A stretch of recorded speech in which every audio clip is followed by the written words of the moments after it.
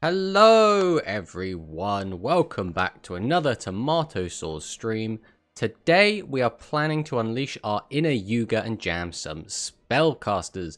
Back when I first started playing Rushdall, multiple years ago at this point I think, Spellcasters were my jam. They were my go-to deck and they have always been one of my favourites. I thought we'd jam some today in some King of Games. So, we go ahead and swap this over. We can jump into some amazing King of Games games, and hopefully our SAR Spellcasters will not let us down today. Fingers crossed. This deck is a little bit shaky because it does play a lot of high-level monsters, which means best of one format, it can implode a bit of the time, but fingers crossed that just doesn't happen. We're going to fire straight on in and see what we can do.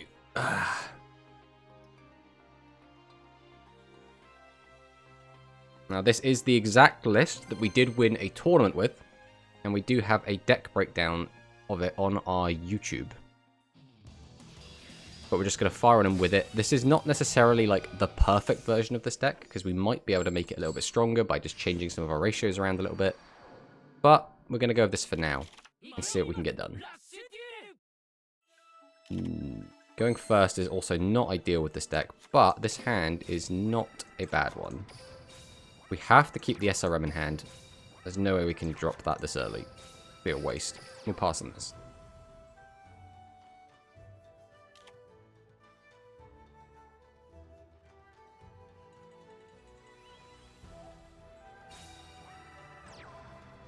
Let's see what our Gakuto opponent has for us.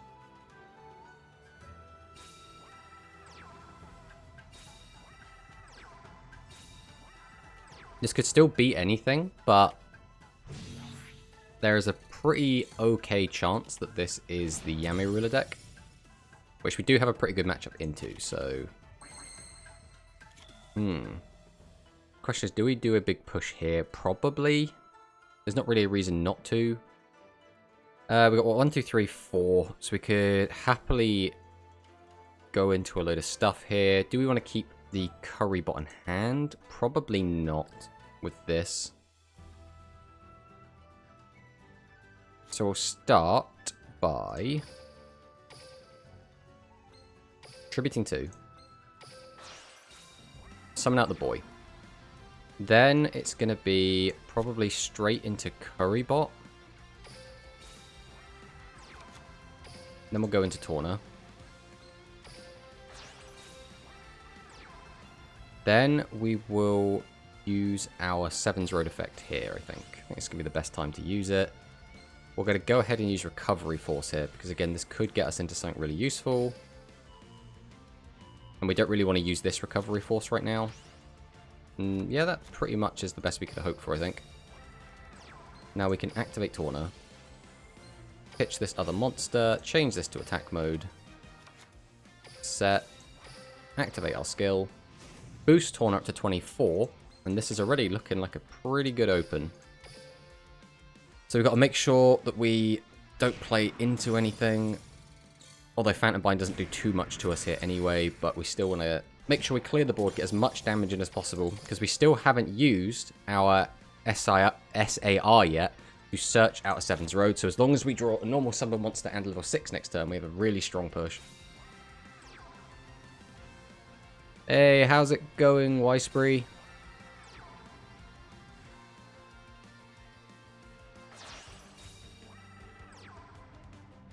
Alright, here's the Yami Ruler. Is using the effect, which tells me he probably has a Nandes. There's the Nandes. Of course, this lock does almost nothing to us.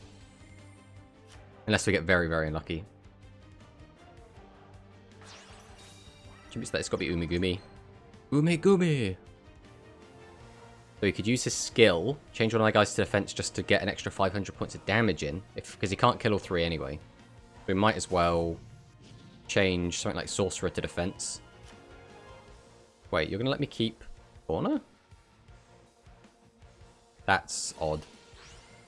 Fine, just gotten sick of Master Duel. Yeah, Master Duel, like, I don't dislike Master Duel inherently, but I went really hard on it at release and haven't really gone back to it since. Okay, well this is a good hand. So we're going 1, discard. Yeah, everything should be good to go here. We will summon out... Doesn't really matter what we summon, does it? Summon, tribute, activate our skill, target. It's now turn 4 onwards, so we can use the effect, and our opponent's going to scoop it up. There we go. Oh, that was a very good matchup for us, so we didn't really have much to worry about. It was kind of bricking was our only real concern there. Obviously, being able to cheat out 7's Red Magician is really good on its own, on top of the fact that we could also just make 2,600 guys that are level 6. Although, to do that, we'd had to have found our splat, but...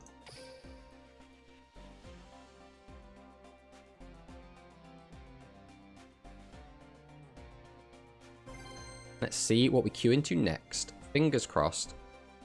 Something interesting. Oops, another Gavin. Is this going to be another Dark Celerity? I'm going first again, which again is not ideal for this deck.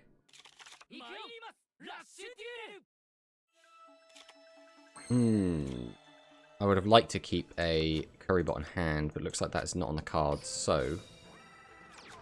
we will just be doing the set 4 pass. Which again is fine, it's just, it's... not knowing what's on the top of our deck makes us a little bit yikes, because if we just draw a bunch of Tribute Monsters now, we're in a really bad position. We also don't have enough Spellcasters because we've got 2 Fiends to use our Recovery Force to try and get an extra card.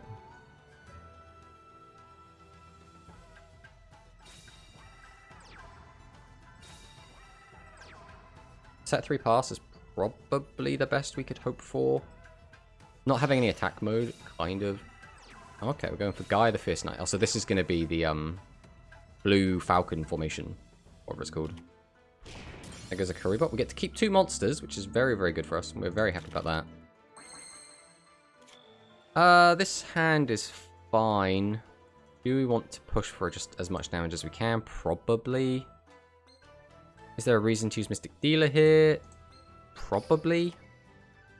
We need what? 1, 2, 3, 4 bodies. 1, 2, 3, 4. So we actually don't need to use this, because if we do draw into something that isn't a monster, it does kind of hurt us a little bit. I think we are just going to straight tribute them both off. Then, what do we need in the grave?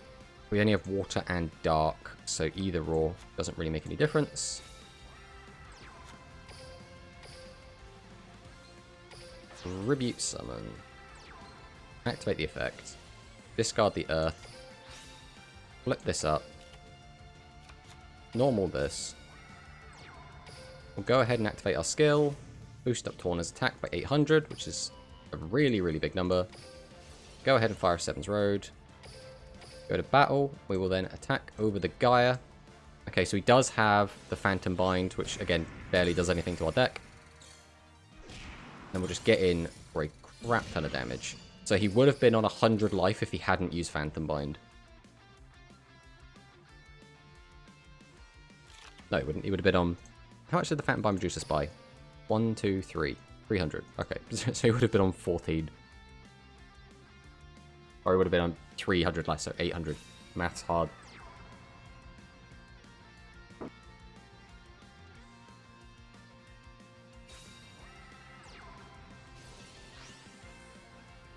Parrot? Is my man just playing Volt Condor? But he can't have the skill. So he's just randomly jamming the Volt Condor?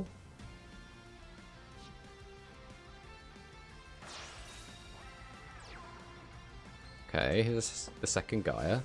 Now we are still on the Blue Falcon, so that's what we predicted.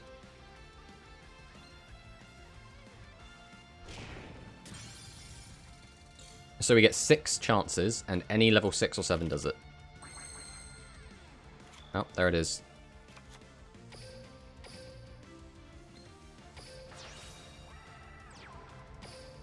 Activate our skill. Target this. Swap this out. SRM. Activate the effect. Pitch. summon out the SRM. Activate SRM effect. And that's the game.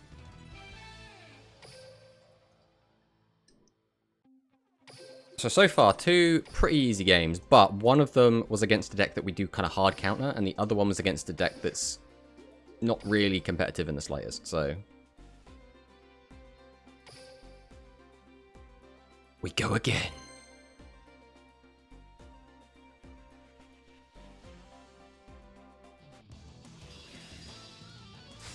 Got a Luke this time. Is it going to be dragons? Called Seto Kaiba. We're expecting pure dragons here. Let's see what they got.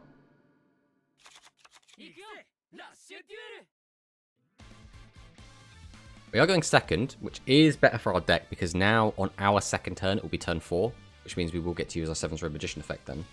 Hasn't really come up in the last 2 games.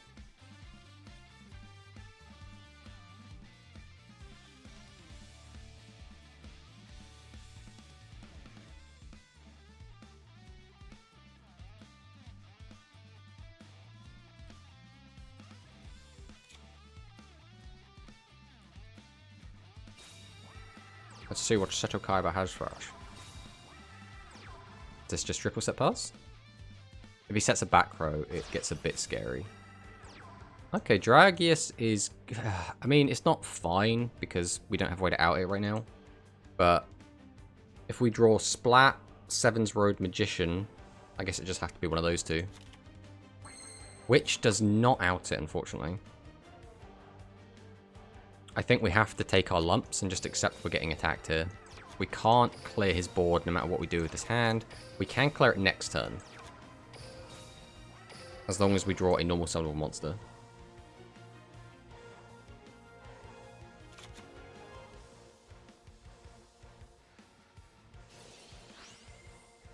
If he were to summon a second Dragius, this would be awful for us. That means we're taking 5,000 damage before we've done anything. Yep, this is probably game. It's really hard to beat double Dragius this early when you don't have an out to either of them. Oh.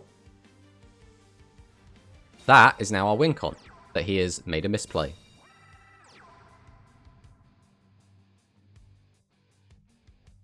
Unless he has the 3rd Dragius. He doesn't, okay. I mean, this is fine. Bunker Strike's effect here basically lets him decide if he wants the top 3 cards on the top or bottom of his deck. Lets him set up for next turn. We are basically in a really good position here now. The only issue is he has that Dragonic Pressure face down, which means whatever board we make, he can break it very easily and then get to our life points. But if we're on 6,000 because of his little misplay, it's really not that bad. Now, all we need to do is not brick here and we're fine. And we didn't brick. Okay, we're fine. So, summon, tribute, swap 1, discard. Which means we kind of need... we need to discard a card anyway, so it doesn't make any difference. What are we going to end on? So tribute for this, use effect, discard 1, swap 1 out for Matey Boy. Which means we're not going to get a tribute summon out anyway, so we might as well get rid of our Torna here. Okay, then we will go ahead and tribute out everyone's favorite. We have a Darkened Graveyard already. We do not. Not that it really makes much difference. Wait, do we have a Fire in Graveyard? We do. Okay. Go ahead and activate our skill. Boost this, swap a card. We would very much like to put you back in. Activate our effect. We'll get a Dark in the Graveyard. Special summon out the 7's Road Magician. Activate 7's Road Magician effect. Normal summon. Go to battle. And then we'll see if he's got Phantom Bind. He does not have Phantom Bind, which means that is a Dragonic Pressure. We do get a nice chunk of damage here. Then we pass. So got down to 29. If he activates Dragonic Pressure here, which he knows the top 3 cards of his deck, so he might have put 3 dragons on there. If he already has both the Pitcher and Slugger, so we can do full combo, but full combo caps out at 4,800.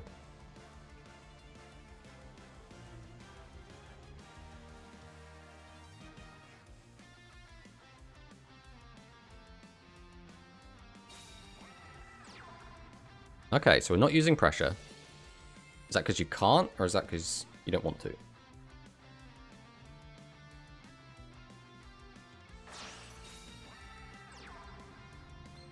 Alright, here's Bunker. So this might fix his hand.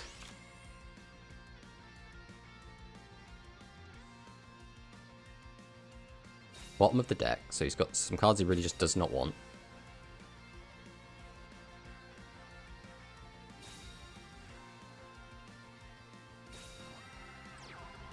Phoenix Dragon, that will give him access to his Dragius once more.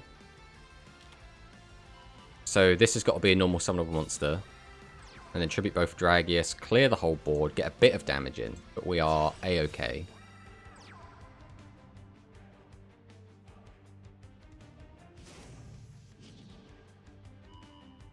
Now, the only thing that's a little bit scary here is we now need to draw a 7's Road Magician or a Splat to actually out this. We no longer have the ability to search out our other 7's Road, but we do have Recovery Force to fall back on, so we will get 6 draws this turn to try and find a Splat or 7's Road.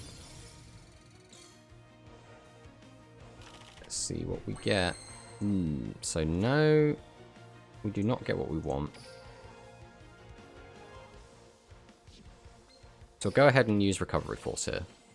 We'll be throwing back you. Torna might as well come back in, and Splat. These are all the cards we're looking for, so...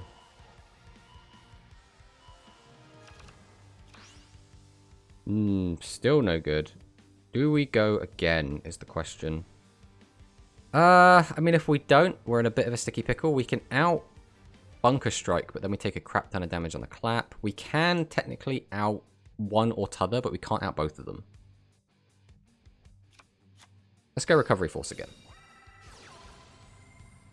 So now, ideally, we want to keep as many different attributes in the graveyard. We can put Fire back in, because we already have another Fire in hand. Right, there's Torna. That kind of gets us to where we need to be. That lets us out both. Well, we know what his back row isn't, so that's fine. We have no Karibot and Graveyard, so there's no reason to sit on this.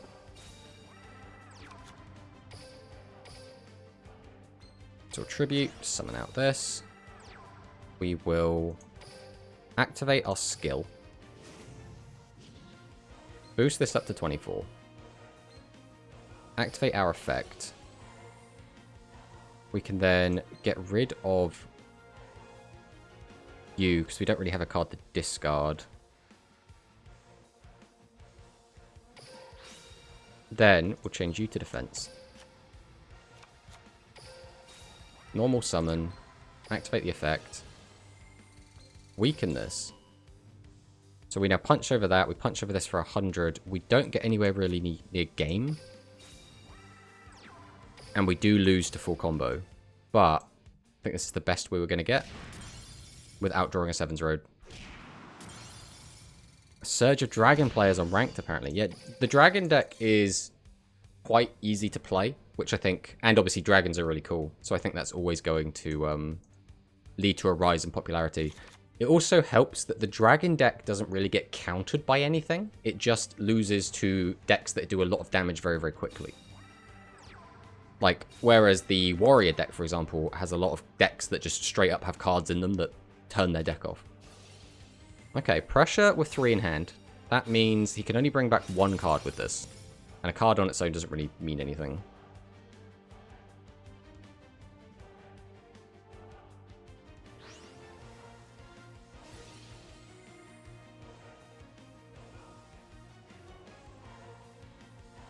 So most hands in our deck do this. Let's see what we can get.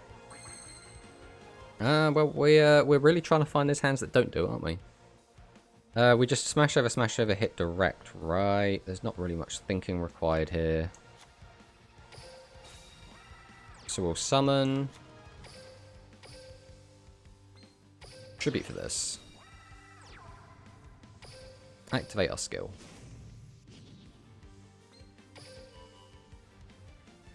Then we will summon.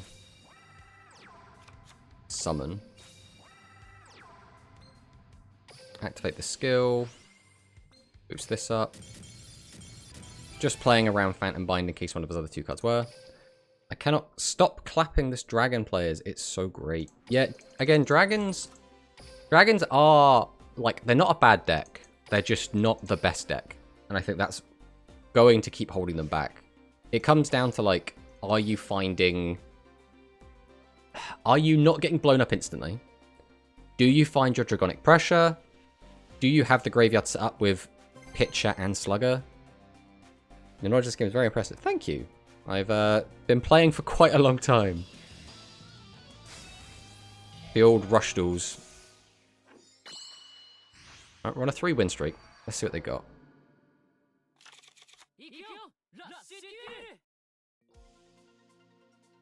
Also running life point gain, so they can't cheese me as easily. Yeah, it's a weird thing, because it's not... I don't know if I'd call it cheese, because...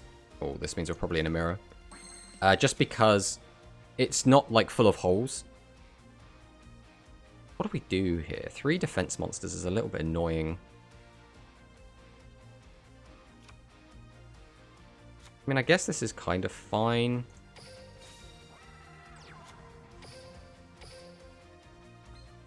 Tribute summon this. Normal. Normal.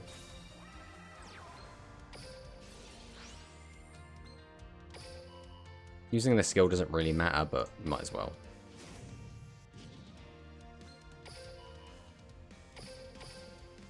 See if he's got something that lives this. Does not. That was the only thing we were worried about. He did have the 14. Okay, we pass on that.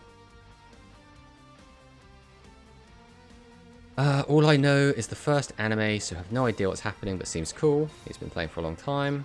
I can see who got the brains.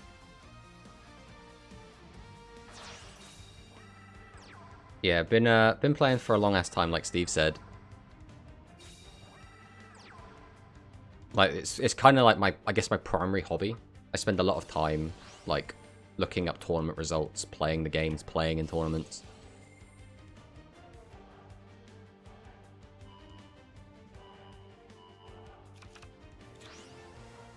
Now, if he got a dud here, it'd be really, really good for us. He's gone straight to battle, okay. So we are taking the first damage, which does kind of suck, but we will get to keep some of our board, and he hasn't hit us for a ton. Only 22. Could have been a lot worse. So, here, things look pretty standard. Is there any reason to use your effect? We're going to summon, tribute, discard 1, summon that, and we'll be left with a card in hand. So, we can go ahead and use this effect. Doesn't matter what we pitch, they're all going to end up in the graveyard anyway. They're splat. I think we just hold splat. Tribute out Witch. Witch effect. Discard Doriado. Get out the Seven's Robe Magician. Can't use our skill because it's no longer 1600. Yeah, we should have done that before. That's a mistake we made in a tournament as well, actually. So we could cheat this out over this. What does that get us? This right here is what? 22 plus 5. This should be a lot more damage. Yeah, let's get it. Let's get greedy. Why not? Go ahead and activate our skill. Boost this up. Activate the effect. Boost this up. Swing over this. Swing over this.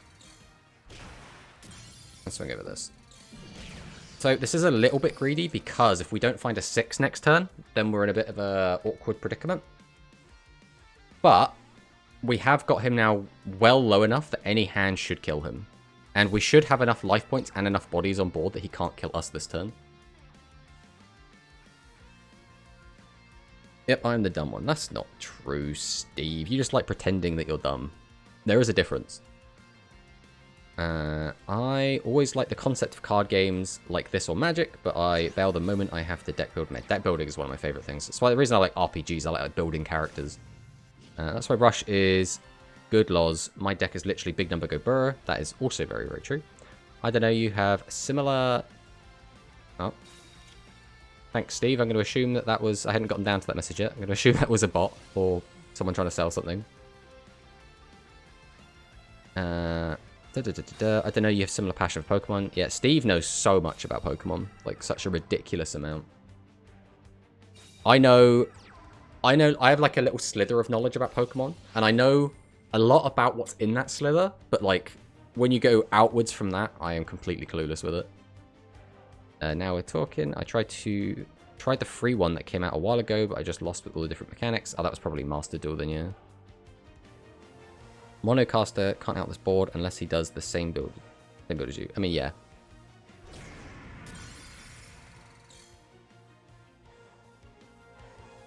So no matter what he hits it, we're fine. Alright, any 6 or 7. And there's some 6s, so... Is there any reason to do anything else? We do not have a light in graveyard yet. So we summon... Tribute this out, swap this for Seven's Road, discard 1 card, get out the Seven's Road. Which means 1, 2, 3, 4. We'll have 1 card left over. So we also will not have room to use that. So there's no reason to not use this here. Discard this. Weaken this. Normal summon, yes. Tribute this for this. Activate our skill. Boost that up. Yes, I would like to add my card to hand. Get rid of you. Activate the effect. Discard Thunder the Thunder. Special summon out the Seven's Road Magician. Activate the effect of our splat. Boost up Seven's Road Magician. Activate Seven's Road Magician effect. Go battle. Flap cheeks.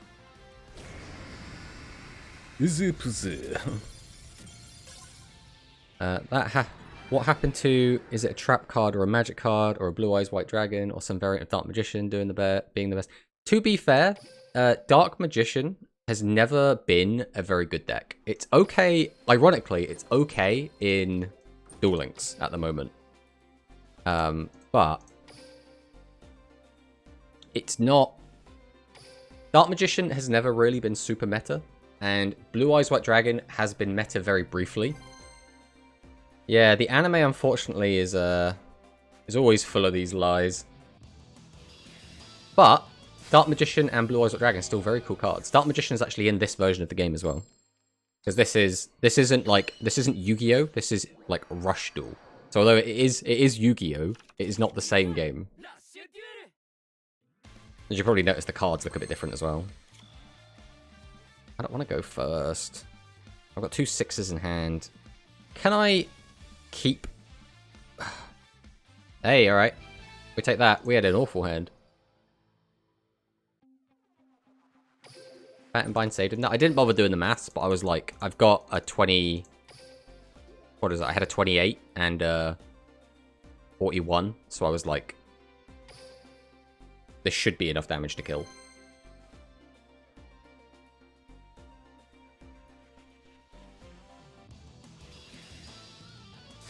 Alright. Got another Luke. Guy called Dice.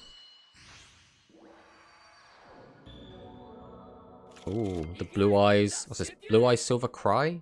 Oh, he's got a animated deck mat. Look at this guy. What is this hand, bro? Alright. What are we doing with this? I think we have to dealer. We can't end with this many high levels in hand. I think we actually get rid of Seven's Road here. That wasn't exactly what we were hoping for. The other thing is, because it's turn 1, Seven's Road Witch takes an extra turn before it actually does anything. So we're going to Yeah, we are going to tribute set.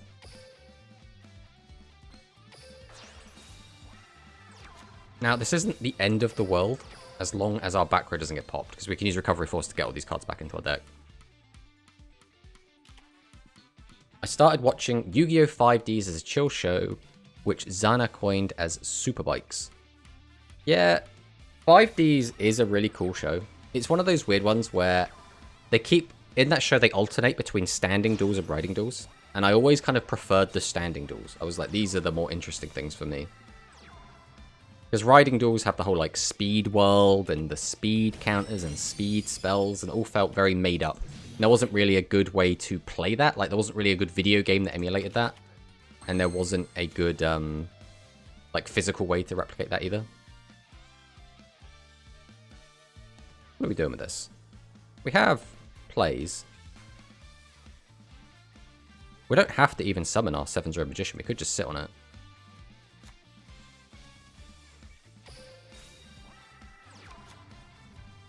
I think we want 3 monsters out either way. We want to clear his whole board.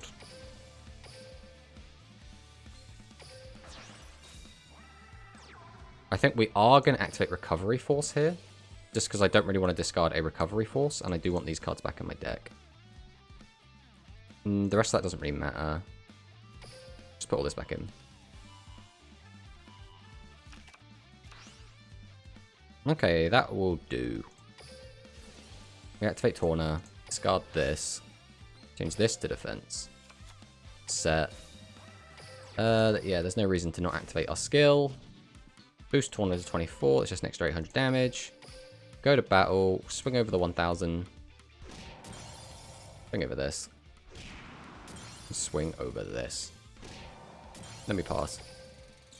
Yeah, every season of Yu-Gi-Oh! They do some kind of, like, weird duel where, like, the main character isn't, like, using their own deck or something. And I remember one of the early games... Ah, don't do that. I want to keep my back row. Mind you, if you discard the card from his hand, I guess it's not the end of the world. But in one of the early episodes of 5Ds, Yusei goes to prison, and everyone has, like, a single card. Like, each of them just has, like, one card they've, like, smuggled into prison. And they all just build a deck out of that. And I just remember being like, yeah, this is the kind of shit I want. Oh, Seahorse Carrier as well. Ugh, this might get a bit shaky. The bikes just kind of feel like some writers got a bit too wacky, or some boss came up with the idea and didn't listen when other people pointed out it wouldn't work.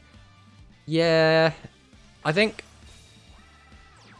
So, Yu-Gi-Oh! GX, towards the end, I think started, like, losing a lot of viewers. And they didn't even put the final season of GX in English. They never translated it.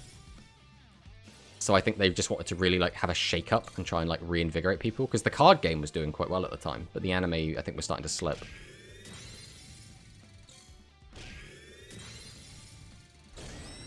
Right, well, that's a lot of damage. Down to 3,000. That's not ideal. We've got the 7-0 Witch. We do not have another Karibot, so that doesn't make any difference. We'll just summon this out now. Tribute for Witch.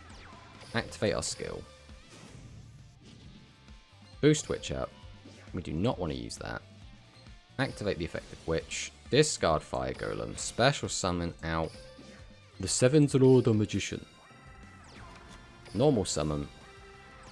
Activate the effect of 7's Road. Go battle. Swing over everything. Bang. Bang.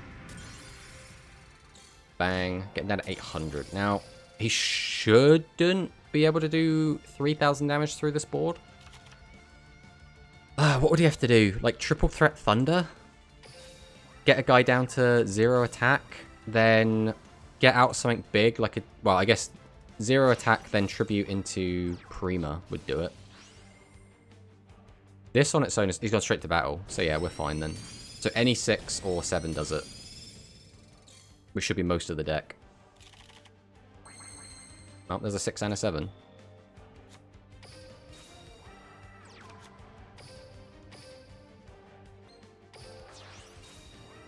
Tribute to summon.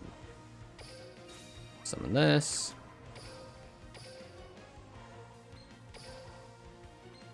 Tribute these for this. Normal summon this.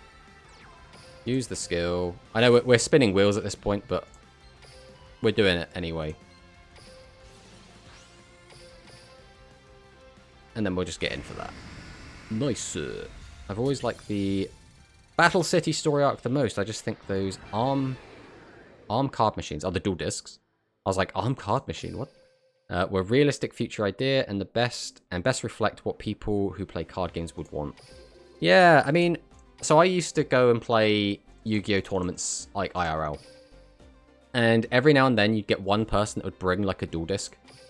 And it was like, I get it. You've paid money for this. You want it to be like the show. It looks cool in a way, but also it's very, very cringe when someone brought one of those in.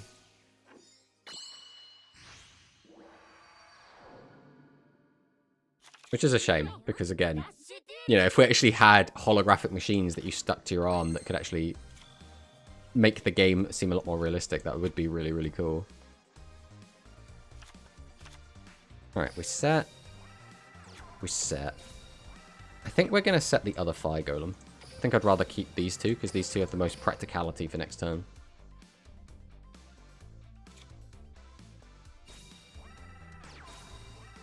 I remember once there was a guy that showed up to a few events and he was in like a full suit. We're talking like a 20-something-year-old man who just showed up in a full suit with a briefcase.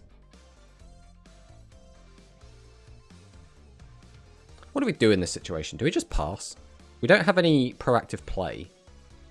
1200 is not likely to be able to break his board and it invites us getting hit. I think we are just going to pass.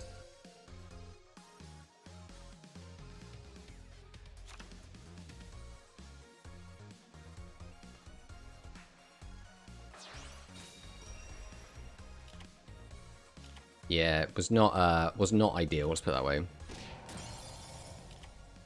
Well, that goes our board. We're going to assume that this... Oh, we are on turn 5. Because I could do a big push here.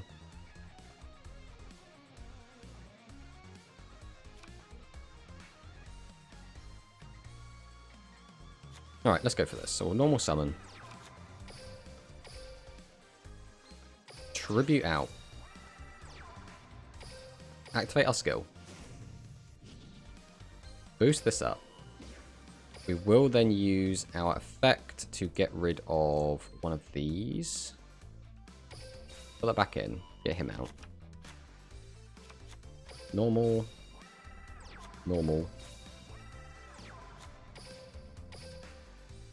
Tribute both.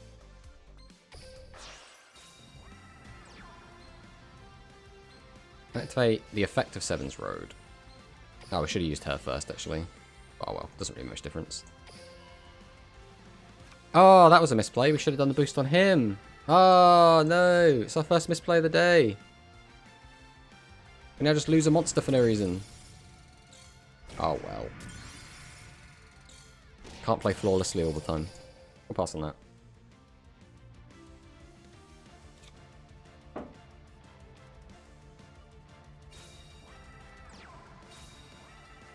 Are we just going on the defense or about to tribute?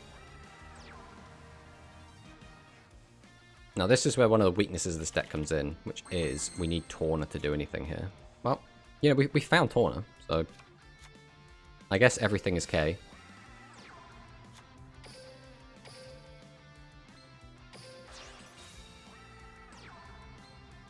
We'll go ahead and use the effect. We will pitch Thunder the Thunder. Take a look at this one.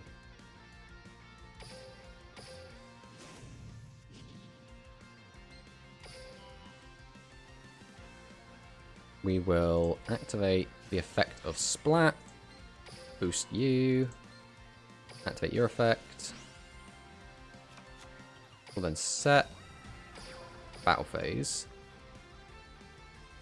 boosh, and then we'll clear the whole board. Well, this is looking pretty good. I'm not sure how they come back from this.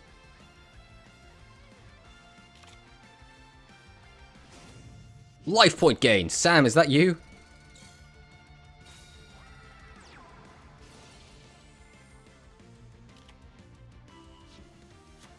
Gets back Kana.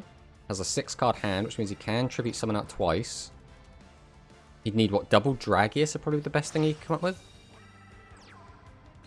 Okay, D and Keto. If he uses the effect, he can't tribute summoning another one. Hey, Apocalypse, how's it going? I love taunting the 0 attack monster. I mean, sometimes you just hit the 0 attack monster.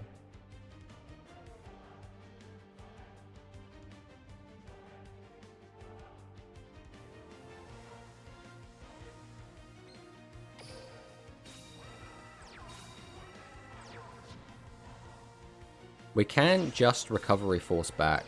Oh, he's on SRM. Okay. Unfortunately for him, that means we get to keep a monster. Are you going to let me keep Seven's Red Magician? I was going to say. Oh, and there's a Seven's Red Magician. Only one normal summonable monster.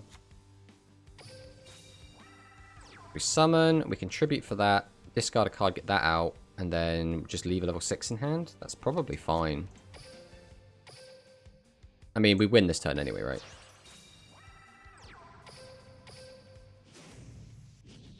Seven's Axel Road.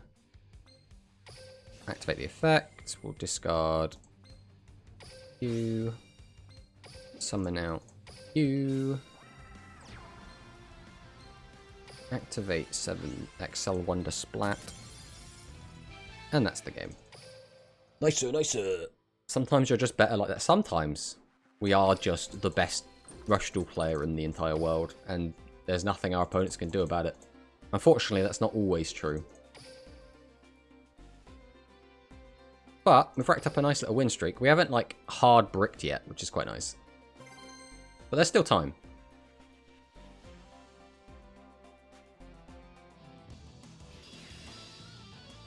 Obsidian Luke Callister.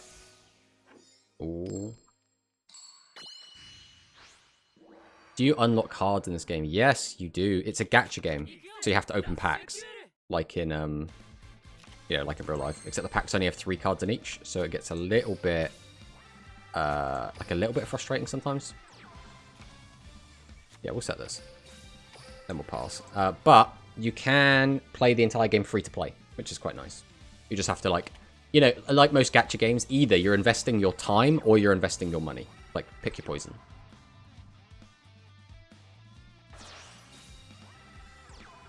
It's Bunker Strike.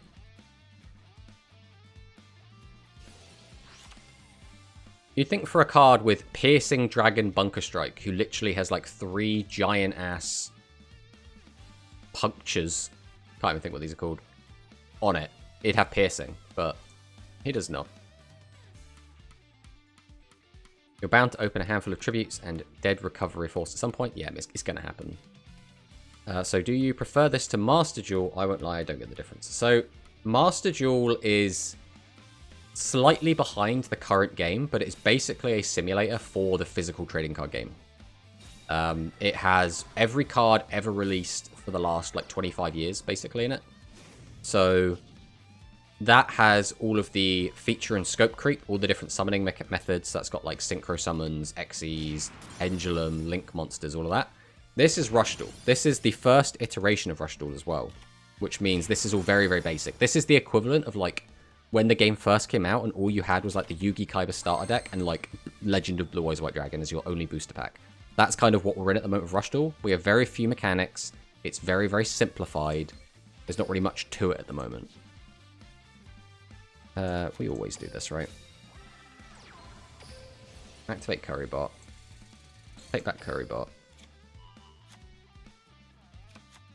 Summon. Tribute 1. Tribute 2. Normal summon. Tribute out Torna. We'll activate SRM here. Activate our skill. Boost Torna. Now the question is, do we activate to get 3 cards back, potentially drawing out to the last monster? It would basically have to be a 1500 attack.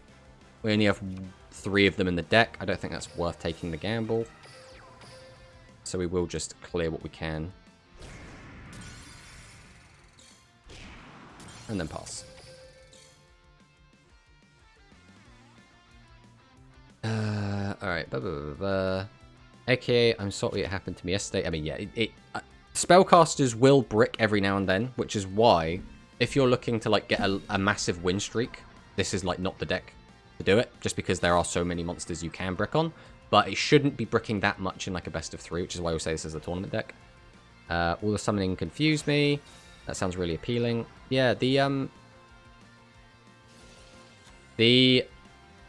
thing with Master Duel is, it's still very enjoyable, and I still have a lot of fun playing Master Duel.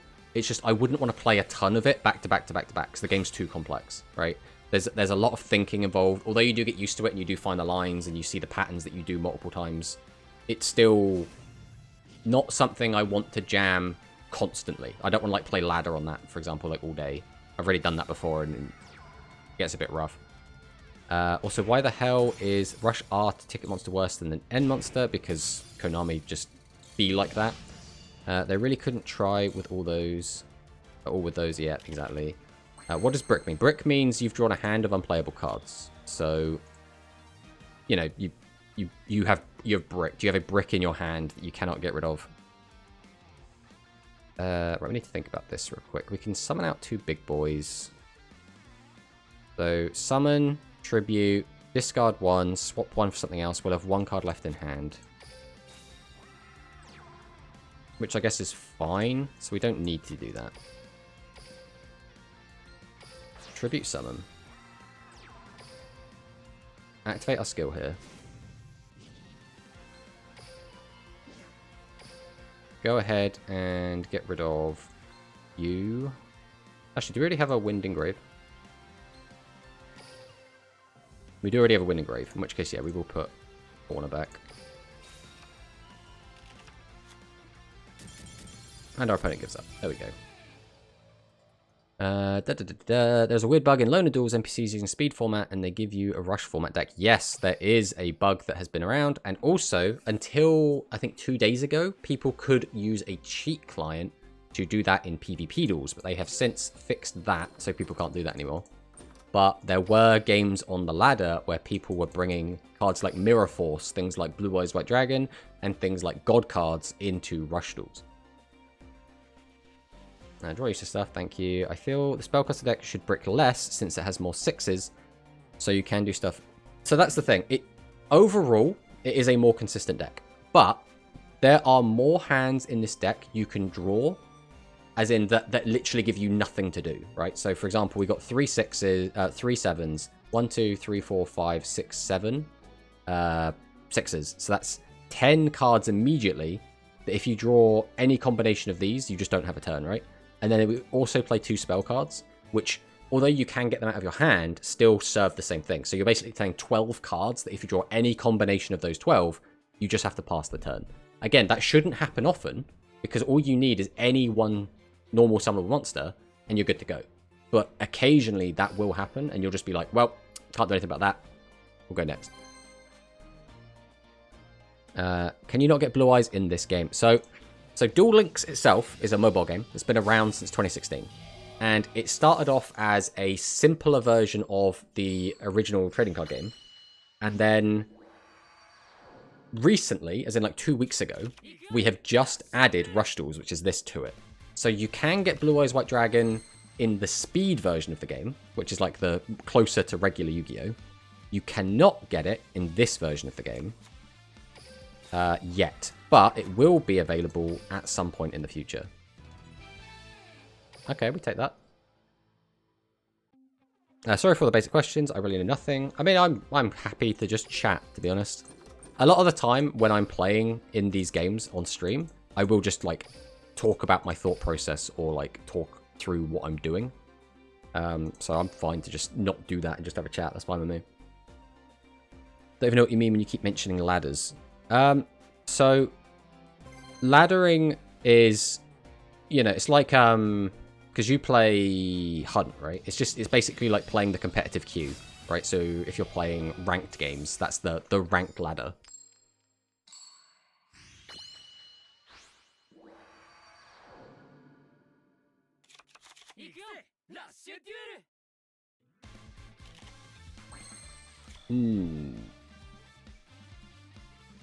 Not the biggest fan of this hand.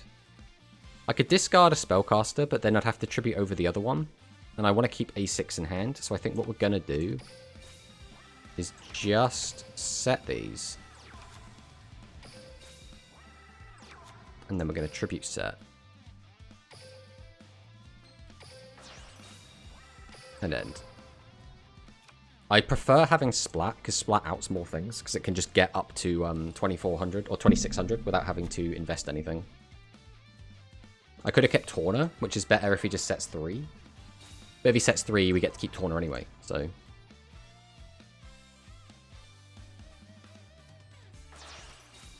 Tributes 2, gets out... Ooh, Kimirula, but Kimirula without... Celerity. I mean, it's an interesting tech, but now he can only attack with that. If he's still on things like Pierce, this could still get kind of dicey. We're still on turn 3, which means we cannot summon out our big boy.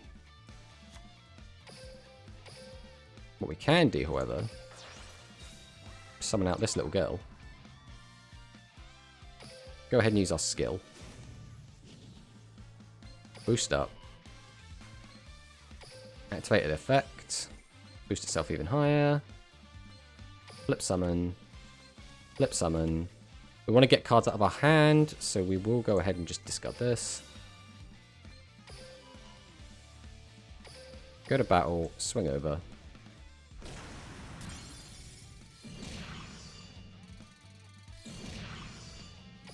Now, what is the most annoying thing he could do? Probably Dragius.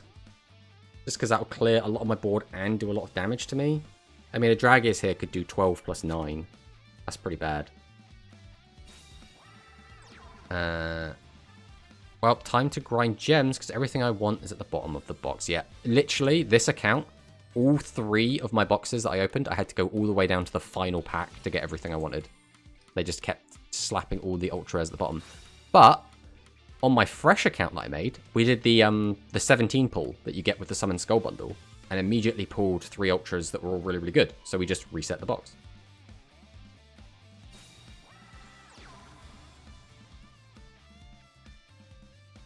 Is he about to summon a Dragius? Yep, there's a Dragius. So we're not dead. No matter what he does here.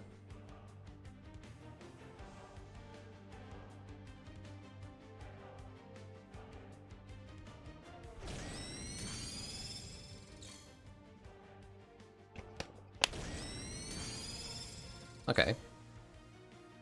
Let's just keep Thunder.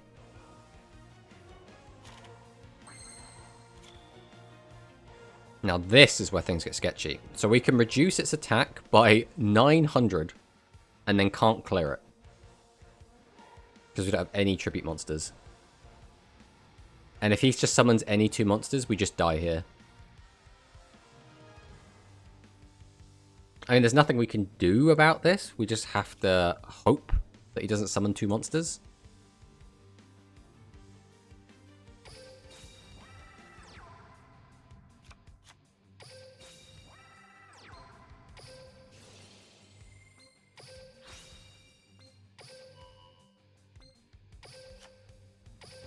It kind of sucks when you get a turn like this where you're like, there's nothing I can do. The deck just didn't give me what I wanted. We did get as many cards out of our hand as we could have last turn to give us the highest chance to draw into something, but again, if we don't draw it, we can't play it, so...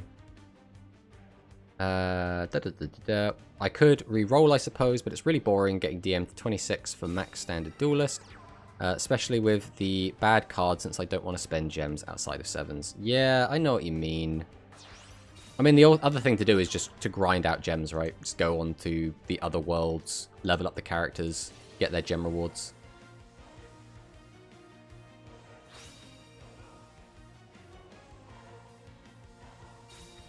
Right, our win con now is that he doesn't activate Dragius's effect.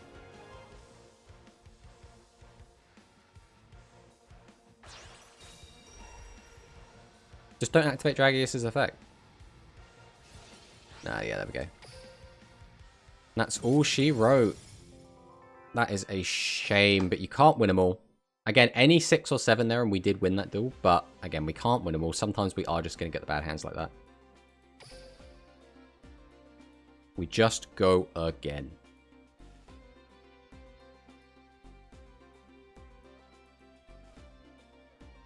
Yeah, as soon as they announced the Sevens World was coming, I immediately was just playing Duel Links casually until I got 99999 gems. Then, the month leading up to it, I was just grinding out characters and just playing it just to get as many gems as I could. Many days of just grinding out whilst like watching Netflix and YouTube and stuff. Gotta love gacha. By the time you farm everything for what you want to do, you're burned out. Yeah, I mean, it's either that or you burn through your wallet. That's kind of what Konami's after. They're like, oh, you've already invested so much time into this. Now you don't have more time to put into it. Well, sunk cost fallacy. You've already put all this time. You can't just abandon it. I guess you've got to spend money now.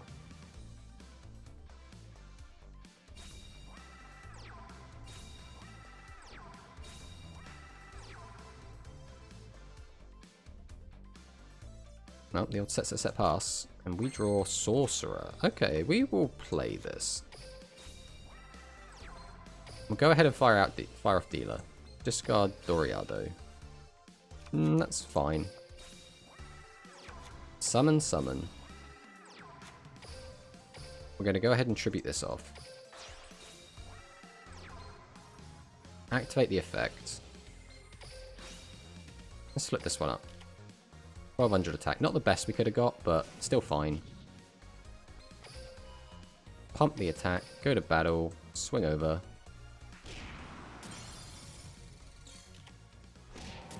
There was a 0 and a... there's 200 attacks. Damn. We hit the 33% that got 1,000 less damage. Feels bad. Yeah, like Steve said, the sunk cost fallacy.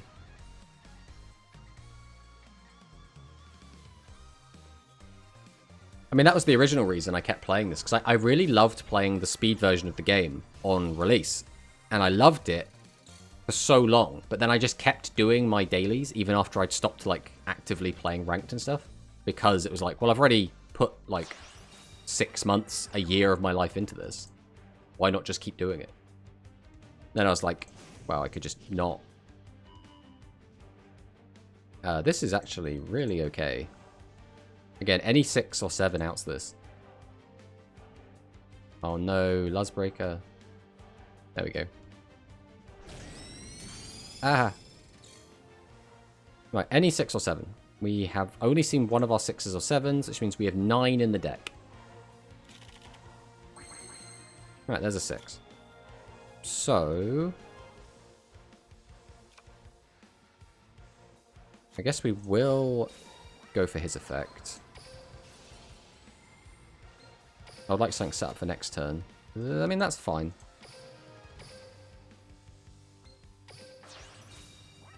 This still is a little bit sketch because that back row could be... Yeah, we will use this here, just in case that back row is what we fear it is.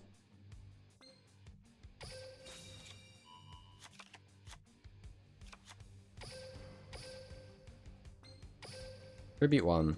Tribute 2. Activate the effect. Just boost ourselves. I don't want to do maths. 39.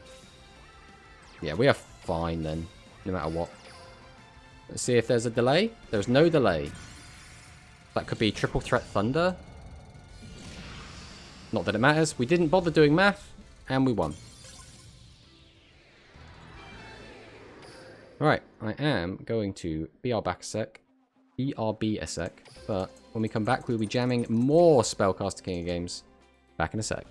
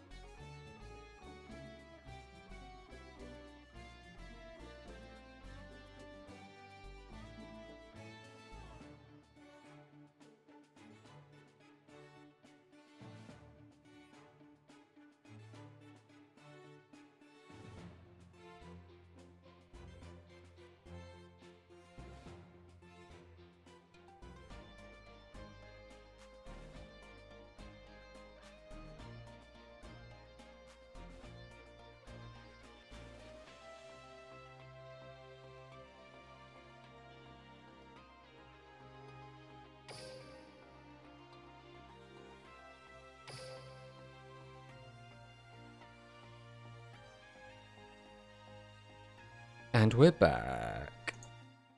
Ugh. Let's see if we can keep the Spellcaster wins going. Unfortunately, we did lose our streak, which is, I guess, a little bit upsetting. But again, playing a deck like this, you know that it's going to happen. I mean, playing Rush Duel in general, or I guess any card game. It's very difficult to ever build a deck that can't not brick. So...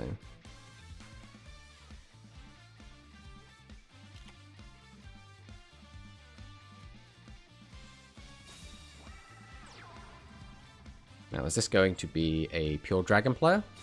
And is he going to set a back row? Because that's always the scary thing with dragons. It's when they set the back rows.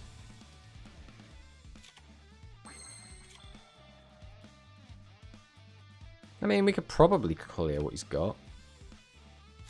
Let's go for it.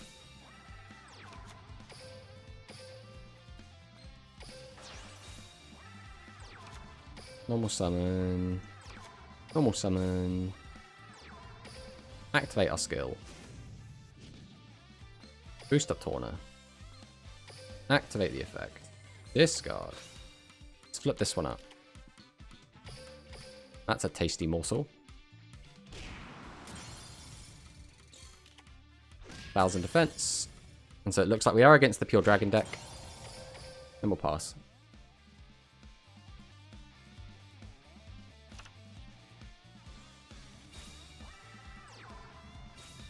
Set. This has got to be a tribute summon, right?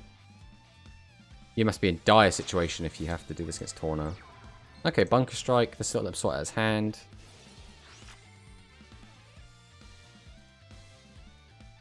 Let's see what our opponent has for us.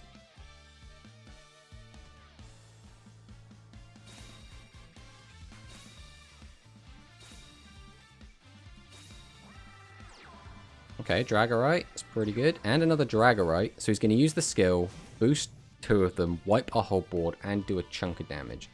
Which is not ideal, because that means he's going to have a massive board in our way from getting to his life points. And we do still need to draw, ideally, a 6. But any 6, like, beats this quite easily. We did get a 6, which, again, does beat this. Not the cleanest out. We're going to have to let him keep a guy. We can change one of these to defense. Attack over 1. Attack over this. Attack over that. Summon, tribute, discard to change. Summon, summon. 1 beats over. Yeah, we cannot out all 3.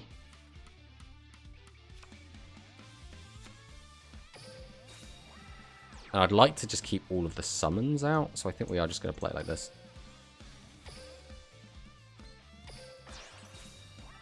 Just got my 3rd Bunker Strike today. Nice, Sam, nice. We will be discarding you. Change this to defense. Activate our skill. Boost the attack. No, we don't want to do that. Summon, summon. Oh, that was meant to be in defense. That's fine.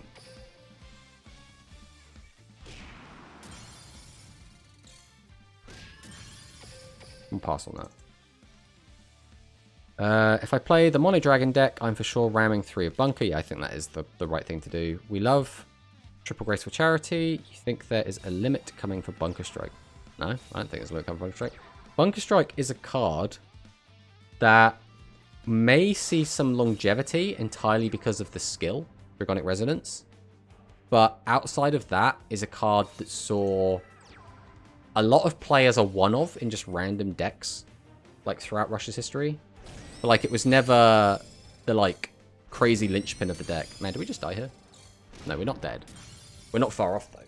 The problem is he's got, again, too many attack points in the way. So we're not going to be able to clear his board and kill him in the turn. And being only on 300 life points means we've probably lost. Which is not the greatest feeling in the world, but it happens. We're also in a very weird predicament where we cannot do everything we want to. I think we're just going to start with Recovery Force. We need to see what options we're going to have.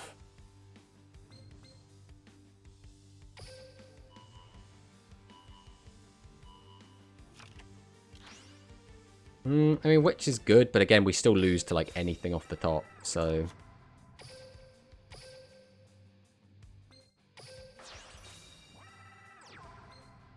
we need to do this first. Boost the attack. Activate the effect.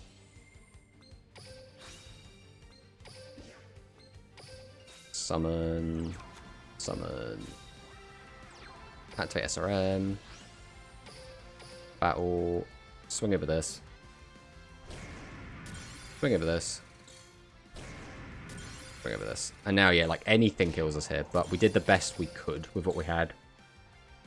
Bunker Strike's effect is great. His attack value is too low. Yeah, that is basically what it comes down to. People, like I say, usually play him as like a one-off to sort out the hand, but it's never like the big boss monster of the deck. So because of that, it fell off. It saw a bit of play when Maximums came out, because Maximums are all about assembling the 3 maximum cards in your hand. But other than that, again, not really seeing much play. And then I think after like the first wave of Maximums came out, it just stopped seeing play altogether. But again, that's why we like the skills like Dragonic Resonance, because they do breathe a bit of life into these cards that either saw limited play or no play at all. Which is why it's a shame that we have Samagellon, who again is a card that never saw any play, and he's been relegated to a rare and hasn't got a skill. So it's like, my poor boy. Now, when Big Magorum comes out, the other big fish boss monster, maybe then we see a generic fish skill, which will make both of them somewhat playable, but we'll have to wait and see.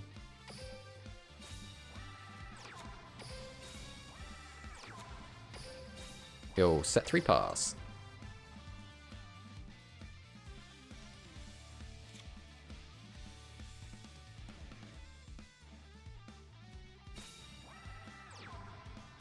Oh no, it's Lesser Dragon. And there's a good card, Dragorite. He's going to attack directly across, isn't he? No, there was a world in which we got to keep a monster, but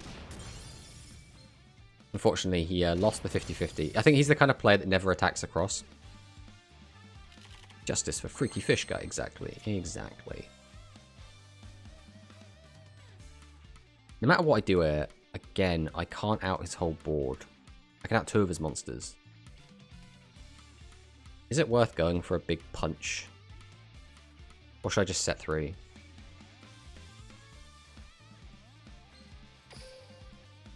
I don't dislike the idea of a big punch turn here.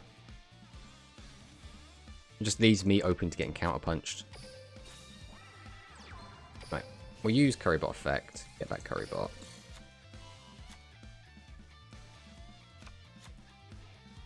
Then normal summon Currybot. Tribute both. Activate his effect. Normal summon. I don't really want to use Recovery Force this early. I think we will just set it. Set. Battle phase. We will attack over this. And attack over this. We do leave him with a 15. The only way that really bites us is if he does a double tribute summon. Nothing else he does really hurts us for leaving him with a monster. Like double Dragius is like the absolute worst thing that could happen to us right now. I mean, I guess try Drago kind of, if he didn't have another non-level 3 in hand. Well, I guess he's just a regular fish guy, since everyone in 7s is a freaky something person. It kind of cancels out. Yeah, you're not wrong.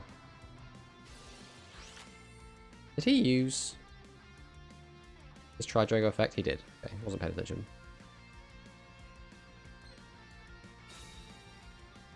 One, 2, 3 cards to the top of his deck. So obviously something there he really wants. He could then set Dragonic Resonance here, and then he's just put 3 dragons to the top ready to use this effect.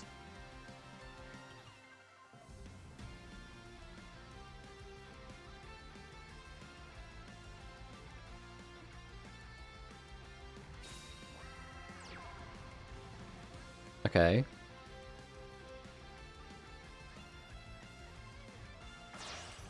Tributes 2. Okay.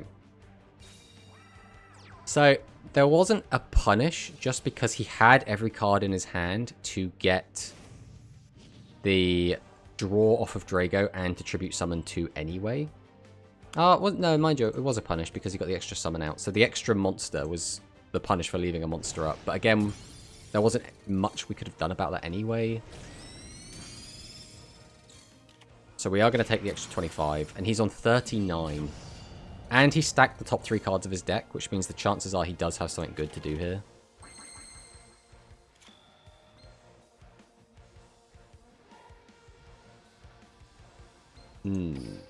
This isn't looking good. I think he's gotten a little bit too lucky here for us to really do anything.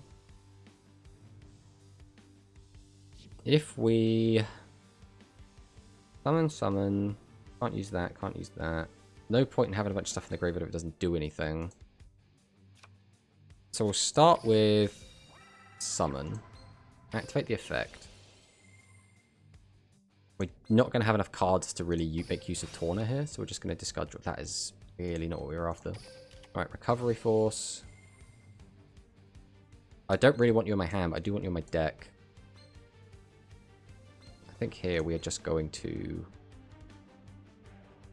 throw some of these back in the deck. We need normal summoned monsters.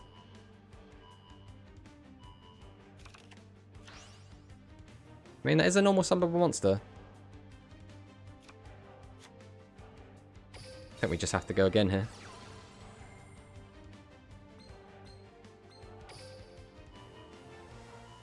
Let's see what we get. Even Witch doesn't really do this, unfortunately. Because we're still going to get killed on the crackback.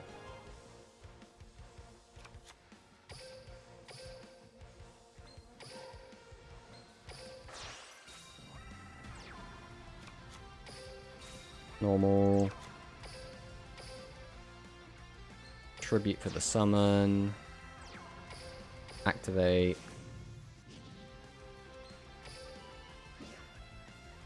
No. Normal. Activate. Doesn't matter where we put it. Activate.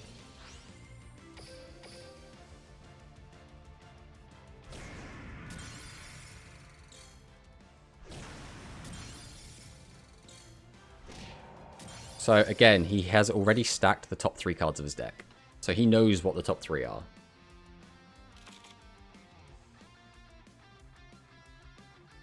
All he needs is a 28, which with Dragonic Resonance is just any Earth high-level monster.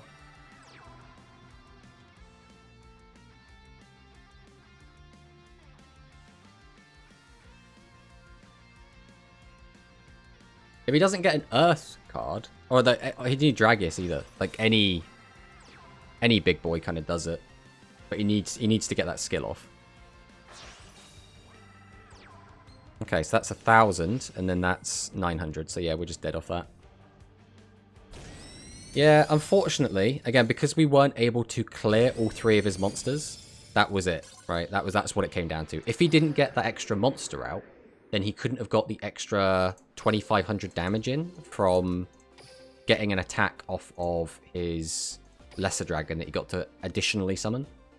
So we lost there because we couldn't clear all 3 of his monsters, which we couldn't do because we had an unlucky hand and he had a very lucky hand. So again, that's not really a good... Like, that's going to happen sometimes. There's not really anything we could do about that.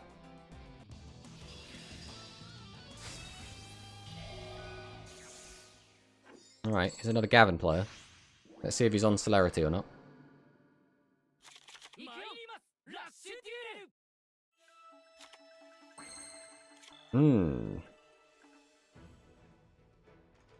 I'm not a fan of this hand. Ugh.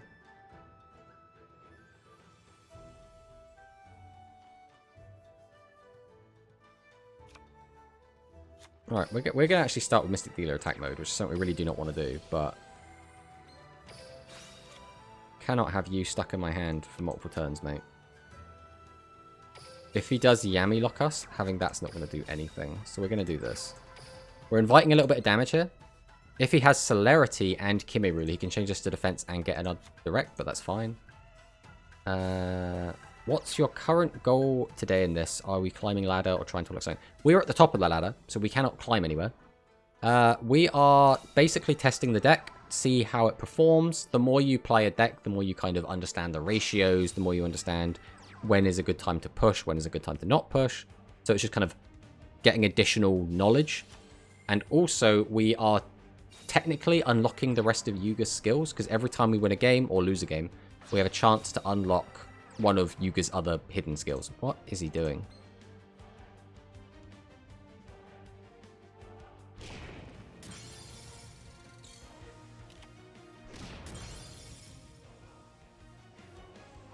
What did I just witness? Why am I not seeing any of my sixes?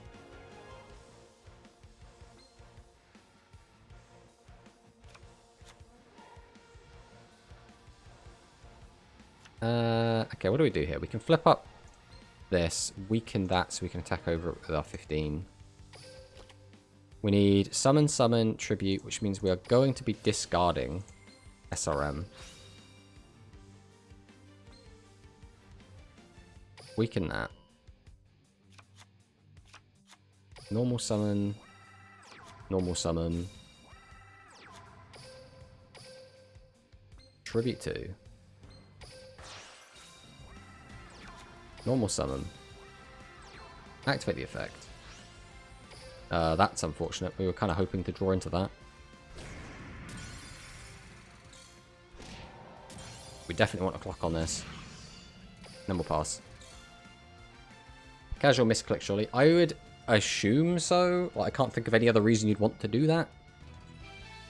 He just gives up. Okay, that suits us. Our hand wasn't crazy good there. Opening all 3 SRM that early is really bad for us.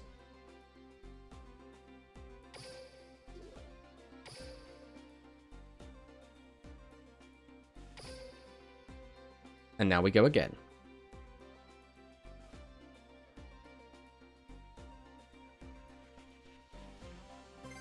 Matching successful. Okay,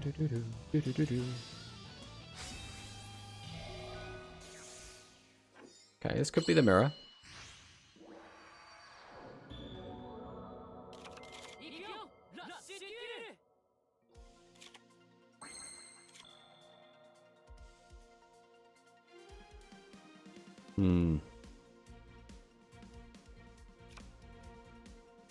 This is another awkward hand.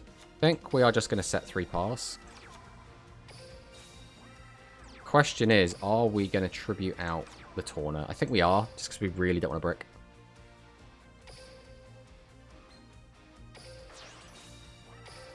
We'll pass. I hate ending the turn with 2 high-level monsters in hand, because that's like inviting just 3 more high-level monsters.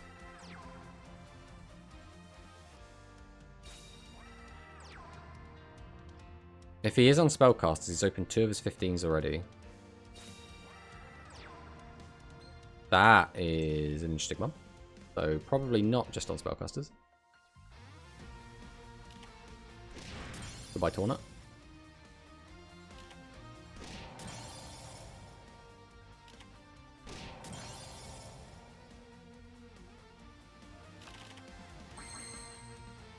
And this is why we had to discard, we had to get rid of the Tawna, because this shit happens. Alright, normal summon. Tribute out the girl. Activate the effect. Ah, we've already misclicked as well. I say misclicked, we played too quickly and thus didn't use our skill. Now she doesn't have 1600 attack anymore. Are we keeping... I think we are keeping that in hand, though. We'll just go straight battle here. Let's just get rid of Nandes. Just don't want to deal with that. Whatever reason he's got it in there. I can only assume he's playing Yami Ruler. 34 is nice. It's not as low as we'd like him to be, and we'd like to have cleared his board. Because again, now he has potential for double tribute summon. Uses dealer effect. Is he just playing, like, dragon casters? But then why would you have Nandes in here? This is just good stuff pile. Featuring like Spellcaster draw engine. Just for dealer and potentially familiar. Not familiar, what's it called? I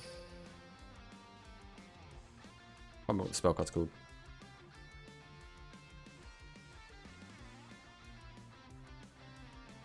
Let's see what they've got for us. Tribute out Splat. Normal summon out Nandes. Uses the XL Road. It is turn 4, so he can get out the SRM, which he's probably going to do. He's not doing that. What is in his hand? This is very strange. Okay, well, we take the 12. Nothing we can do about that. We've already got a 6 in hand.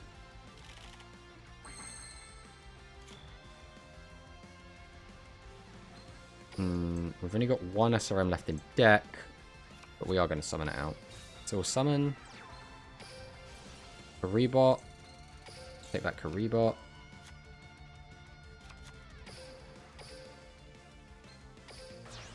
Tribute for the girl.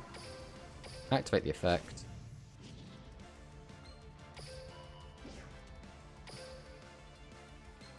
Goodbye, Karibot. Hello, SRM.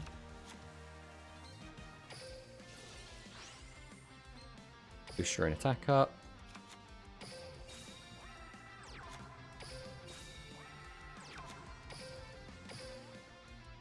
Tribute 1. Tribute 2. Normal summon. Activate SRM. Punch over. Punch over. Punch over. Pass. So got him down to 200.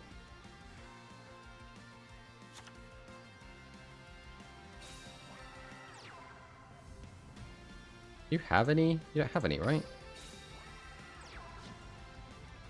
Okay.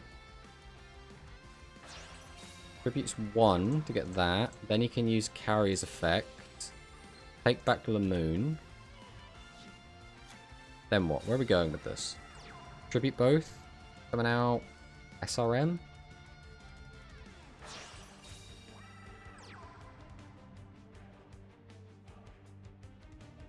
As is. So you got to use your skill. Boost this up to 24. Kill, kill. What could you do? You could do 8 and then 26.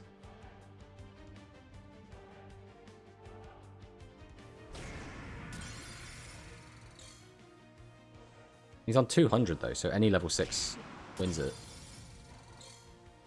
In fact, like a 1500 wins it. Hehe. Well, we'll recovery force back all of our boys back into the deck, lads.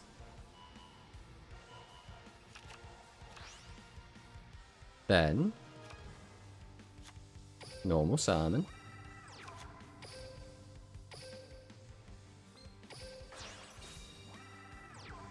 Should be out our leading lady. Booster up. Then we just get battle, right? Boom. Nice. Get in the deck now! We have to be polite to our Sevens Road Magician. They're very... what's the word? They're very... docile, I guess. I mean, just look at this guy. That cheeky grin. He's showing off this weird, like, half of his torso through his top. Not really sure what's going on there. I don't know why that is the only part of his skin he's allowing to show. He even has a collar around his neck, so you can't see his neck, but you can see this little slither of his torso.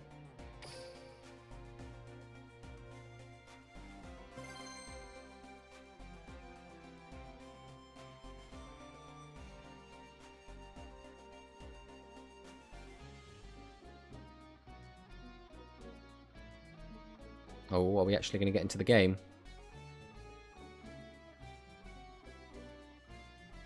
Is it going to happen? Looks like not.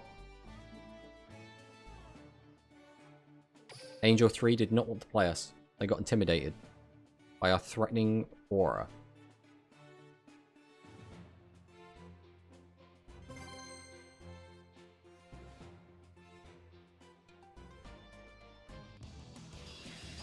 Yuga Odo versus Yuga Odo.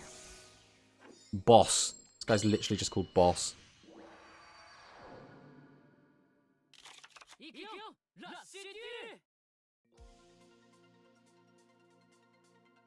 Let's see what they have for us. We are going second as well, which is generally beneficial in this matchup.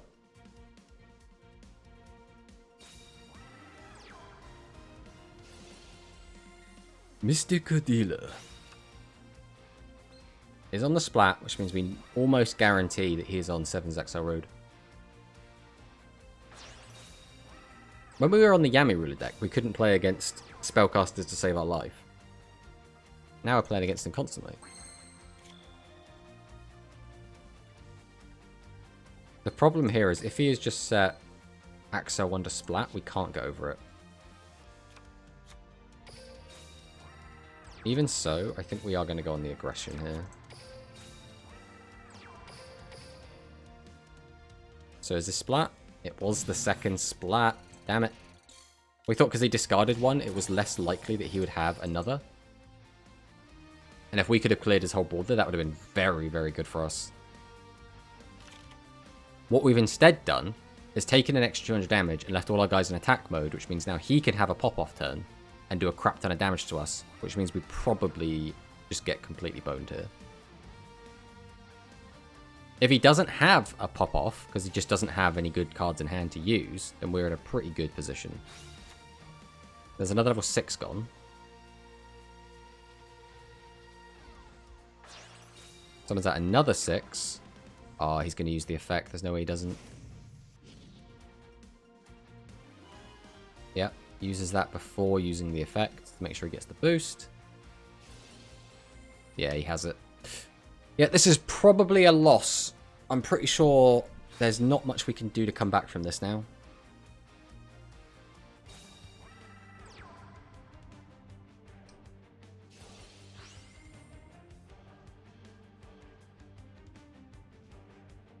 I guess the play would have just been to set 3, because that way it plays around not being able to wipe the whole board.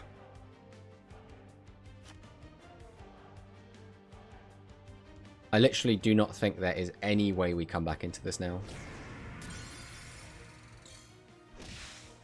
Mind you, he's gone through a lot of 6s already, right? 1, 2, 3, 4, 5.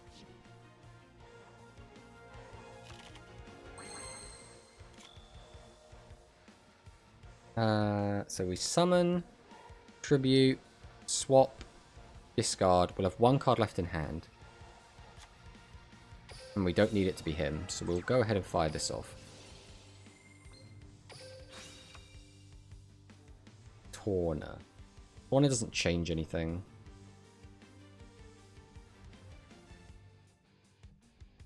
No matter how we do this, we cannot kill all 3 of his monsters, which is the other thing that really sucks about this.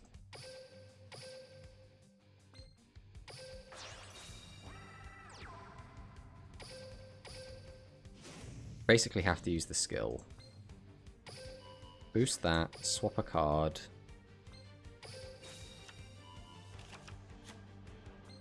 Activate the effect. Discard, summon out SRM. Activate his effect. And we're still so far behind. Like, he got up to, what was that, 38? So he was already at 36. That's so rough. We need to get rid of that. This is more useful if he doesn't get out thingy, but we know he's going to search out a SRM. I think we have to clear that. So if he has any 6s, then he gets to search SRM, and then we're just dead. There's nothing we can do about that. Or we have to hope that he's run out of 6s, because he's already used a lot of them, and he's still got 13 cards in the deck, and that he hasn't drawn one of his last 2 SRM. That is our only win con. If he's done any of those things, we're just dead.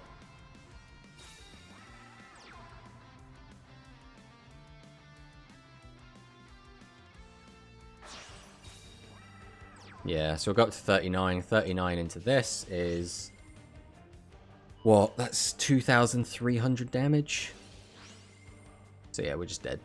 Again, there wasn't a lot we could do about that. The only thing we really could have done again would just be play super passive. Just play everything in defense. Wait until we got to get a good turn against him. I guess that was just the play. The only problem with that is if he does find a Tawna, we're in like a really crap spot there. I guess that's just kind of how it goes. But in the Spellcaster mirror, you never want to be the aggressor. You always want to be... You want to let them run into you, and then you get them on the crackback. Unless, again, you find the Tawna early.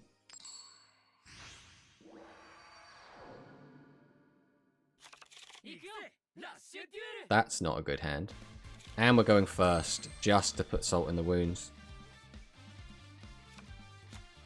Alright, we're just gonna do an aggressive open, I think. No matter what, this is really bad, but just setting 2 feels really bad. There is a slight chance he can't out this.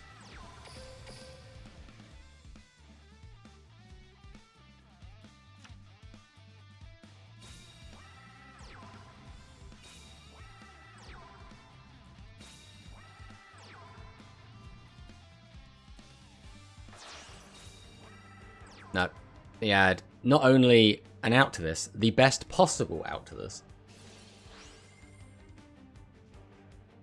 Which means he's immediately going to put us into the danger zone.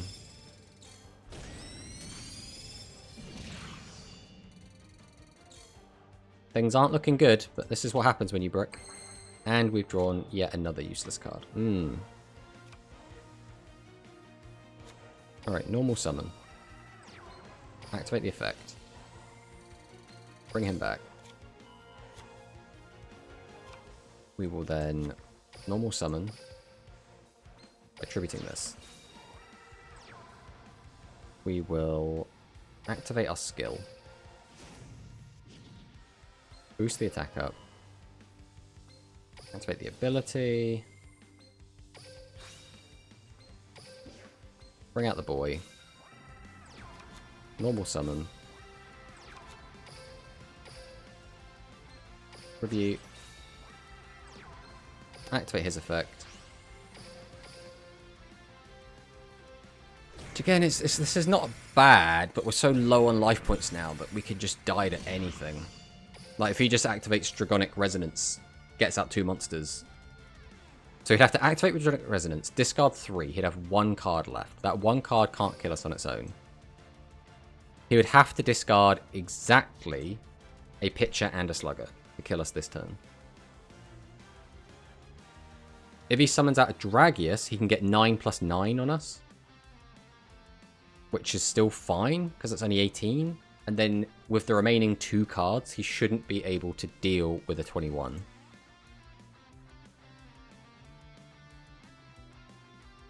If he has Bunker Strike and... I've got 1, 2, summon out the bunker, 2 cards left. 1, 2, 3. Okay, he discarded 2 sluggers, which means he cannot do full combo. Summons out a 1300 butt. Summons out a 1400 attacker. So he summoned out the butt to give this... So he has to summon this in defense mode, no matter what. So that's why he didn't go for game there.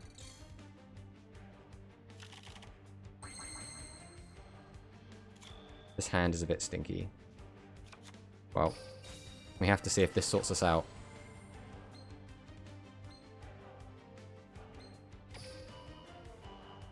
We need a 6.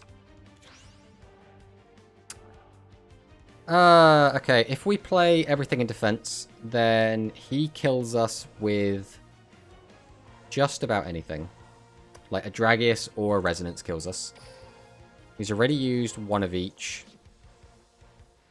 If we play an attack, we can kill this. Kill this as well, technically. Get in for like 13 plus a little bit more. And then we die to a lot more. Man, just not drawing any 5s and 6s here is really unlucky.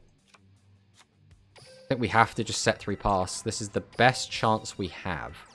But we're probably still dead. Nah, any 5... Any 6 or 7. Any 6 or 7 did it there. We had 6 draws. That's a shame. We had 4 of them used, which means we had 6 of them left in the deck.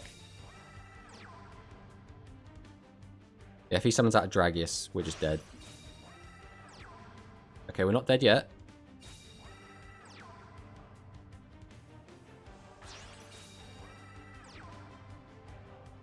We live in. That's probably resonance. Or resonant pressure.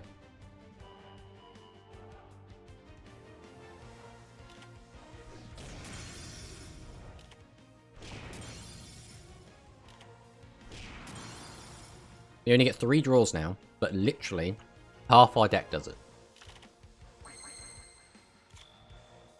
That's the worst one we could have got. But if we can get it all the way up to 39, we can win. 1, 2...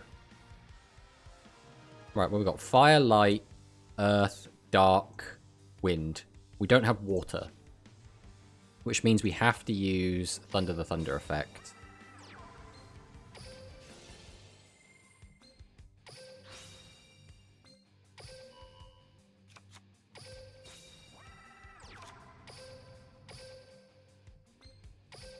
Tribute 1, Tribute 2. Just mill a water, just for the extra safety. No. Well, that's 25 unless he has... Oh my god, he has it! How? Oh, this guy is terrible! Oh, you cannot afford to play Phantom Bind in this deck, bro. This deck should be running 3 copies of Dragonic Pressure and nothing more, because getting anything else in your hand, even bricking on other copies of Dragonic Pressure, sucks so much for this deck. My boy is a gambling man, does not care how inconsistent his deck is. Oh, he's playing a garbage deck, and we're still going to lose. Feels bad.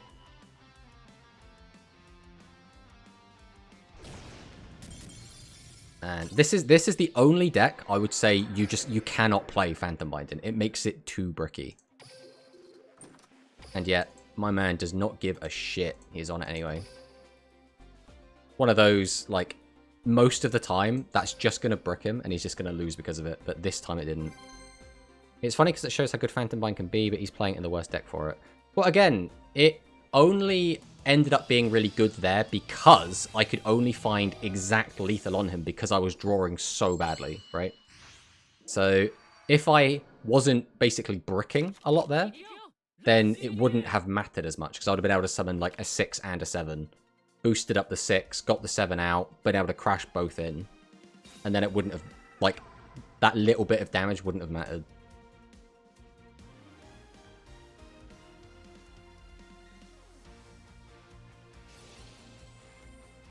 Okay, Dragon, our old friend from week 1, or day 1, when we were climbing.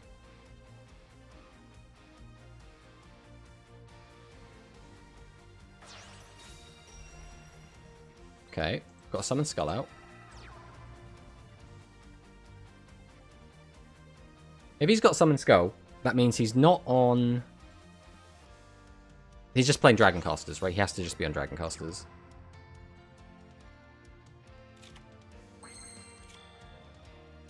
And this is not a fantastic hand. I mean, we can out his stuff, but, like, we still have to keep something in hand.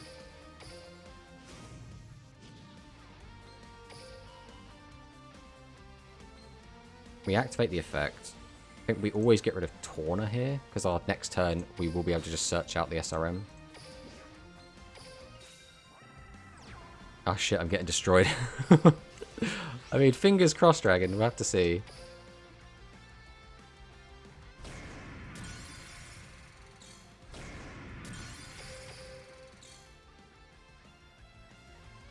So I'm assuming you're just playing Dragon Casters, based on the fact you've played Summon Skull.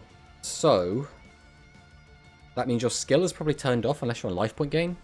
Or I suppose you could be on the Hammer Crush skill.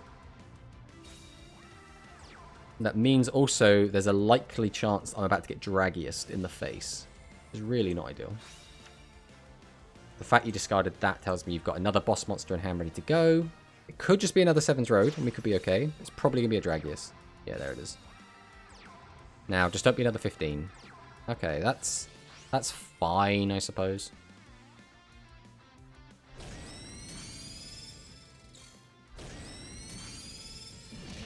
Ow. Ow. Now this is the problem. We've taken a lot of damage here. Because again, we didn't have another summonable monster. Okay, so there's no point in holding on to this. We might as well just get it out of the way. Tribute the boy. Activate our skill. Boost this. Use the effect. So we have to discard one of these. Which means we're not getting this out. So we might as well put this back in.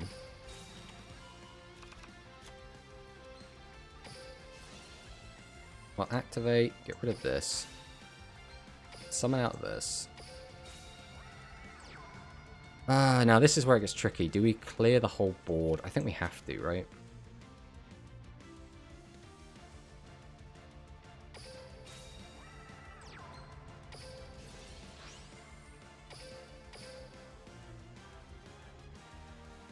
There's no way we have lethal here, right? If we attack over this, that's 21. If we attack over that, that's 13. That's not lethal. So we cannot push that. We have to just do this.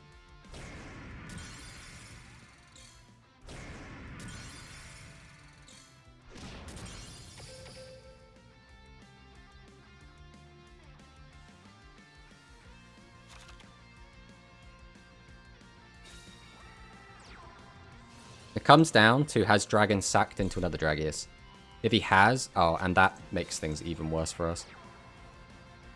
Do we get sacked? Are we getting sacked by Dragius? Find out now. Has our opponent gotten really lucky? Yes, they have. Ladies and gentlemen, the Lucker Dog returns. We can't outplay just top deck and Dragius, I'm afraid.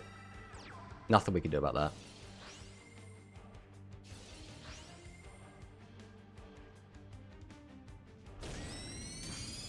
I mean, yeah, the problem was that we bricked early because we couldn't summon out a full board, which meant that he could get extra damage in early, which meant we couldn't survive the next turn. So basically, we bricked and then Dragon got lucky on top. Like, just the combination of the two. There's nothing else we could have really done there. We played it as well as we could have. So, like, I'm happy with... Well, I'm not really happy with the result because, obviously, you know, we bricked. But, still... We played it to the best of our ability, and that's all we can really do, right?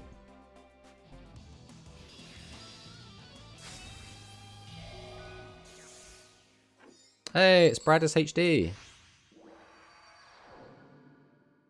Fellow YouTuber. This is not a good hand, though. We do just set pass.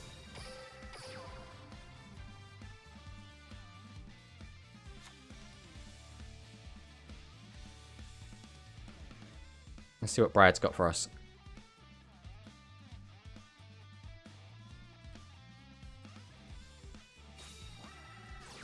Open Dragonic Pressure to get rid of 3. He's already drawn most of the combo. So what does that mean? Is he going to do the whole combo? No, he can't do the whole combo. He's not got enough cards. He's just putting some cards in defense. Okay. How do we want to play this? We could get in for a little bit of damage. We can't search out SRM. We have to get some of these bricks out of our hand. So we either way are summon.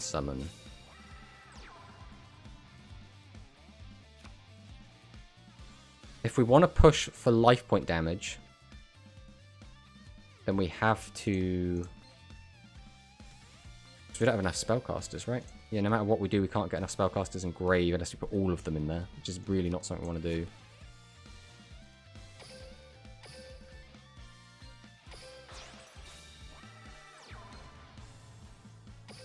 Go ahead and activate our skill. Boost up our attack. Activate the effect. Change this boy to attack mode. Bit of battle. A new event leaked, GC Cup. Ooh, we'll have to have a look at that in a minute. Hello, Waltz Master. How's it going? We've been getting a little bit rough recently. We haven't been able to end our turns with 3 monsters on board, which is really bad. We really always want to have 3 monsters on board, but last like 3 games we haven't been able to do that.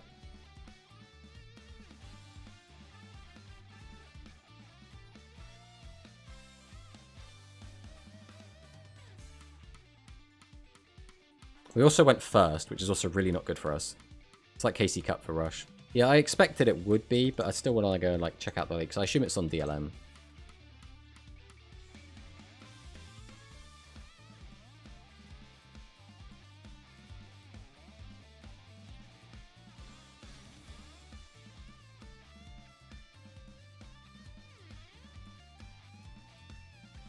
Rush GC Cup. There we go.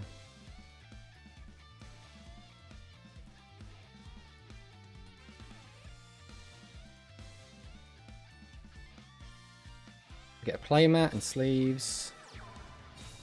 Alright, this was in the last league. I just didn't even notice that it was talking about the cup. I was only looking at this for the Oh, okay. Alright, what are we doing here? We can discard to change one of these battle position, get this out, and get this out. And that's probably it. We'll summon.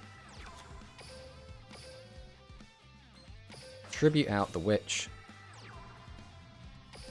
Activate our skill. Boost up witch. We don't need to search because we already have it. Activate the effect of witch. Summon out the boy. Activate the effect of Torna.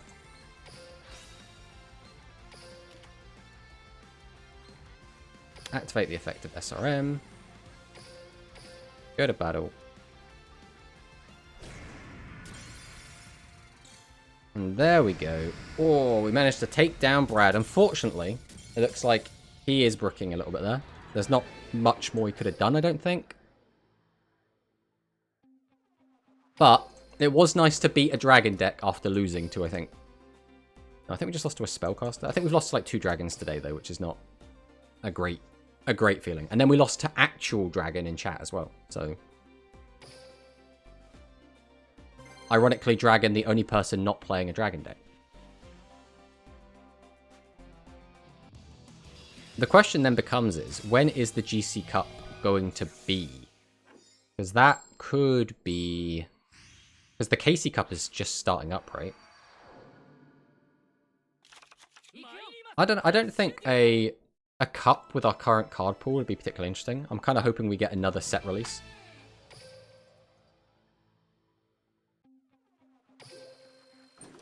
Oh, is that a skill? Hammer Crush Deal. We finally have it on Yuga. Not the skill we're actually looking for. It's still kind of like the burn skill. I can't remember what it's called.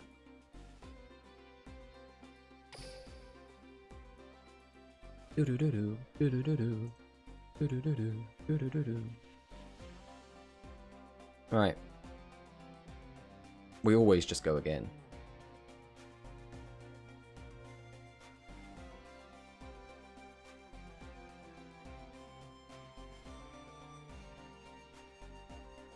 It'd be interesting to see what the next set of cards is and how it's going to shake things up. I really think the number one thing we really want is good back row. I think more back row just means that spells will follow, right? Because as soon as you put in good back row, suddenly people are going to be like, well, maybe I need Hammer Crush to deal with the really good back row. Phantom Bind, unfortunately, just isn't quite hitting the mark at the moment. We also need some more skills, I think, to try and put people into playing better mono-type decks. What is this hand, bro? I'm going first as well, which is just so bad with this.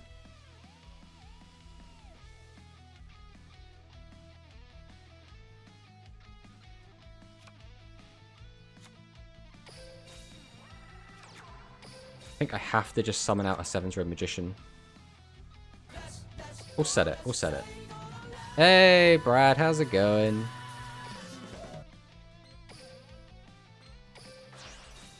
We have just opened a terrible, terrible hand. We're not feeling good about it. We might be fine. Everything might just be okay. Okay, this is something that's going to happen when you play Spellcasters. Okay, we've got Dealer. Discard is we can't be in the exact mirror match because our opponent's playing Roman. So this is probably Dragoncasters. What is he going to do? 3v2. Summons out the Yami Ruler. Is this just good stuff pile with like a Spellcaster engine? Or is this just like Yami Ruler plus SRM?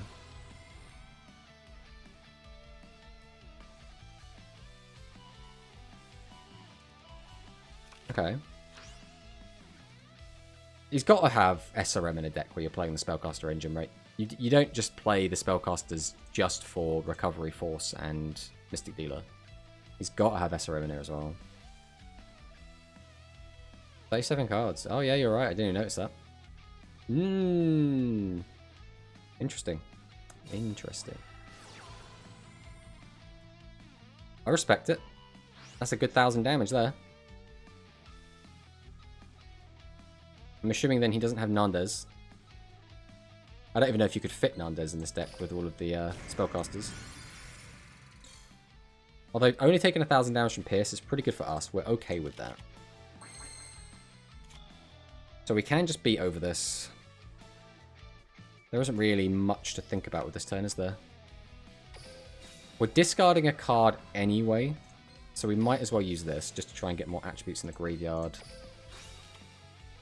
That's fine.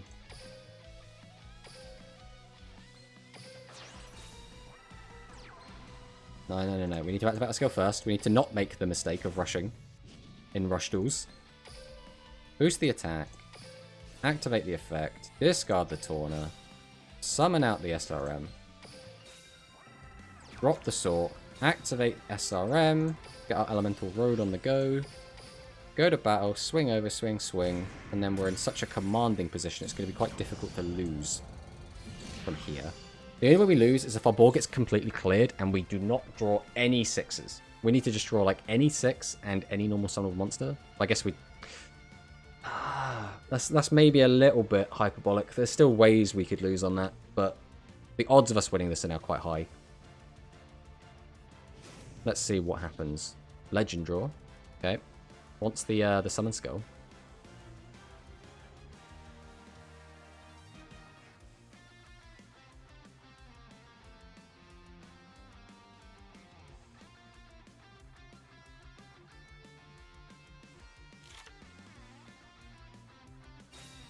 What are you gonna have for me?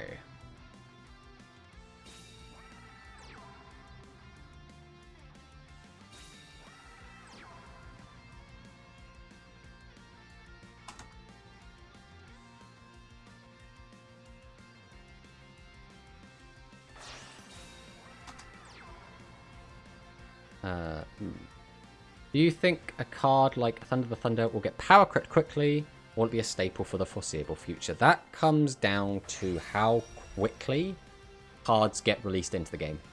If we get drip-fed cards, it will stick around for a very long time. If we plow through and get like a ton of new sets in quick succession, then it will fall off very quickly. So I would expect it to at least be good for the next between 2 and 4 months at least.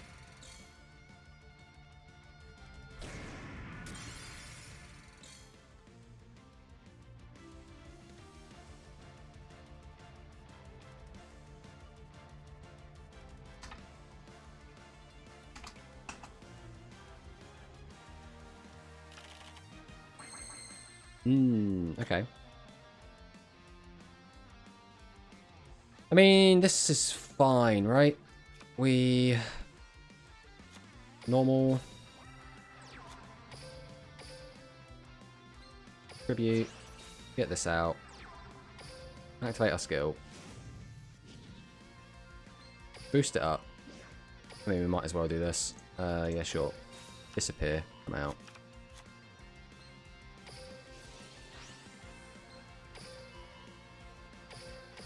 And then we'll just kill. So we won't know if we'll be getting a new box every month. We don't know yet. And we also don't know how big those boxes will be. All we have to go by is the past, right? What we've been getting with like speed duels. But this is a new format. Like they could just every month release one of each. They could do it every 6 weeks. We could get one and then the other. They could do 1 month one and then 1 month another. Like there's so many different ways they could approach it. All we can really do is speculate and make informed decisions based on what's happened in the past. And again, this is a new thing that's happening, right? Speed Duel has never introduced a new format as like a mainstay before like this.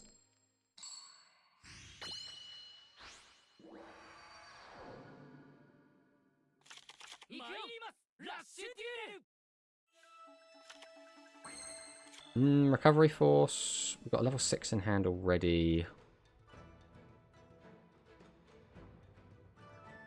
Exo Wonder Splat is a really good card here, though. I think we have to just set 2. Set the Force, and then pass. If it is Yami Ruler, we can out it if we draw any normal summonable monster, and Exo Wonder Splat outs on its own. But yeah, I, for one, am hoping that this format doesn't stick around for too long. Just because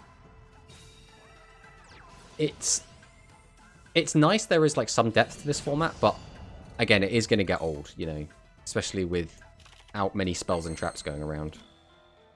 Well, I got to keep all my guys. This is exciting. How do I want to approach this now? We have 1, 2. That'll give us all of our monsters. We're going to keep this one around. We don't need to discard. So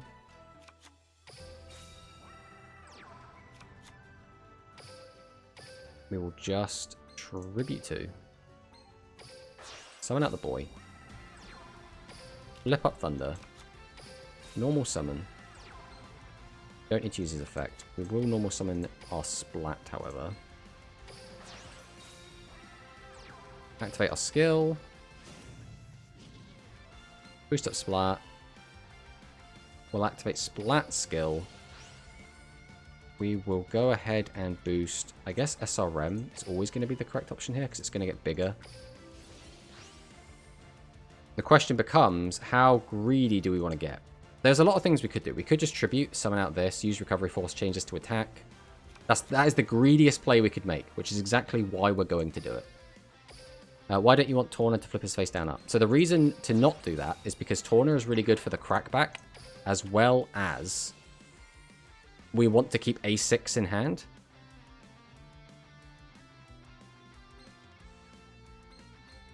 We're about to get a water in the grave anyway, so we don't need to keep you.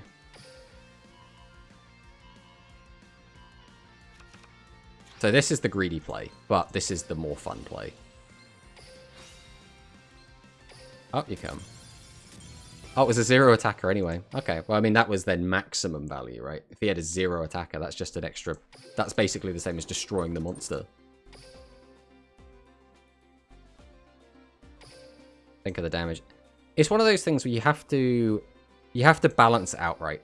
You have to work out, okay, can I kill him here? If not, it doesn't matter if he's not dead, right? If you can kill him, then yeah, always go for the kill, right? But if you can't get him down, if you could put him down to like 100 life points even, you have to always consider what he's going to do on the crackback and what your next turn's going to look like.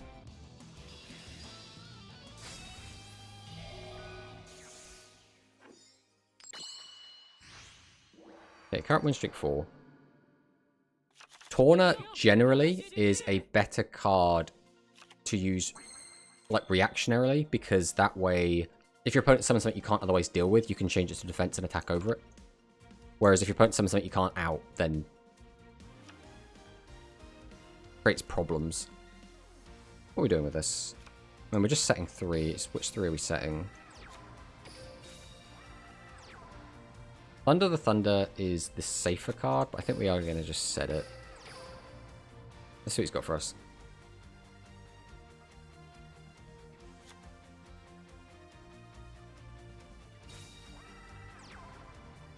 Okay, so this is either Pure Casters or Dragon Casters.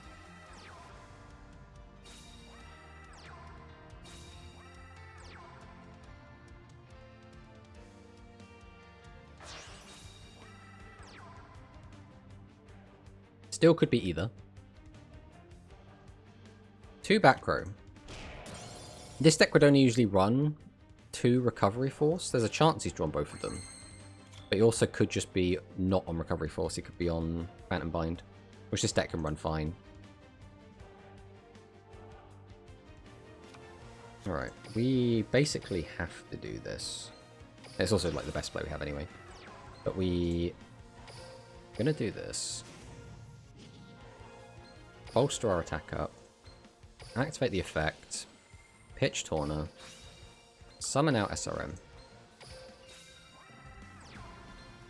Flip this up. Activate SRM.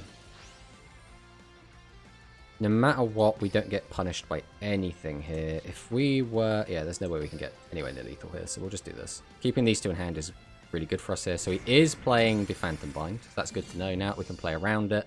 It's going to be practically useless. And we'll push him down to 1,000.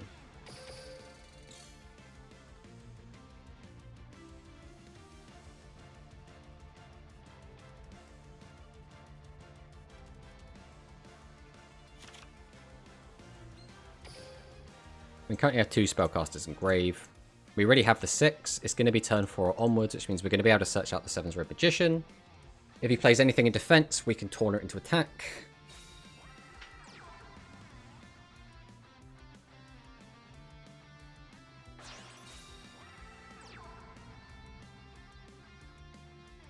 Okay. Uses Excel, which means we're going to get up to 28. Discard a card and get the other guy, which means you're going to have 1 card left over. So are you going to summon out the Dark Sork is going to be the question. Definitely could. Dark Sork would be really good here. Quite likely he's going to have it. Mind you, 20 cards left in deck. Should have at least seen 1 Dark Sork by now. Hasn't got one in graveyard, so pretty good chance he's got it. Oh, that's unfortunate. Hey, Firewall Warrior, thanks for the follow.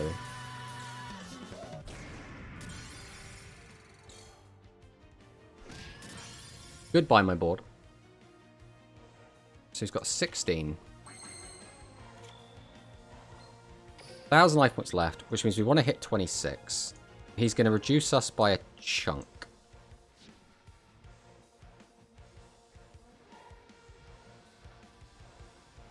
Summon, tribute, summon, summon, tribute. I think that's the best we've got.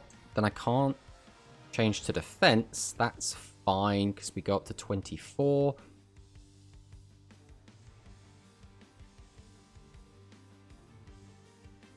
Alright, summon. Summon. Go ahead and tribute both of these.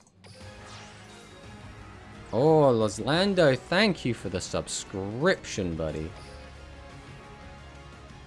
I do need to do that with Master real quick, though. Dark Water, Light, Wind. We only have 4? Ugh. Let that play out. Yeah, thank you so much for the sub.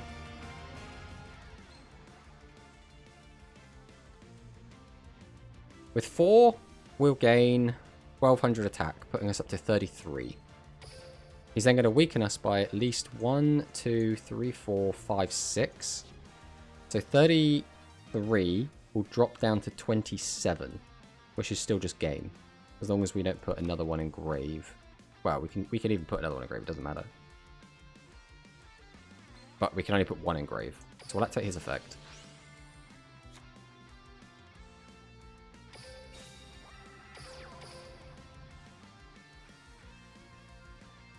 He activates Phantom Bind, and we still kill 3.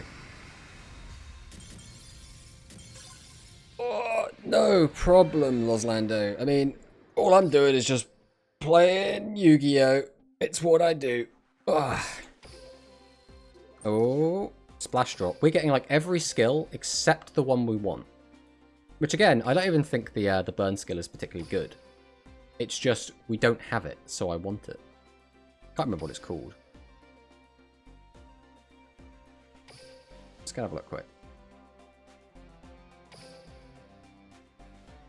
There you go, Explosion Drive. This is what we want.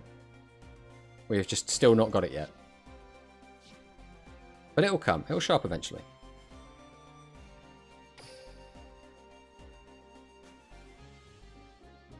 As for now, we simply go again.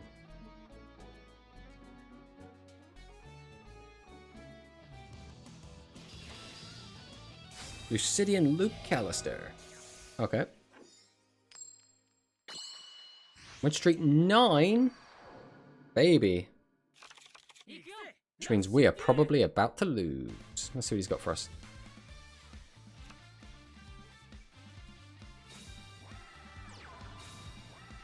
Now, is this going to be Dragon Casters or pure Dragons is the question. 2 cards left in hand.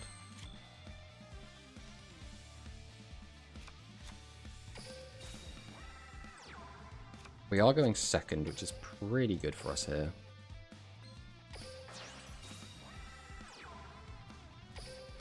Activate our skill. I think we are going to summon these in attack, which again can get us punished quite badly, but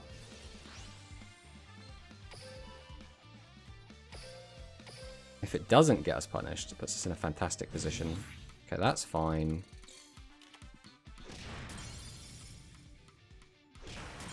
Alright.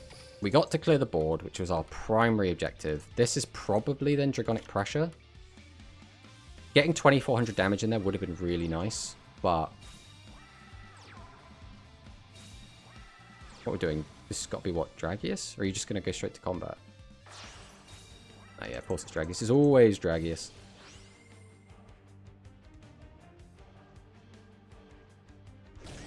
Okay, that's fine. Now again, the scary thing is we are in the danger zone. And he's already got a set card.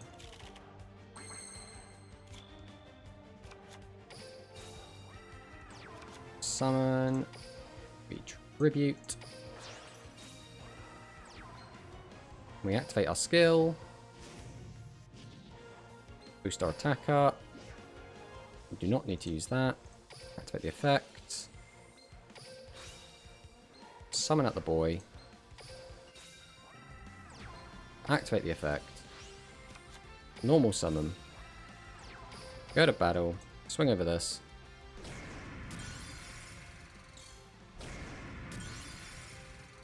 So again, we do just die to the combo. So it's like, does he have the combo?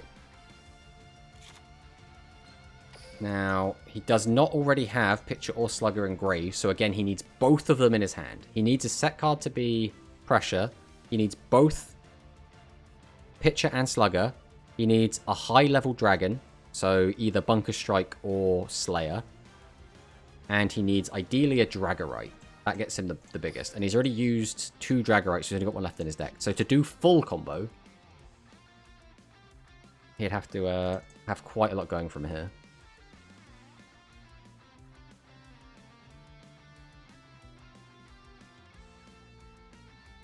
If he doesn't have full combo, also Pressure from hand, discard 3. If he doesn't send both, Slugger and Pitcher, we are in such a good position here.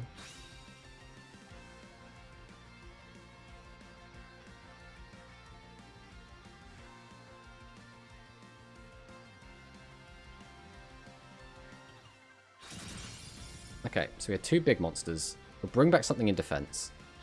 He's got 1 card in hand, which is going on the defensive with. So his objective is just to live this turn. We have drawn the Torna, which almost guarantees our victory here. We are going to start with this, though.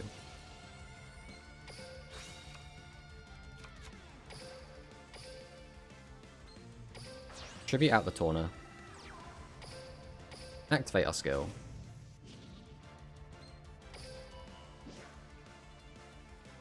I mean, yeah, we'll take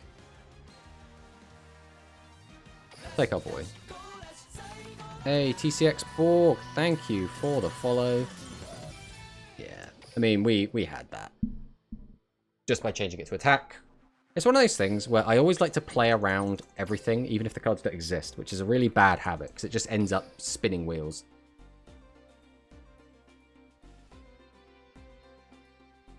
Is it still fun to play Duel Links? Well, That depends on what you're looking for, right? If you're into the speed duels and you're into the more Master Duel-esque build a board and try and stop your opponent from playing the game, or you know, breaking through your opponent's board, then if that's for you, then yeah, there's still plenty there for you.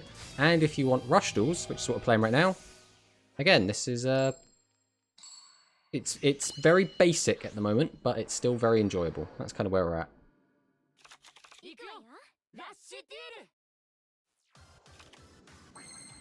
SRM, this is a pretty good hand, all things considered.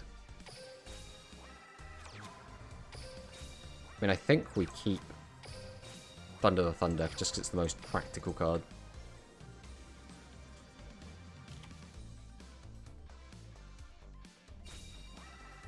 Right, what are we against? That tells us nothing. That also kind of tells us nothing.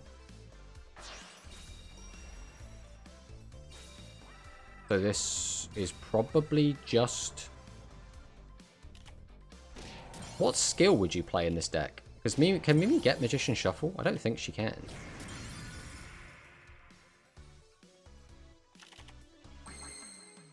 Jesus Christ, okay.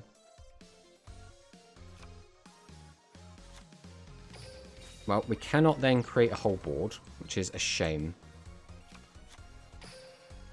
I don't think we get a say in this. We have to just play what we can here. Exile Road on the Witch. Activate Witch effect. I think Torda is worse to keep here, just because you have to discard a card from your hand, which is something we're probably not going to have the luxury of doing next turn.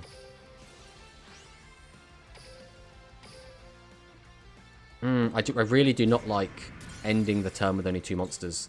And that means he gets to keep a monster as well, which means now it becomes a lot easier for him to make a counterplay and to get at our life points. I quit the game 3 years ago because of military. All I remember was that I was in love with Yu-Gi-Oh! Yeah, I mean, 3 years ago probably would have had a few less mechanics in it. I think that was definitely before Link Summoning came in. I don't know what decks were like meta back when you stopped playing. But this is the brand new format released to the game. This is Rush Duels, which was prior to this, it was a Japanese, Chinese, and Korea exclusive format. The only real way that we have had to play it officially over in the West was via a Switch game. Ah, don't summon Dragius. Okay, so we're just against Dragon Casters that just randomly has a Dark Magician because reasons. I mean, we do out this with our hand, so...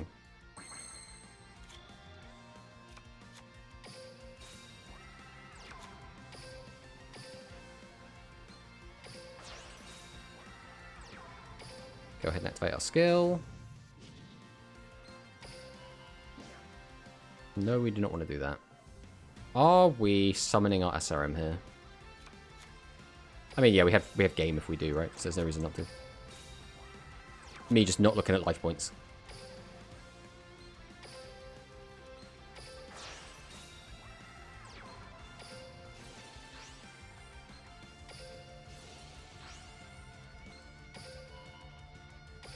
To battle. And then smack. Nice.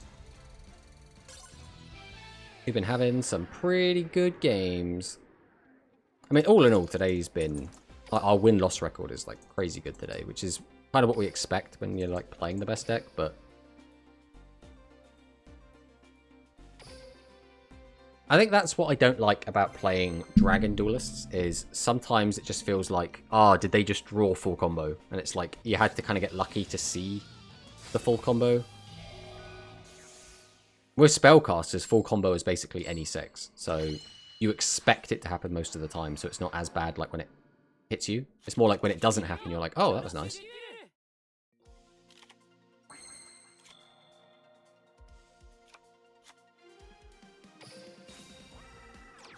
I think we are going to drop this Torna from the hand. Again, I just really do not want to brick.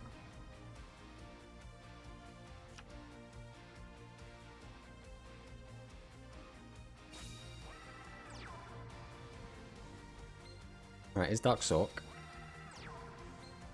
Race Princess Kana. So this is probably, again, just like good stuff Dragon Casters, but with... Interesting. Interesting.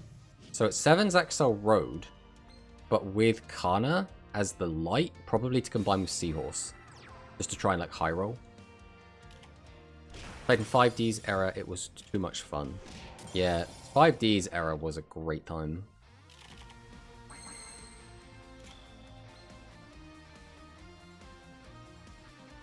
Summon, pitch, tribute summon, discard, summon? I don't need to. I could just not. Okay, summon, tribute summon.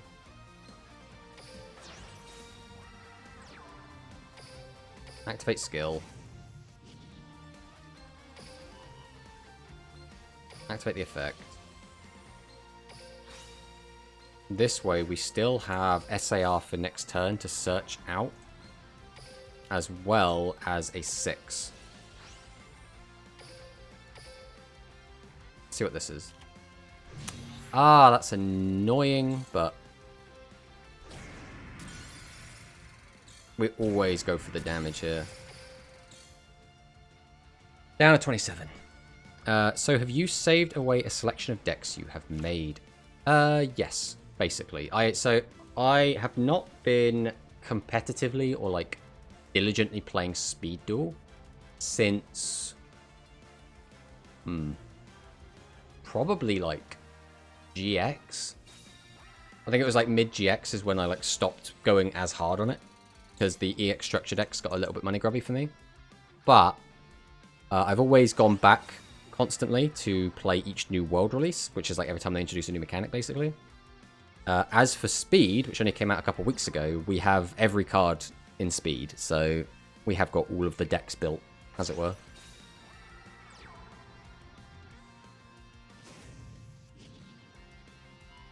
Okay, 7's XL Road. Another person just randomly on Dark Magician Girl.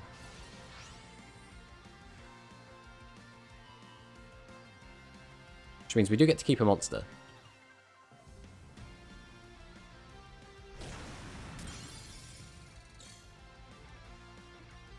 Which is your favorite mechanic? So of all of the summoning mechanics from Speed, I think Fusion's always been my favorite, to be honest. That might just be the boomer in me, though.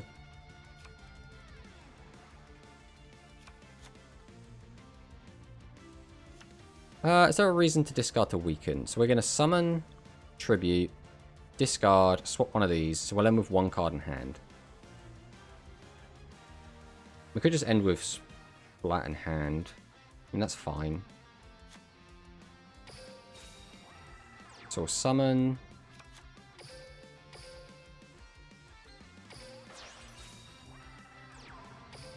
Activate our skill.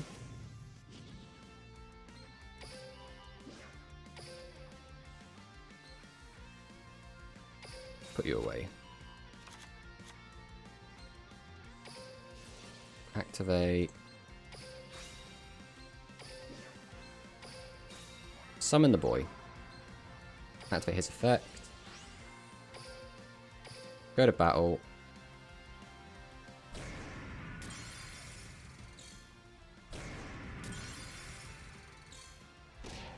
Let me pass. Is there a way I could have had lethal there?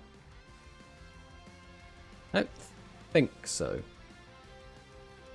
Fusion is what happened in the GX anime, right? With all the hero monsters. Yeah, that was when... The GX was when Fusion kind of was made a main focal point of the show.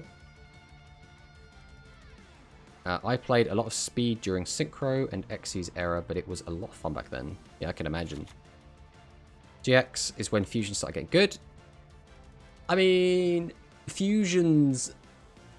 So prior to GX, Fusions were used in really degenerate strategies. Things like Cyberstein, things like Magical Scientist OTK. You didn't really summon Fusions for the Fusions. In GX, they started becoming a focal point, but they weren't ever really good. Except, again, stuff like the Cyber Dragon Fusions, which were primarily used with, again, stuff like Cyberstein, to just make these ridiculous OTKs. But people were starting to use things like Light Hexiled Fusion to be able to cheat out Cyber Twin, which was just a pretty cool kind of way to cheat out a fusion monster.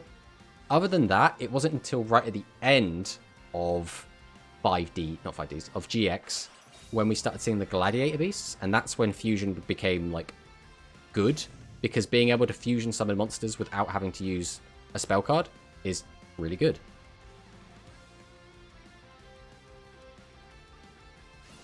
And it helps that, you know, the two big fusions you go into, one of them has an Omni Negate, I think, some sort of negate, and the other one just destroys 2 cards on the field.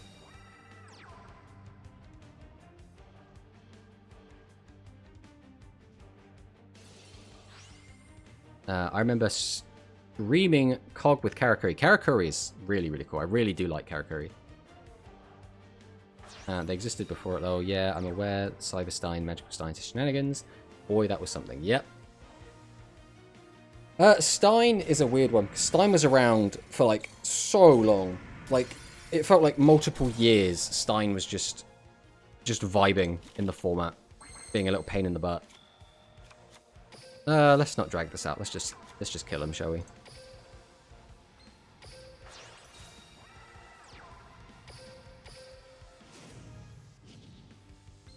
Boost it up. Go to battle. Swing in. Cyberstein was annoying for multiple reasons, though, because everyone was playing Cyberstein at just, like, 1 copy in their decks, which already made it annoying because it could just show up anywhere. But then some people were being super degenerate with it and just building entire, like, OTK decks around it, like 3 copies of Stein, like 3 limiter removal when you could play 3, like, Megamorph, playing the, like, obviously Sangans, Mystic Tomatoes to search out, Last Will, all that kind of jazz. And it was a rough time. I have no idea what Cyberstein is, but I'm imagining a futuristic Frankenstein. It basically is. That is basically exactly what it is. So the card itself, you can pay 5,000 life points to basically cheat out any monster from your fusion deck, which at the time was just called a fusion deck. So you would summon out a monster that usually you'd have to invest like 3 good monsters and a polymerization spell to get out, but you could just cheat that requirement for the low cost of 5,000 life points.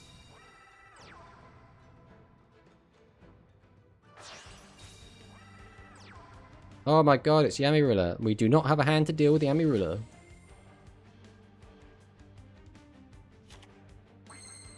Okay. Well. What do we want to do here? We always set these. I think we just summon out Torna, right?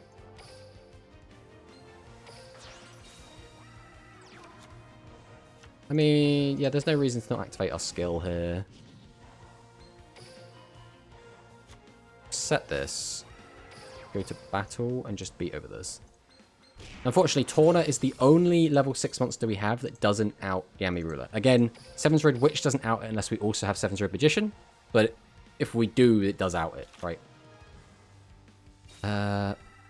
Did that not leave you really vulnerable? Most of your life points gone. So, in card games, and this is generally quite widely accepted, your life points don't matter until you're dead, right?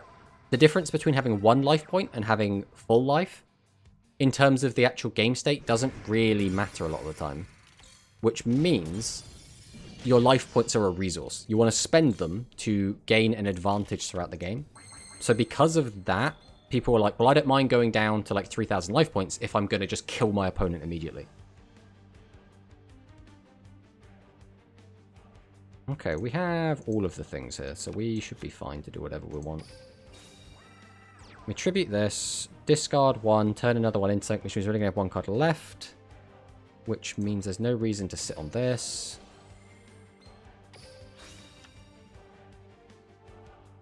That's probably the best thing we could have drawn there. Tribute, summon this.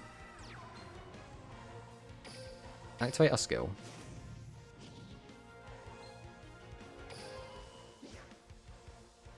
Yes.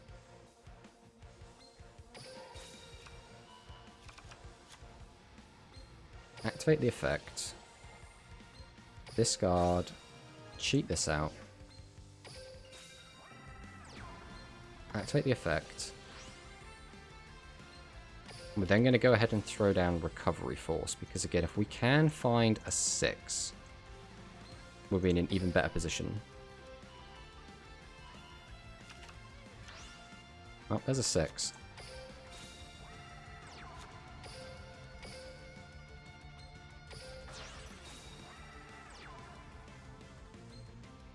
Activate the effect.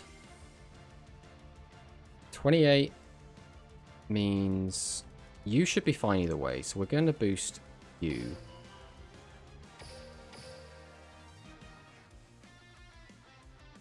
Okay, so what we should have done is boost XL1 to Splat, just so we lost less life points.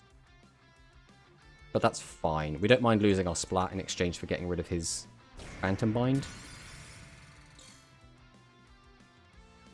Is that fine? Would we rather just keep our guy? What is he playing? He's playing just kind of a pile of stuff. How likely is he going to be able to kill us through all of this? Either way, he keeps his monster. It's just, do we want to get rid of the Phantom Bind? I don't think we do. I think we just leave it like this. 5k life points isn't really a lot. Konami really overestimated the value of having life points. Makes sense. Like preserving life points. Anyways, I just remembered Ultimate Offering was a thing for a while too. Ultimate Offering is a weird one. So I found a lot of success playing Ultimate Offering with the gadgets. Because, you know, being able to swarm out a bunch of guys that search more guys is generally just really, really good. Outside of that, I don't remember Ultimate Offering seeing like a ton of play.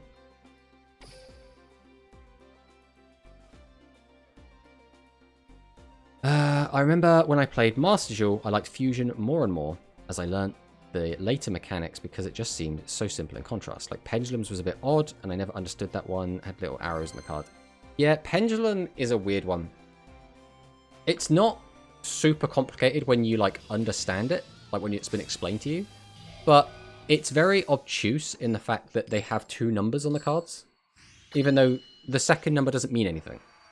Like, the implication was like, oh, so they're going to sometimes have different scales on them, but they were always the exact same number. So it was like, well, why are there 2 numbers on this card? This doesn't make any sense. Like, was it just aesthetically? But then that's still confusing.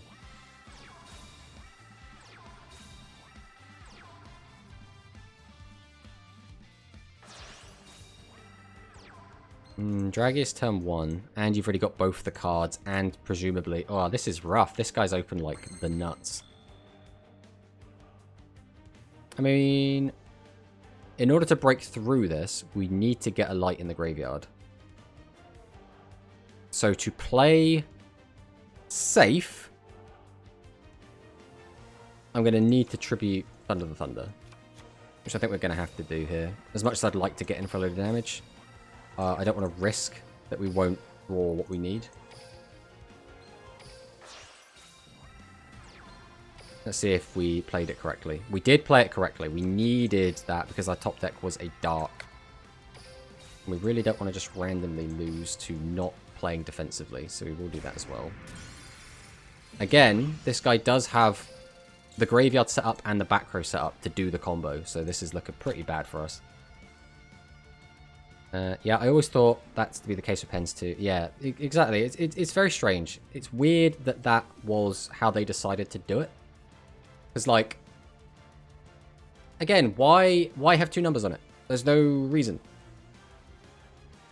I wonder if they originally had decided to try that, and then people went, all right, this mechanic is already confusing people enough. We don't need to try and overcomplicate it.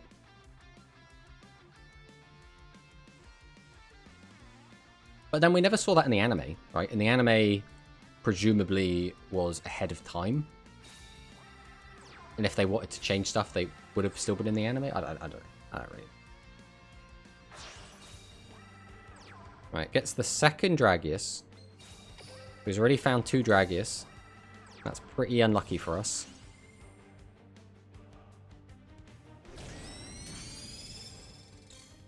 Also means we take a lot of damage, which is going to put us into the danger zone. And well past the danger zone. And again, he's already set up for the play, so he's gotten very, very lucky here.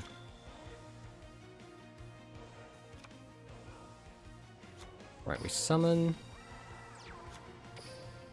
We always tribute out our leading lady.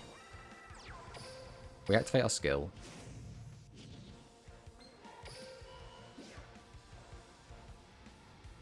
We do need our boy. Keeping this doesn't do anything for us, so we might as well put that back. Activate the effect.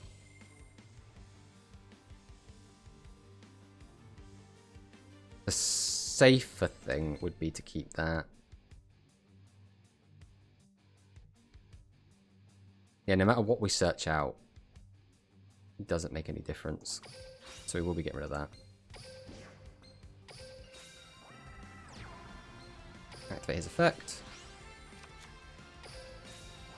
So again, there's no way we get lethal. That'd be 13 plus... Yeah, it's just nowhere near.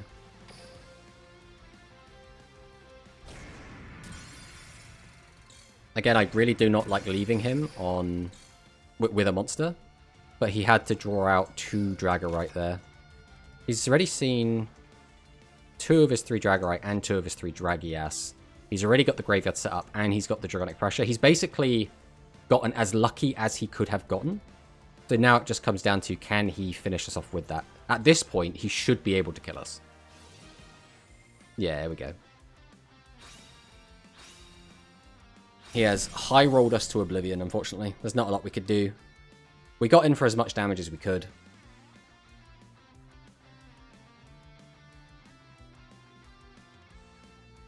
I think this is where people have come to the conclusion that Dragons is like a top tier deck, is because they'll get a game like this where they just drew absolute... Wait a minute. Oh no, yeah, we are dead. Okay, this is fine. Oh, I thought he almost didn't have lethal then. That would have been very funny, but... Yeah, if you draw your full combo, you do get to win sometimes. But more often than not, they just don't draw the combo. I mean, as we've seen from today's games. Maybe the anime explains later, though. The fact you Compendium Summon implies that dual discs were programmed to have that as a feature, but like nobody knows it's a thing. It's a weird one, right? Because dual discs... Like, even back in, I guess back in Battle City, for example, right? How did... Like, Kaiba got his hands on Obelisk, but he didn't know what Winged Dragon of Ra did, but it still was able to work, right? Like, Kaiba didn't know what all of Winged Dragon of Ra's abilities were the first time it was used, but it still worked within the system. So what is this hand, bro?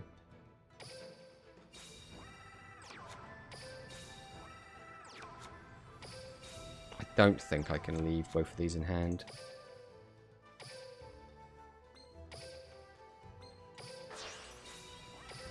I have to pass on that. This is pretty rough.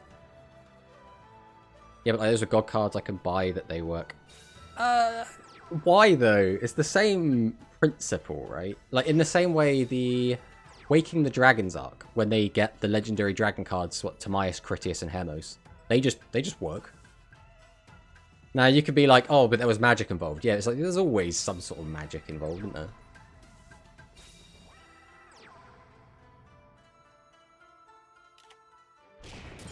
Goodbye, my poor 7th Red Magician.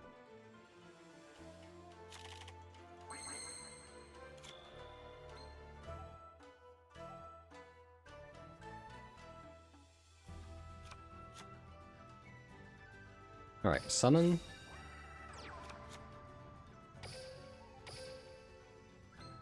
Tribute 1, Tribute 2. Dark Light, Fire. That's fine. We'll fire this off now. We'll then drop the Recovery Force. I'd really like a normal summonable monster here. We did not find one. Okay. That's fine. It sets us up for next turn. Tribute for this. Activate our skill. Activate its effect.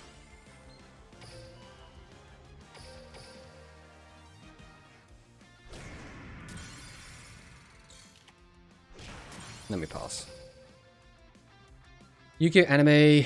Magic God stuff. Yeah, but like the Magic God stuff. Yeah, I guess Yu-Gi-Oh! Anime really rumbles at the tiniest amount of conventional logic. Just gotta accept the weirdness and enjoy the show. 100%. I remember being disappointed when I had Toonwell card IRL and it didn't work like Pegasus. So, fun fact. When I was in secondary school, I remember going to my brother's classroom, who was in the year above me, and some of his friends, or like people from his year, were also having Yu-Gi-Oh cards. You know, everyone had Yu-Gi-Oh cards at the time. So I went there and we were trying to do some trades, and one of them was deadpan trying to convince me that Toonwell did everything it did on the show, it just doesn't say it on the card. And I'm just sat there like I couldn't read. It says you lose 1,000 life points. And that's it.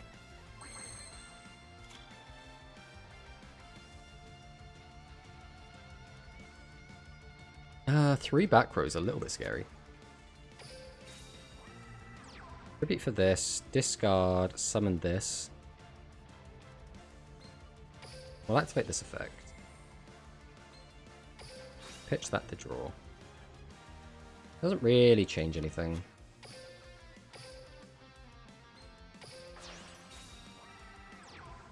What's not Graveyard at the moment? Light. We don't have an Earth in there.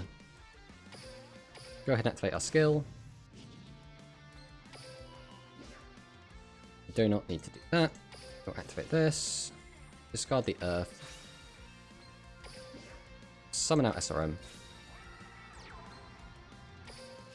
Activate Splat.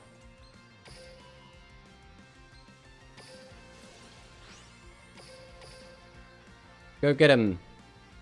Yeah, you can have Phantom Bind all you want, buddy. That's not going to do anything. Number too big. Phantom Bind, no work. Oh, he's on 100. So it cost him 2 cards to stay alive on 100 life, and now he has no chance at a comeback. If those Phantom Binds were just summonable monsters, he could have just done so much more here.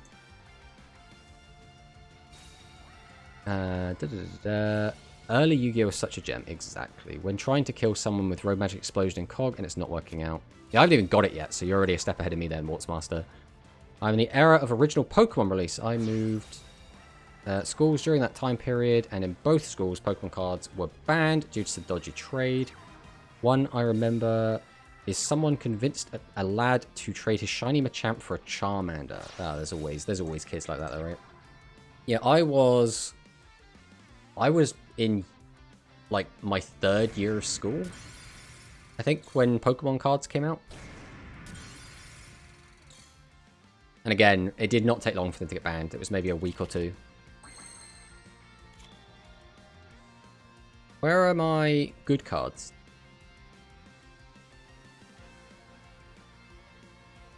Any 5 or 6 did it, and we have drawn a hand of none of that. We can't weaken him down. What have we got left in the deck?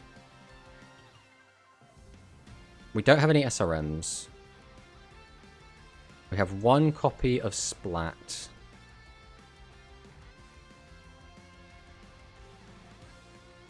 How greedy do we want to get? How many Recovery Force do we have left? You'd need like a Piercing and a Kime Ruler. He doesn't have a 3rd Kime Ruler, so we need double Piercing to kill. I think here we just have to go on the defensive. We do have that engrave as well. Ah, this is a shame. Almost, like, there are so many cards on the deck that did it, but we did not find any of them. Pray for a magic dealer, I suppose. I'll have 12 tribute summons. Oh, you want to change my game, Matt, do you? I will do that after this game. 12 tribute summons and drawing none of them, or all of them. Well, 12 is quite a lot. Right, there's Yami Ruler. Yami Ruler doesn't matter.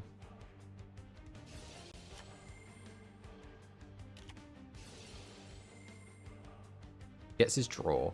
Double Piercing is what kills us here. So he's already misplayed, because now his Yami Ruler is stuck in defense mode.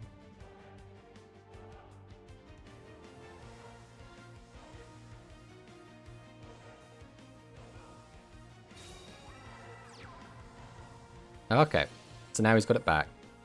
It's still double pierce is what he needs to kill. We only get 2 draws, which is the scary part. Again, he's on 100. Like, we kill him with anything. If he just leaves this Nande as an attack mode, we win.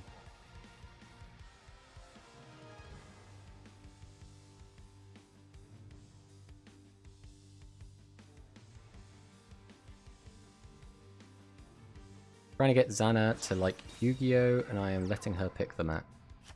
Yeah? I mean, I have quite a lot of mats, so we'll have to see what happens there. Might end up taking a while. Right, no piercing. Got to keep a monster. He got rid of his attack mode guy. We found Torna. He did tribute set that, so there's no guarantee we can actually clear it.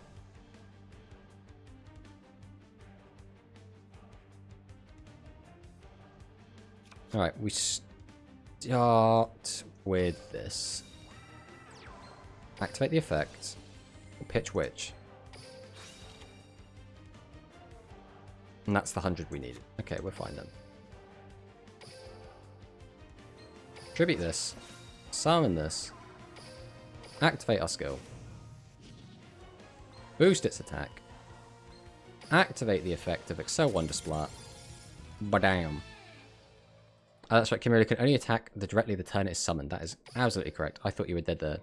No, we played this enough to know that that's not going to kill us. Just realised you might not know who I'm on about. Zapathiano Xanathia.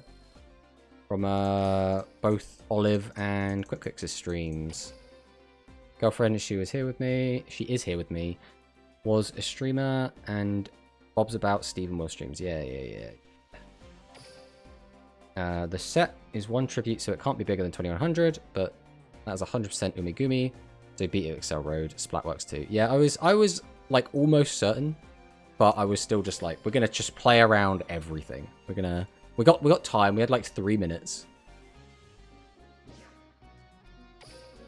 All right, Loz. What mat are we looking at? So we have mission mats, event mats, shop mats, which are none, and others. These are like events and stuff. We have so many. We have so many. I am hoping via your streams I can persuade her buying a physical Yu-Gi-Oh deck isn't a waste. I mean, again, we're playing Rush Duel, so you'd have to get Rush physical cards, and unless you can read Korean, Chinese, or Japanese, it's not going to be easy to play with those. But regular Yu-Gi-Oh, I think, is still fun. They obviously keep releasing more and more like decks and sets and stuff for them. Ask for Dark Magician Girl. Okay. I think we only have the one Dark Magician Girl mat. We'll just have a quick flick through just to make sure. Yeah, we only have the one. So that will be this one. The old Dark Magician Girl and Magic Cylinder combo. We will save for all decks. Why not? Oh, we've changed our sleeves. Put this back to Squirrel.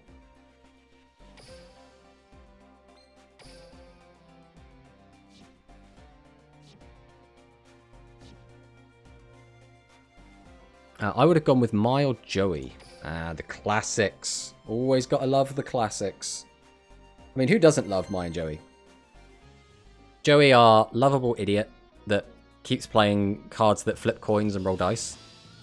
And Mai, who is like the strongest female duelist, but keeps losing, which is a big shame. I really like Mai's deck as well. I think Harpies have always been really, really cool. I've always really, really enjoyed playing Harpies. Even in Rush Duel, I really enjoy Harpies, which they will be out eventually. This is not a good hand. I think it's just this and pass, and then hope we don't brick. They are my favourite characters. I mean, good taste, good taste. Joey, strongest female duelist, isn't much of a title. Let's be honest. I mean, yeah, I think Mai gets done dirty. Mai should have had so many more wins. It's almost like they're like, oh, Mai is good off screen, which is like, well, could we see that? Could we like see some of those wins? That'd be really nice. Joey is how I feel I am at Yu-Gi-Oh! Just hit and hope. I mean, sometimes that's all you need.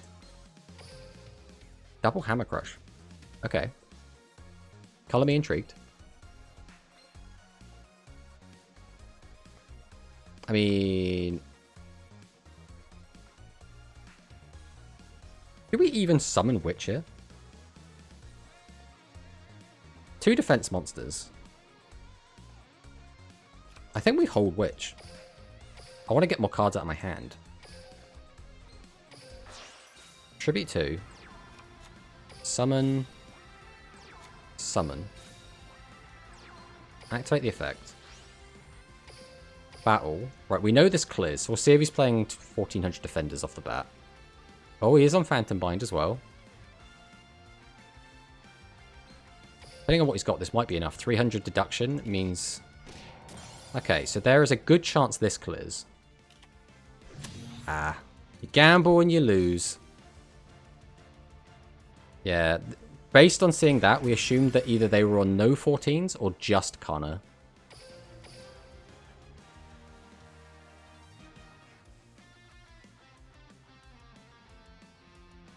Did she ever win on screen, speaking of? Didn't she technically win, but gave up? Yeah, so she beat Taya, but then gave up to give Taya the win, so you could get enough star chips to go in to fight Pegasus. And she also beat Joey in a filler arc, but Joey had just finished a duel and was basically dying, so wasn't really at his full strength.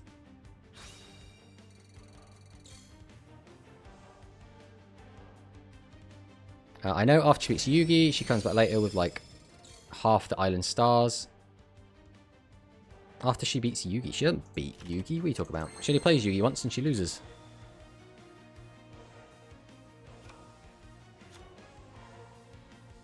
We have to make sure we get really big here.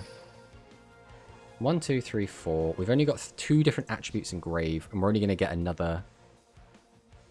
Okay, we need to really play this one carefully. Oh, wait, no. We can use his effect right now. Discard this. Weaken this. We'll then tribute for this. Activate our skill. Target. Yes. We don't need you. We do need to discard something. I actually think we put you back in. No, we don't need Seven's Road Witch, right?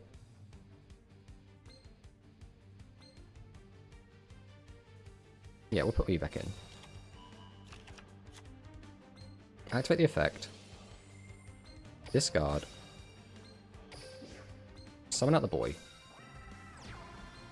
Activate the effect. Then, we'll drop this now to specifically play around his silly little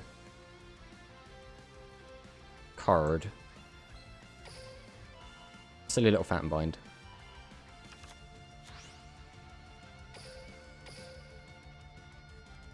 What's that? You got a Phantom Bind? Try it. See what happens.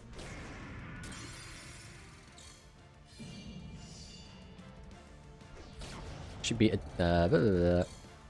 other way around, she lost to him. She beat a Diamond on screen. We take that, then got all the stars because she gives them to him to keep. After Kaiba threatens suicide to win the duel. Yes. Well, she loses to Joey. And then the only other time she plays against Yugi is in the like quarterfinals. But yeah, that Kaiba duel was really, really cool. I put Witch in, discard the Fire Golem, set Recovery Force. Yeah, Alex, you had the same idea. Yeah, the only reason I wanted to use the Recovery Force was just to lower the effect of the Phantom Bind. I didn't even bother counting, which is a really bad problem. I should just count what's in the graveyard, but I'm more interested in reading chat at the moment. The first series is mental when you watch it now. Yeah, it is still peak show, though. Like, just as an entertaining show to watch, Season 1 of Yu-Gi-Oh! Is so good. A rare card that sounds like a vague enough to be the Blue Eyes White Dragon. Oh, there we go. There we go. The quotes. The quotes from the OG. Well, that's from the abridged series, right? Which I think they put out an episode of that. Little Karibo put an episode of that out a while ago. Playing D and Keto. Uses the Prima. Boosts up. Gets to clear the whole board. Now the problem here is we do not have our skill live. We've already used it to search out our SRM, which means we kind of need to draw our SRM here. We do have 2 in the deck still.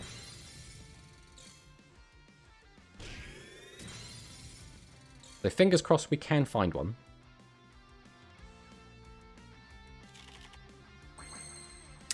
Alright, we can still beat over this. We cannot beat over both of the other 2. Oh, he's got the Phantom Bind still as well, which means we can't even beat over that efficiently. He hasn't got any piercing. We could just set 3 pass. 1, 2, 3, 4, 5, 6, 7. This is the annoying thing. Phantom Bind becomes really, really good when we're bricking, because now we can't, like, eke over where we want to.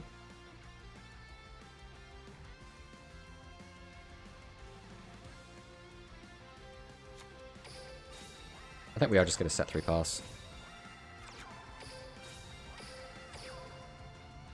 They did put on an episode recently. Put out an episode recently. I loved how Yugi beat Pegasus to become the Lord of all games or whatever. Yeah, the King of Games.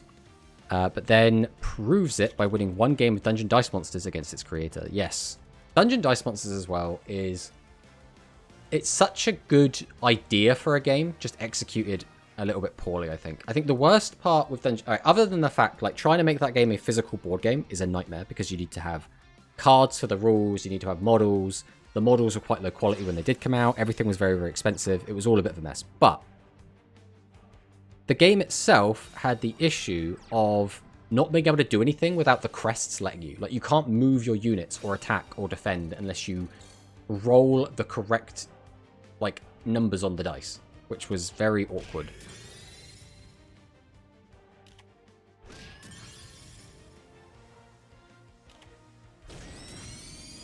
Alright, could I have one of my 2 7-0 magicians, please? Or we're going to brick. Okay, this is awkward. Because again, we can get up to 26 and then not clear because he's got Phantom Bind. We can change one of these to defense mode, which is also fine. But then we have no cards. We haven't seen our second... Oh, we have seen our second recovery force. Oh, we milled it. Oh. This isn't good. How many spellcasters are we on? 1, 2, 3, 4, 5, 6, 7, 8, 9, 10. That's a 1,000 reduction.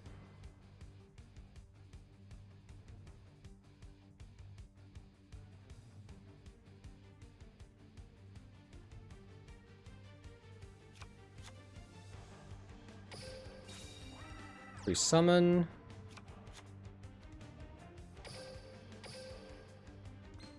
Tribute this out. Summon. Tribute this out. Activate the effect. Boost this up. Activate its effect. Watch me mill a 7-0 magician. Oh no, okay, that's fine. Activate the effect.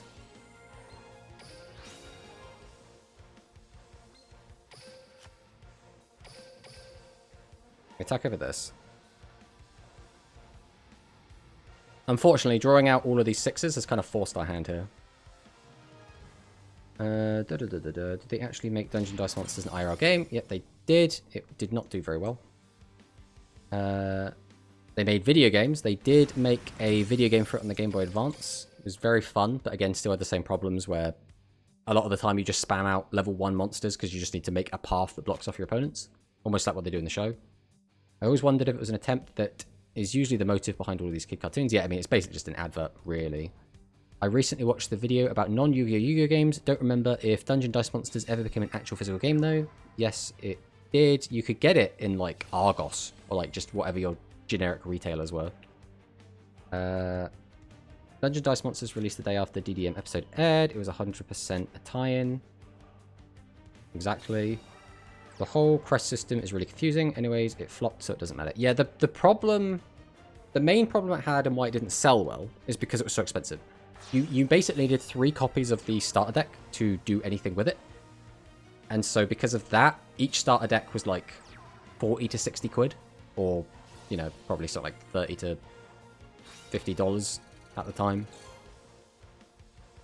It's like that level 1 monster also just failed to be summoned 25% of the time, make you skip your turn at the start of the game. Yeah, it was a shame. Me and my brother had the starter set growing up, and again we really enjoyed playing it, but it was a bit of a slog, even with like the simplified rules. And we're really going to lose this game. This is a shame. We've drawn so badly. I mean, there's nothing we can do about this, but... I mean, we'll do what we can, but again, our graveyard is too full of crap for us to actually win the game.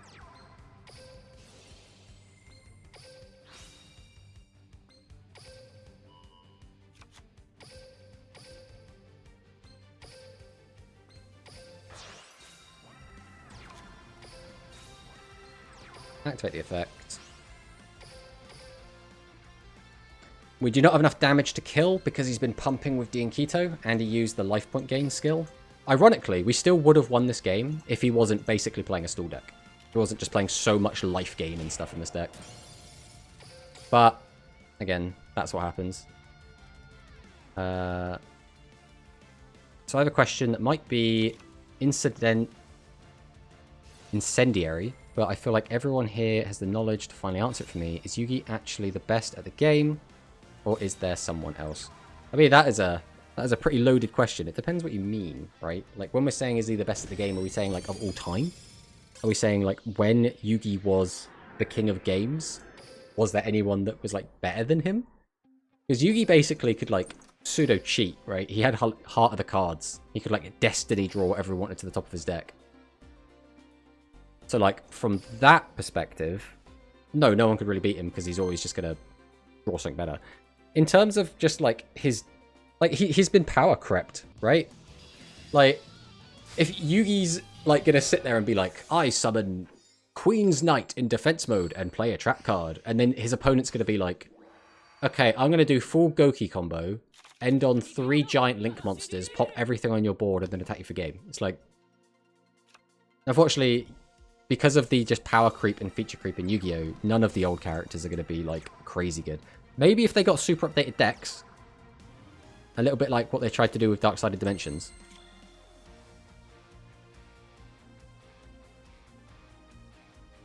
I don't like this hand. Like, at all.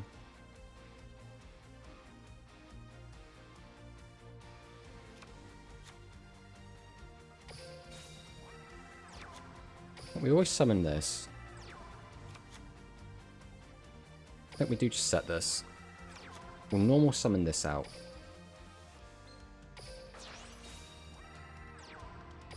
Activate our skill. Boost its attack.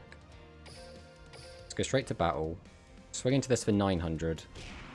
Then we should be able to clear this either way. And we'll pass on that. The problem is now, if he goes a wombo combo turn on us, we're going to lose a lot of life points. I mean, the anime's canon. In the anime's canon says he is, so like in universe he is. I don't know, Yugi does have Mirror Force and Magic Cylinder that can beat 90% of anime duelists. I mean, that is also very true. According to the Dungeon Dice Monsters, you could give him a ton of new cards and he would know exactly how to play them perfectly in 3 rounds. I mean, yeah, that's part of being a, like, master gamer, right? Yeah, this is what we're worried about. He's having a pop-off turn on turn 3. I mean, we've been doing this to people all day, so we can't really be upset with this, but... I still want to be upset, damn it. There are so many times that in the show, he has had cards in his hand, but on his turn he has 6. Where the fuck did he get the cards from? He goes from 2 cards to 6. I can't remember that ever happening, but I can't say it didn't. Right, we'll summon... Tribute out the girl. Activate our skill.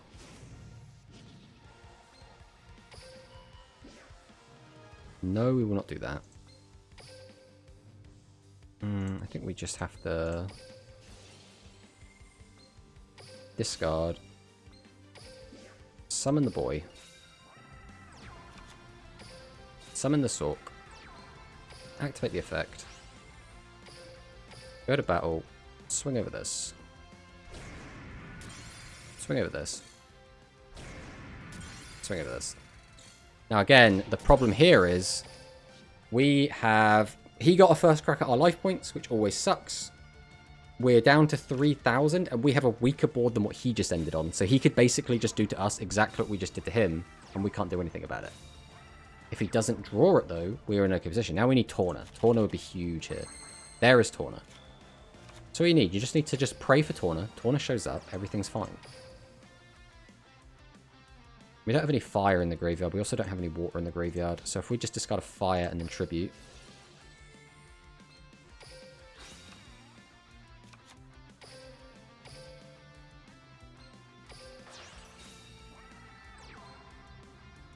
Yeah, we use the skill now. Not that it matters. Because we're still not going to search. Activate Torna. Let's flip this one. 12. Not the best it could have been, but still fine.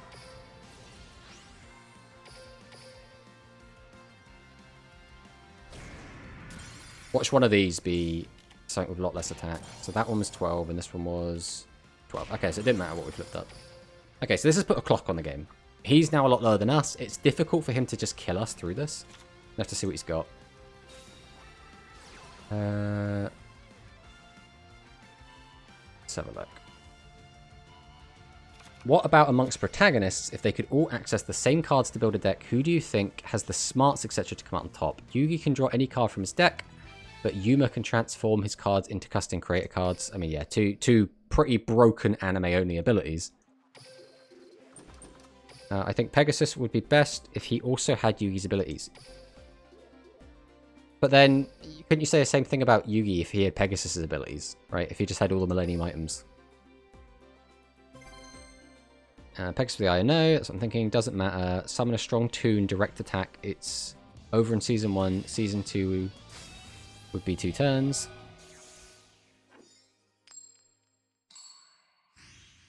It's a weird one though, right? Because toons couldn't attack directly, because nothing could attack directly in Season 1.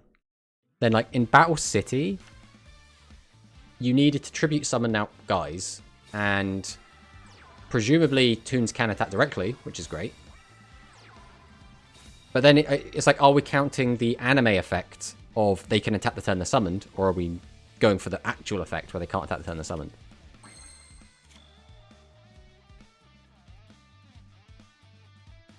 I think here we do just set 3 pass.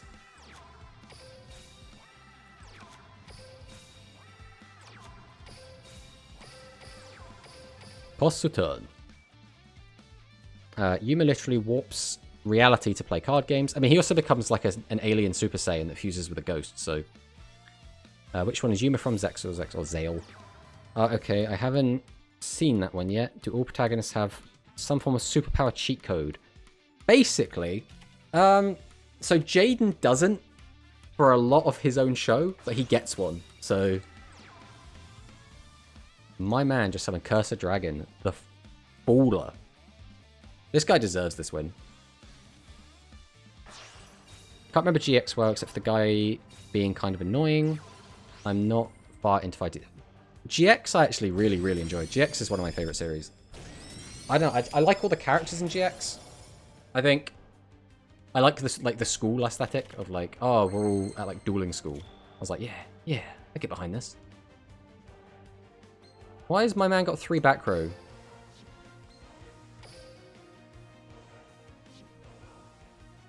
It is turn 4, so we can just pop off should we require it. Summon, tribute this, discard, and throw one away. So we're only going to have 1 card left at the end of this, unless we use Recovery Force. Either way, we can normal summon, activate the effect, pitch this, draw a card. That's fine. Tribute. Summon. Activate the skill. Target. Yes. But there's no reason to put Currybot back. What's currently in our grave? We already have Earth, so we don't need that. We already have Light, so we don't need that. Ironically, we don't have Dark yet. But we're going to throw Dark in the grave in a sec. So...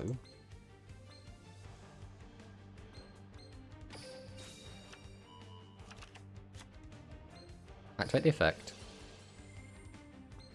Discard. Summon them out. Activate the effect. Activate Recovery Force again to play around Phantom Bind. I don't really want you back in my deck, to be honest. We'll get rid of you, you, and you.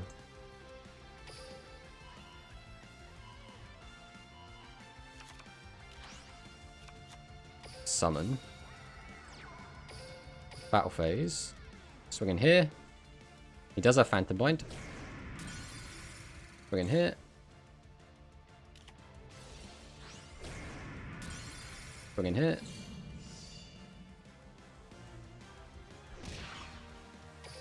And then we pass. Alright, let's catch up with chat now that we're done with this, the silly card game. Now we can talk about the actual important stuff. Rather than supernatural ability established as a skill via the Waterfall episode, and Jaden is established to be the most skilled at it. I don't know if I don't know. I don't know if I value that, right? Like, I understand what you're saying, but a lot of that could just be explained away with coincidence, so I'm not sure I agree. You say it is the most honest, since all Clearmind does is evolve Stardust like twice in the show. Yeah, I mean, he has a magic tattoo, right? That's basically his thing, and he gets to use like all of their powers at once. Just stop the GX, no links, XCs or Synchro. It's a weird one. And now this is where Phantom Bind becomes really good, because we do not have a pop-off turn here. If I change that to defense, I don't have anything else to do. I think we have to go dealer here.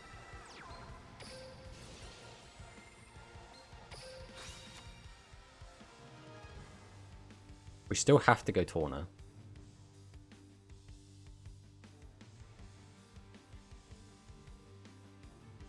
I want to change this, boost its own attack.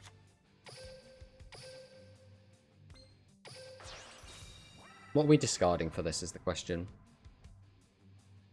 If I summon out him, we've got 1, 2, 3, 4, 5, 6, 7 spellcasters in grave.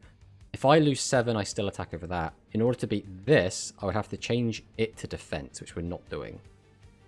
Which means having Splat doesn't actually do anything for us. So, I think we do just do this. Activate this. Boost this. How many Thunders do we have in graveyard? 1. Trading's fine. That means his is gone as well.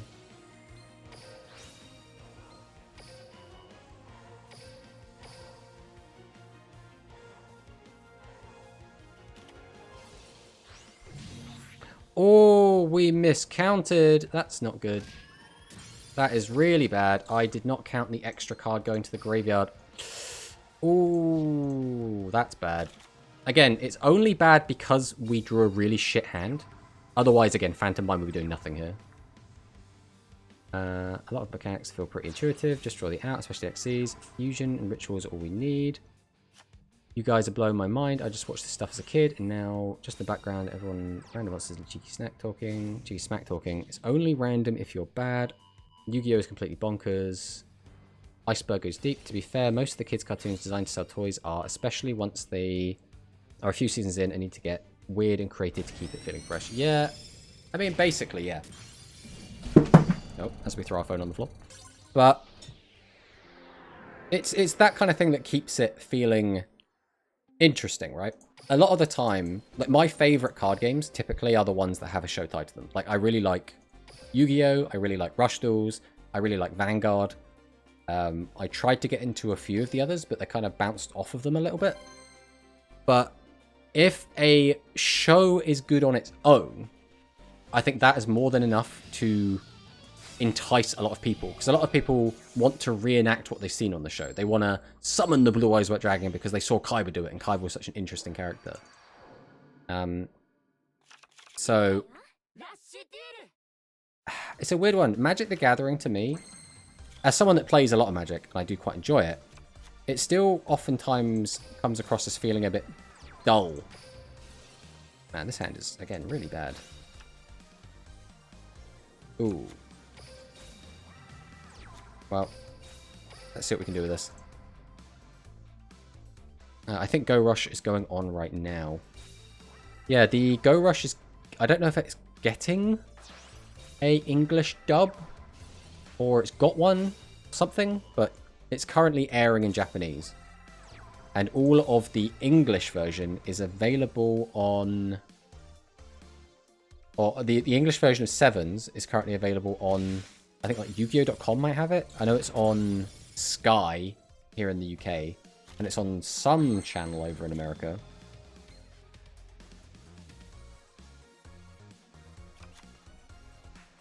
Okay, summon...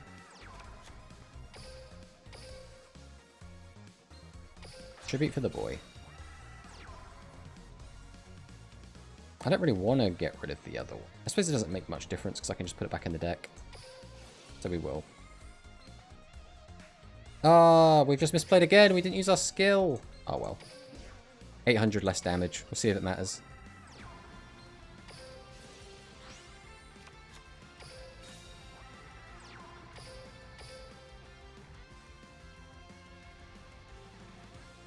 Alright, let's just guarantee we kill, because we know he plays 1400 defenders.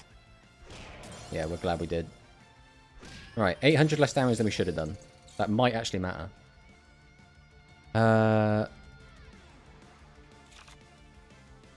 So is there going to be a new Yu-Gi-Oh! Cartoon series coming in the future? We've already done that. What series was the Nordic Monsters played in? That was in 5Ds. I think Go Rush is going on right now. Yeah, that's the current airing one. Haven't even heard of that one. The last two series have been about Rushdoll, the Fudge is Sevens, the show with the characters you're watching and play right now. Yeah, these are all Sevens characters. This is Mimi is a Sevens character, Yuga's a Sevens character. It was the first anime where they stopped playing like dual monsters and they started playing Rushdolls.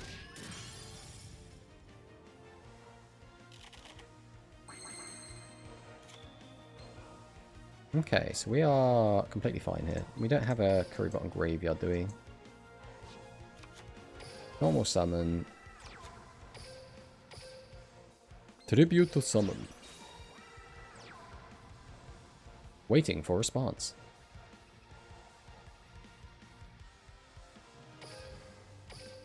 5Ds are Super Bikes. GX was Heroes and Fusion stuff.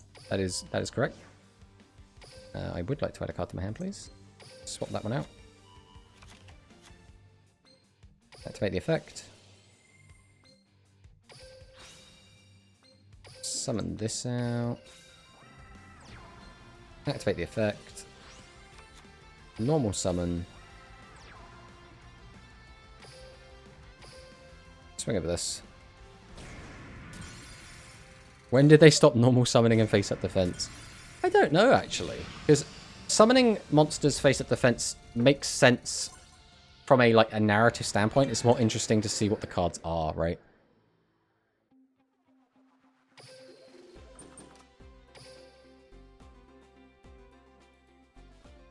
Zale is a kid with the power reader from Dragon Ball Z, and the robot friend, and Vrain is the modern suits. Yeah, Vrains is a weird one. Vrains is where they go into the internet, and they surf the web on surfboards as they play speed duels. Here I am supposed to be working on my psychology dissertation, and instead I am learning about the world of Yu-Gi-Oh! Well, maybe you should go and watch it, right? Maybe that'd be a great thing for you and the other half to do. Just go in, chill, watch some lovely Yu-Gi-Oh! Put it on in the background, maybe. The shows are generally, decent. I find that none of the shows are, bad. It's just there's different varying levels of good. And some of them have, a certain arc or a series, which is a bit naff, but overall it's pretty good. Brains is the Duel Links anime. It is, but where is my surfboard in Duel Links? I'm just saying. How do I surf the web without my surfboard?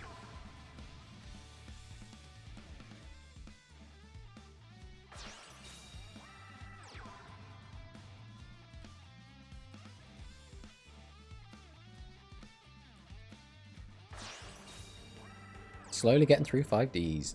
That's what you like to hear. Oh, this is an annoying board, isn't it?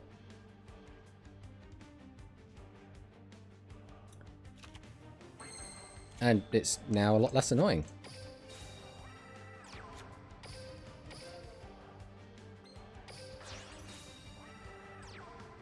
Remember to activate the skill first. We keep not paying attention and not doing that, and it keeps getting us punished.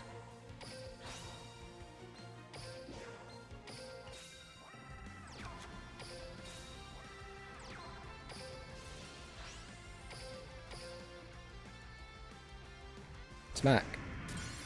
Smack. Smack. It's a decent chunk of damage to turn 1. Would have been nice to get them under 3k, but can't have them all.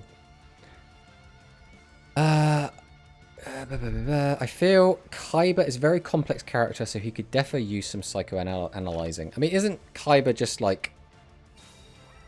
He has like a superiority complex, right? He always has to be in control. He always has to... He almost has everything he could ever want, right? Like, he's got money, he's got power. So now he needs to show that he's good at card games. But that's also what makes him badass, because he just treats everyone like they're, like, a wimp compared to him. Once again, we don't have a Rebo and Grave.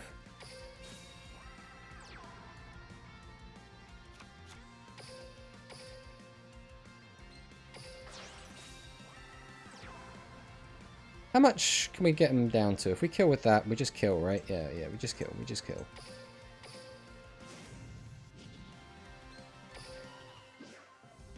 No, we don't need to do that. Summon, summon. We'll use the skill because we can. Boost. Battle, swing over.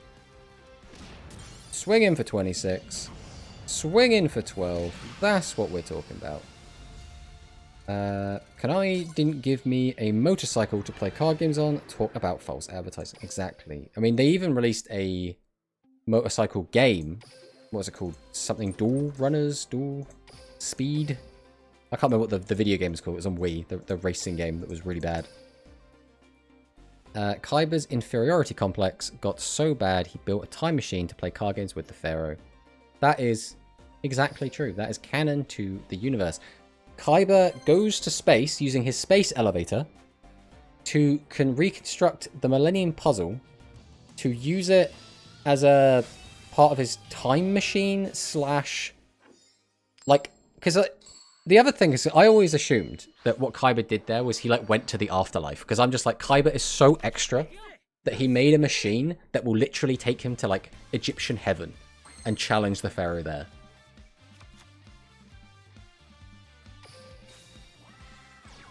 Why have I just summoned that in attack mode? Why did I do that? I'm not even thinking right now. I'm too engrossed with chat. That's the problem. We're just going to lose random life points for no reason. Let's see if our opponent hard punishes us for that. Yeah, Wheelie Breakers. Wheelie Breakers was... It was a game. I just love how absolutely over the top he is. Yeah, he is so extra. And that is just... so cool. Realistically, if Kaiba was a real person, he would probably be like one of the cringiest people ever. But he's not, and therefore he gets to be amazing.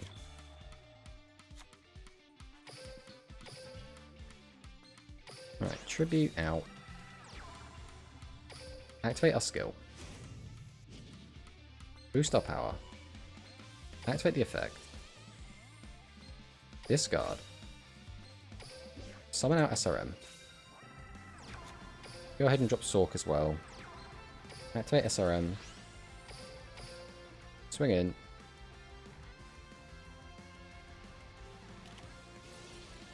Oh man, Bat and Bind this early?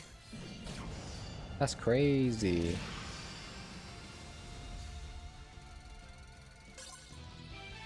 I don't know what he bricked on. Like, he must have had just 2 high-level cards in hand. I didn't see what he discarded with his dragon's effect.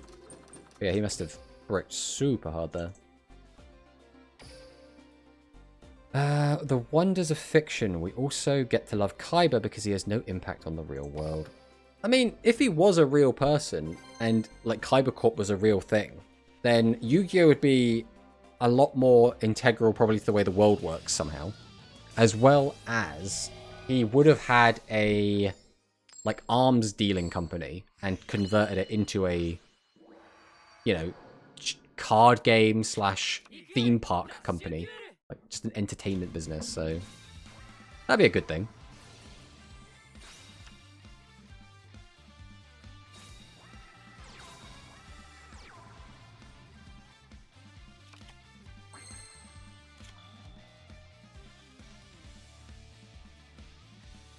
I mean, we can't not, right?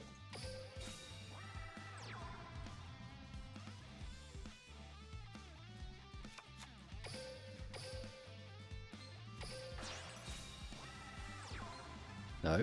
Use the skill first, Matt. That's how we do.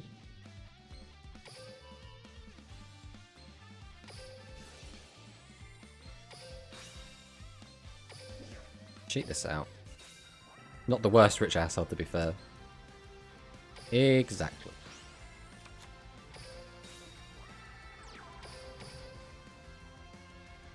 Okay, so this guy's on Phantom Bind as well.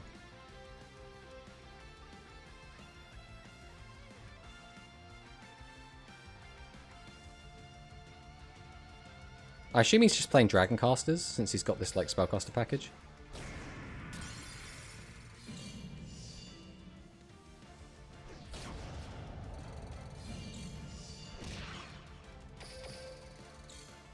We wouldn't have been able to kill there either way, even if we had gotten a little bit luckier, I don't think, because of Phantom Bind. But again, our objective isn't to kill, it's just to get him low enough that we can kill him whenever we want.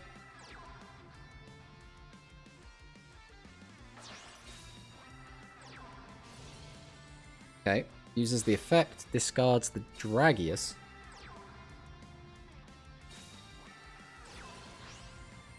Yeah. I mean, I get why, because they need to like calculate in case they're dead, right? Because they're only on 300. But any 6 does it here. Yeah, there we go. I mean, we drew the best 6, but any of the other ones would have done it as well. Activate our skill. Boost. And yeah, we'll swap one out. Get out of here, Torna.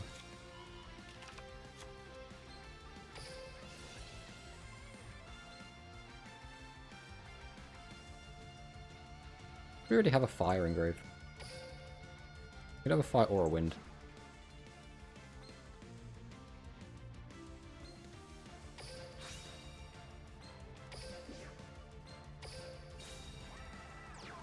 We have an earth in there? No, we don't. Get out of here, you.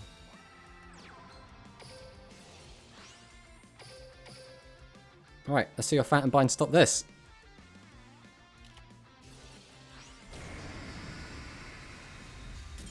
Well, shame.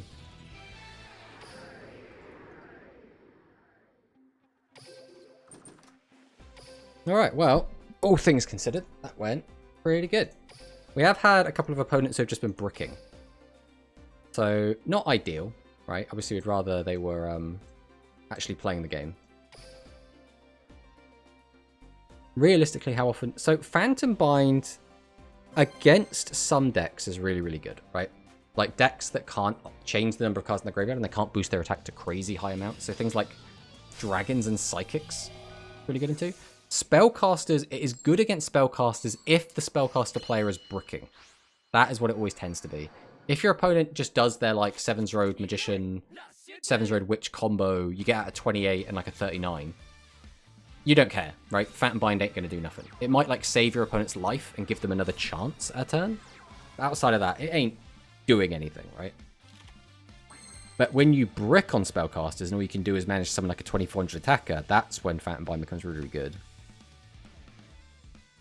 I mean, I'm not going to go aggro into 3 defense monsters.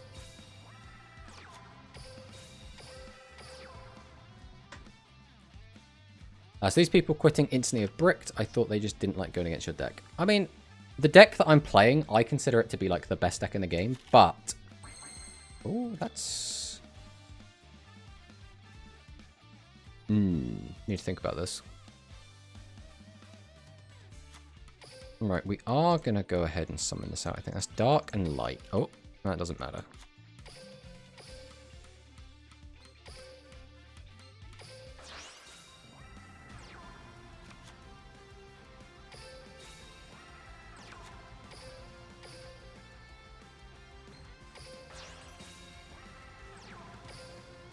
We can activate the skill. It's probably not going to make it do anything, but we might as well. We activate Torna, discard, we flip up one of these, activate his effect, flip this up as well because we want to clear his board.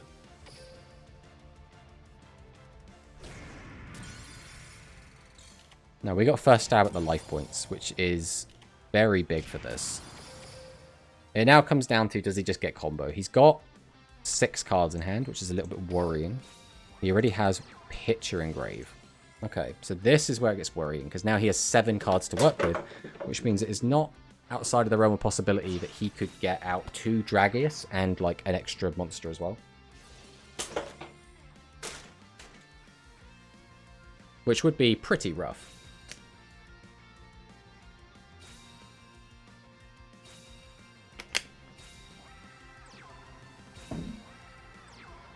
Yeah, but going back to what we're saying just now, Laws. Sometimes they'll just brick. They'll just have a hand that's unplayable and be like, nah. Some people will also instantly quit if they see someone they've played against before and they go, oh, I'm not going to be that guy, so I'm just going to give up.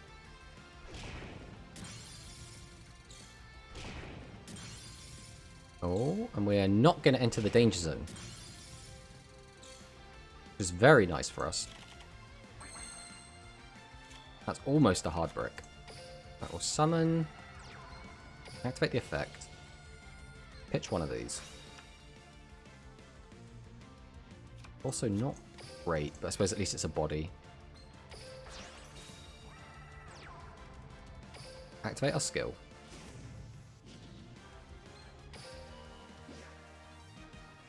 Once again, we still don't need to do that.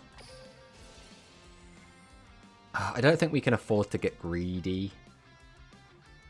I think we are going to have to discard that.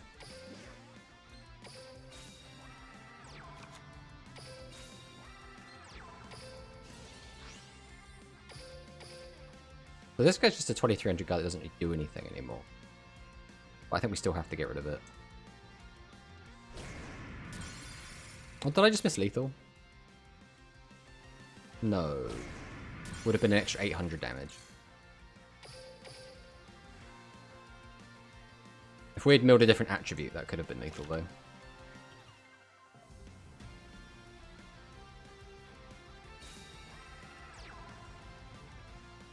Okay, he's still got 6 cards to work with, because again, we couldn't clear his whole board. If he does double Dragius here, we do just lose.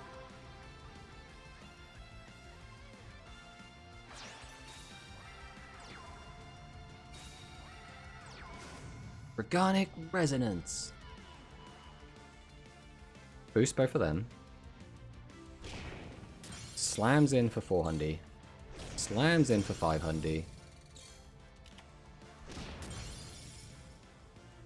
Alright, just any level 5. All she wrote, I guess. We do have the curry bots. Do we even need it?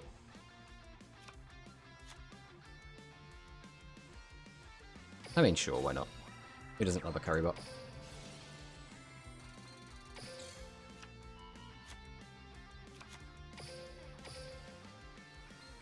Tribute out.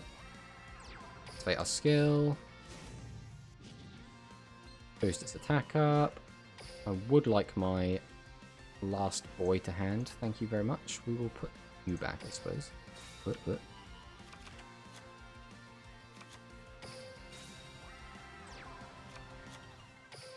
Summon, summon. Tribute to. Activate the effect. I guess we'll summon this as well, just in case. Boom. And there it is. Another win over the Dragon Menace.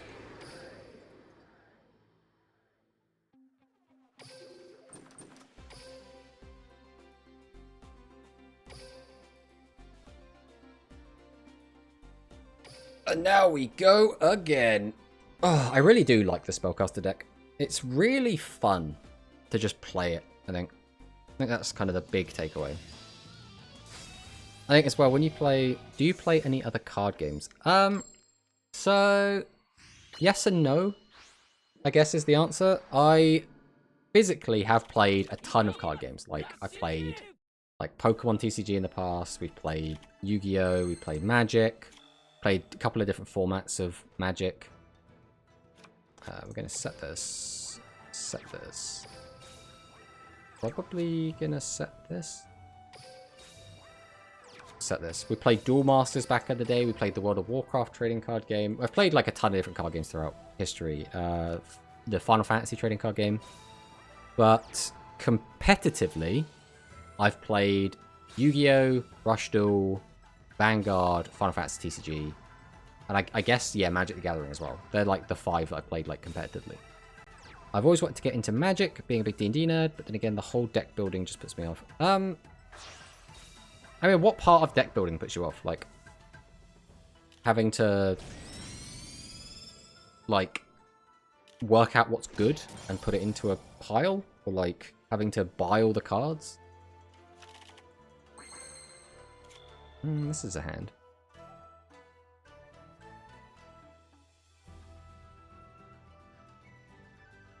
We can just summon Torna.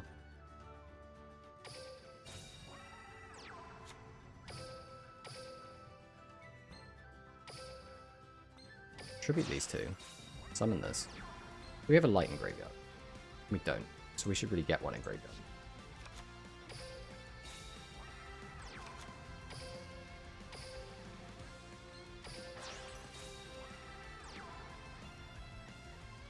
We'll then activate 7's Road Magician, followed by activating our Recovery Force. We want you back in deck, we want you, and we want probably you.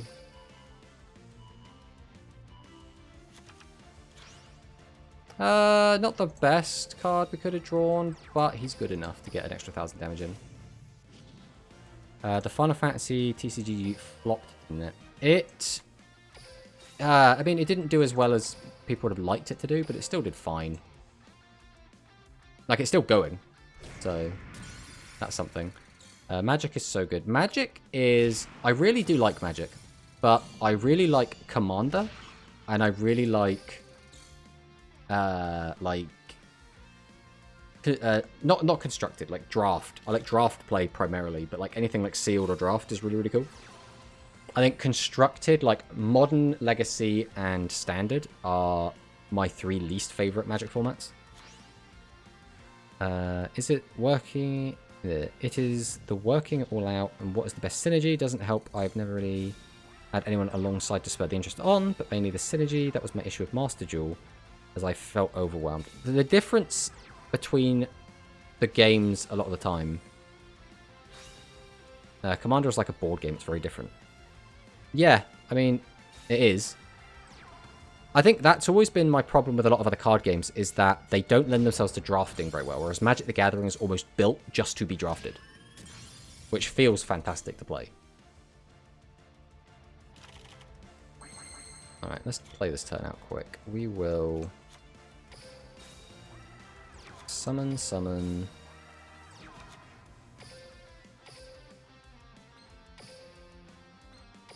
Tribute 2. Got this. Normal summon. Tribute to get this out. Activate our skill. Boost up. Activate his effect. Activate his effect. Then we'll just lower the number of cards in our graveyard again.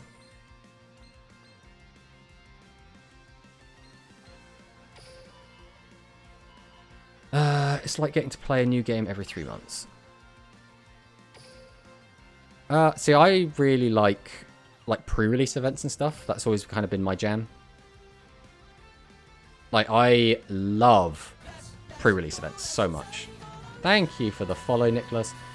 But, like, I love the idea that I can go to an event with no existing cards. I don't have to keep up with the meta.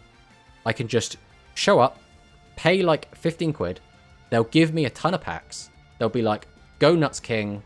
Build whatever you want. Sit there, crack all the packs, build a deck, and then smash people. And it doesn't matter if they have spent more money on the game than you. It doesn't matter a lot of the time if they spent a lot more time playing the game with you. You can still just clap them. And that has always felt really, really good. I've always really, really liked pre-release events. I won almost every single Yu-Gi-Oh! Pre-release event I've ever entered. And I've at least, like, come top 4 of every single Magic pre-release event I've ever entered. Because it's my jam. Like, I love that so much. And I feel like I'm very good in, like, limited formats. Disney just dropped a TCG. And from what I saw, it is selling pretty good. Yeah, Lorcana. Lorcana's looking pretty good. There's already an unofficial emulator, so you can actually play it online, which is interesting. Again, it's unofficial, so, you know, not sanctioned. Disney are the type of people that like to, you know, send cease and desists out, so we don't know how long it's going to last, but it does exist. Yep, I used to play a lot of Magic in different formats, but now I mostly just play Draft and Sealed because I got bored of the other formats and don't have as much time. Yeah, I mean, if you're playing Standard, the worst thing about Standard to me is that it rotates, right? Which a lot of people will be like, oh no, that's what makes Standard really good. As someone that's not going to sit there and play it all the time, I'm going to buy some cards, play, and then not touch it for 6 months, and then come back to it and be like, oh, well, okay, this is all still fine. But then I'll come back to it a few years later and be like, oh, all that stuff you had, that's useless now. It's like, thanks. What do we do with this hand? I mean, I could just punch, but I don't have a good setup here for anything.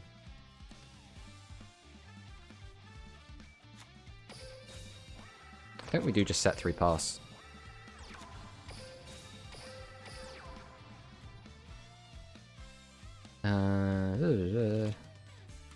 The shop I was in, it was all sold out. I was kind of tempted to look into it since it was right at the start. I started with Standard in 2014 when it was good, played it around to 2016, dropped off, and it's impossible to go back.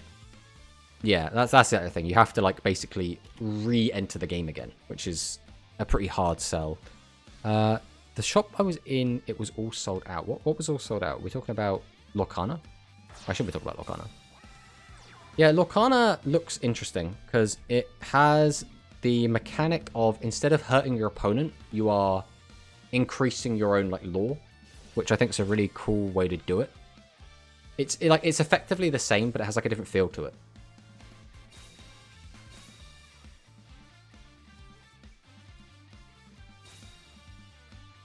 I built the deck to the format, so I go back to Standard. Yeah. I know what you mean.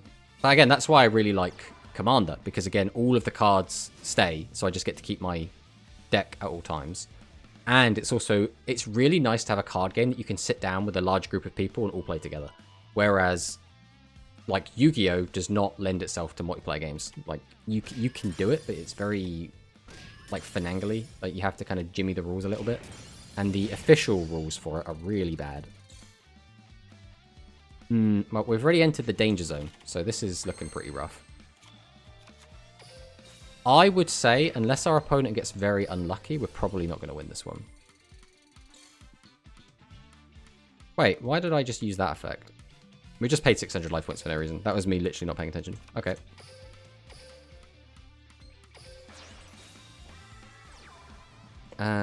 We will go ahead and activate our skill here.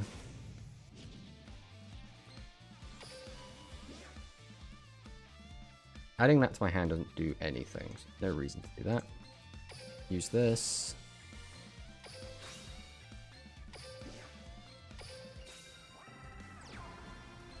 Activate the effect. Battle. We were clearing this thing. And I think we have to clear this. And then we're probably just dead on the next turn. Without having a third monster to summon, it is extremely likely we are just dead. Commander is really fun for me, only when I'm playing with friends. I don't like playing with friends. Yeah, I mean, That's the thing, though, because, like, me and my friends get together, like, a couple times a year, like, between, like, 2 and 4. And it's all nice for everyone to just bring, like, their commander decks. We can all sit down and jam a few games. It's just, like, a really enjoyable experience.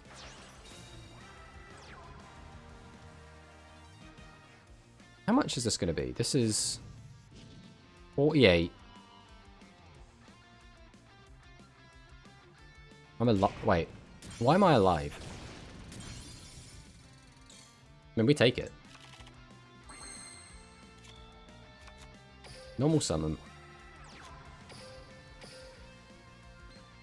Tribute. Summon out Seven's Road Witch. Activate Excel Road. Yes, I would like a Seven's Road Magician to my hand. You are probably not going to be doing much for me anymore. Activate the effect. Discard the Torna. Summon out the Seven's Road Magician. Summon out the Sork. Activate SRM. Swing over. Swing over. And we win the game. Pay 600 to assert dominance. Exactly, Apocalypse. That is exactly what we do. We're not. It's not that we're not paying attention. It's not that we've been streaming for nearly 4 hours. It's that we need to assert dominance.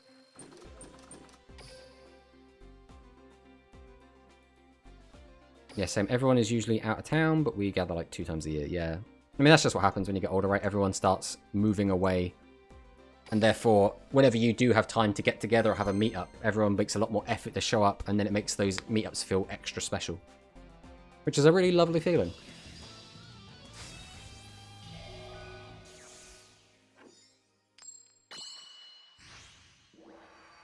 We're on that 7-win streak.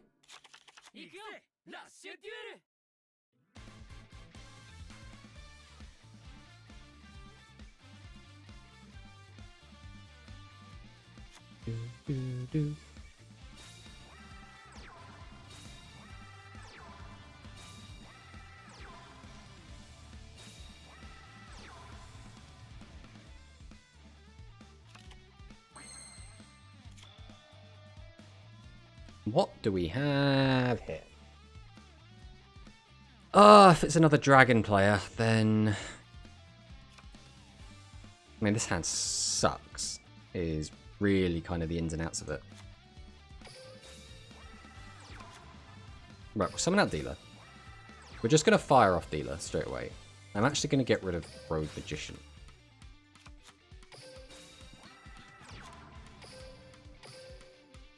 This way we get to keep our hand empty. We've got the Recovery Force. Let's see what happens.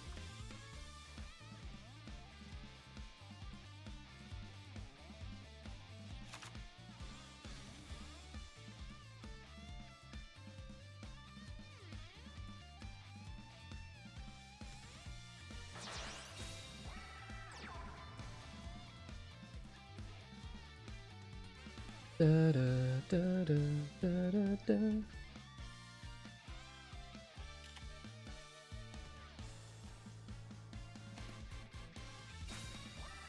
Alright, he's already got 1 double attacker. It's a little bit worrying.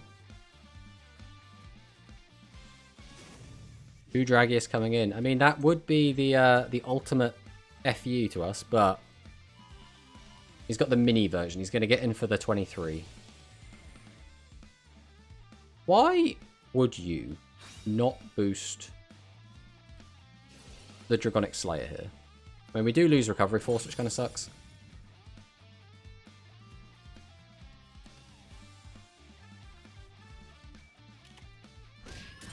Well, goodbye, Torna. Goodbye, Calibot.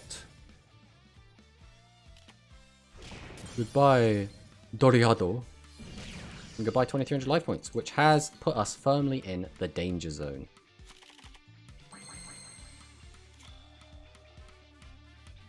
It's turn 4, so we can have a pop-off if we want. Go, Karibot. At this point, being in the danger zone doesn't matter. Most combos will kill us, so...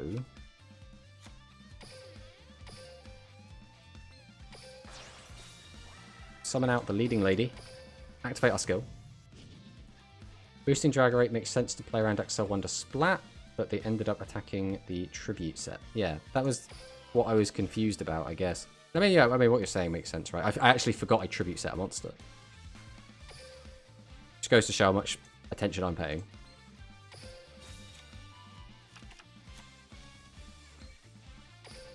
Activate. This.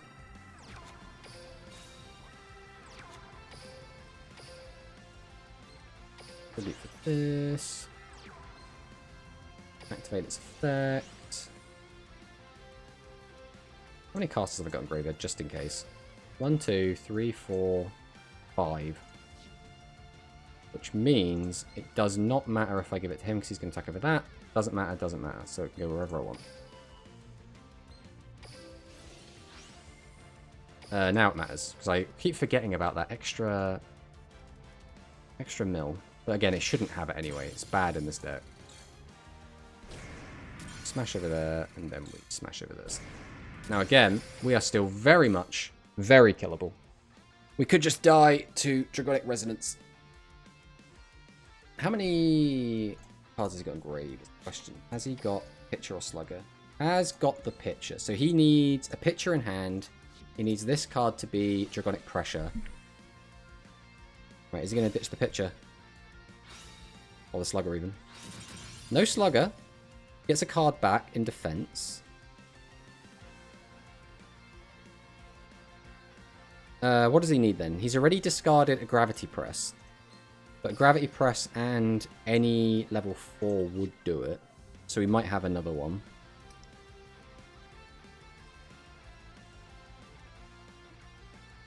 Let's see what he decides to do to us.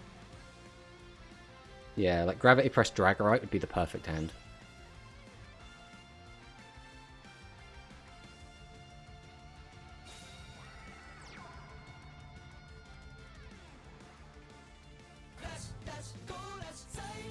Hey, So Hayabusa, thank you for the follow. Where are we going with this? Phoenix Dragon effect. Discard, get back a high level monster. Oh wait, no, yeah, this can get back any 5s, right? Yeah, so he has got it. Duh. Oh, in my mind, I'm just like, yeah, Phoenix Dragon gets back level 7s. But now it gets it back 5 or higher, so yeah. He has the win. So paying the 500 life points for Curry Bot didn't matter. It was basically just him having the Twin Edge Dragon just wanting this.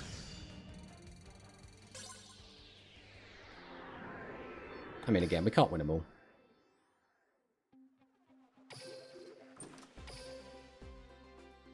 The old variants of the card game. Right, let's jump back into another one.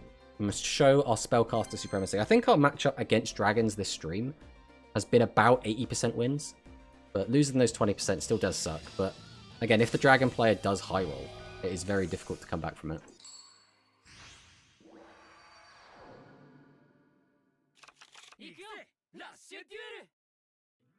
Oh, once again, what is this hand? Alright, we take those. If we draw a really bad hand and our opponent surrenders, we are fine with that.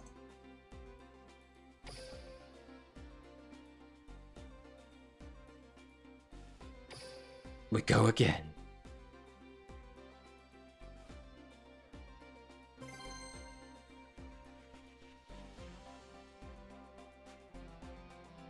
Be interesting to see any more big tournament results that we get. Because we've seen a big uptick in dragon players on the ladder, but we have not seen that convert to tournaments yet. Be interesting to see if we can start seeing dragons actually winning some tournaments. Even if they're not winning them now, I feel like they should be winning them in the future because we're going to get so much dragon support going forward.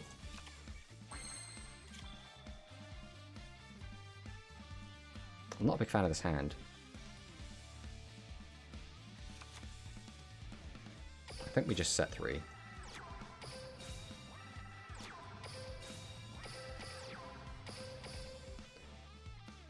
Do you think you will someday build a deck on stream?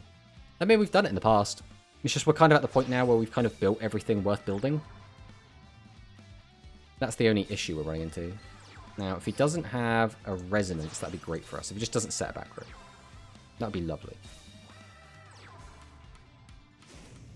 Not resonance. Pressure. I always confuse resonance and pressure for some reason. They always just have Dragonic in their names. Smack, smack, smack.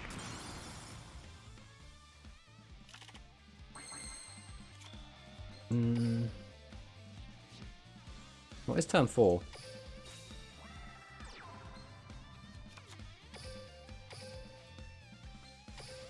Tribute out the leading lady.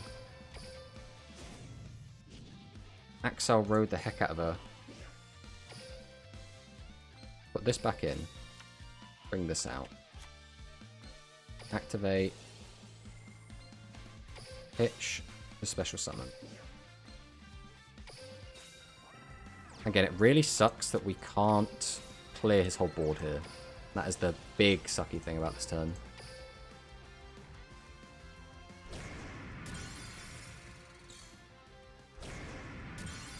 We got an okay amount of damage in, and we're not in the danger zone. And he doesn't have a set card already, so...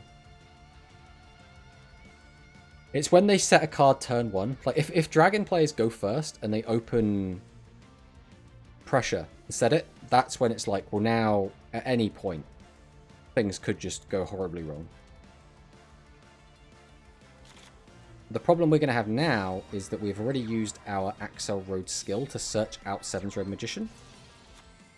We still do have 2 in deck, and we are getting 5 draws. Right, is Bunker Strike. Bunker Strike effect. I'd be surprised if he didn't end with a pressure after all of this. Obviously, I've just set it to the back row, but that's what you need to do.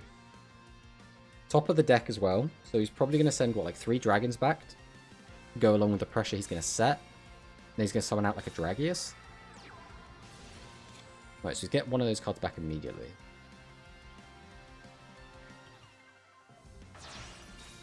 Dragius. Oh no, which is second bunker. This gets him access to an extra card. So he milled 1. Oh yeah, because he mills, that means he's actually got access to 2 cards he hadn't looked at before. Also putting them back on the top.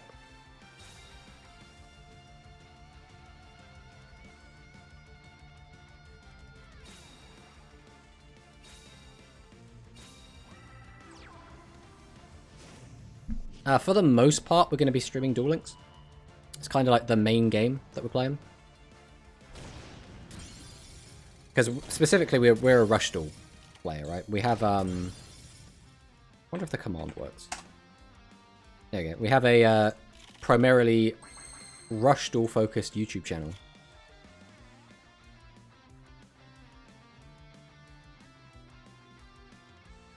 $24. We can get another one up to 2,000. We cannot search out another boy.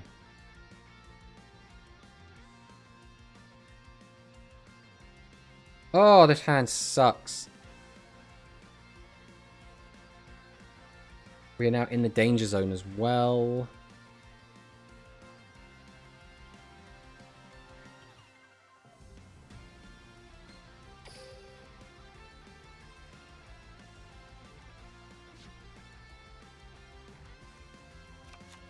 Right.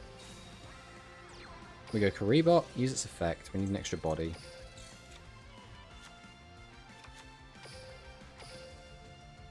Tribute it off. Activate our skill.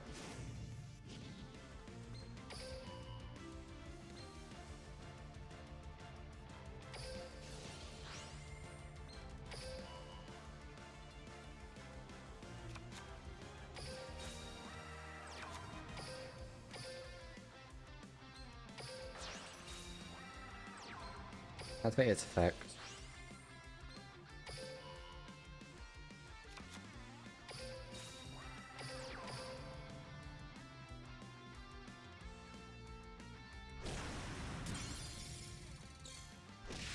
So this is a little bit aggressive, and this can get punished by quite a lot. Because this way he can still technically like double Dragius us. Dragius doesn't kill us on its own. Phoenix Dragon's fine. What's it going to bring out? Like another Bunker Strike? Not a fan of Corrupt Master Duel Yu-Gi-Oh! Or just like Rushmore. So I have never... I played, again, Master Duel back when it first came out. And I grinded all the way up to max rank with my Fluffle deck. And I love my Fluffles. But I'm always going to be the kind of person that wants to take things seriously. But I don't want to play a lot of the meta decks in that game. Because I just kind of like the decks that I like. I think the only deck I've ever really liked that's been considered meta since Master Duel came out was Branded.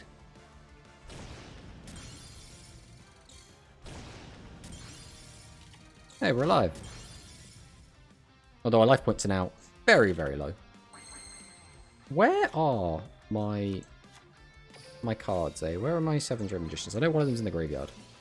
We probably should have used Recovery Force first, to be honest. So we have more chance of drawing out.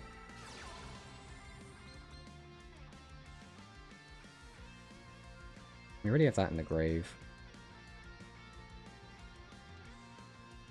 Getting that doesn't matter, so we might as well just take one of them.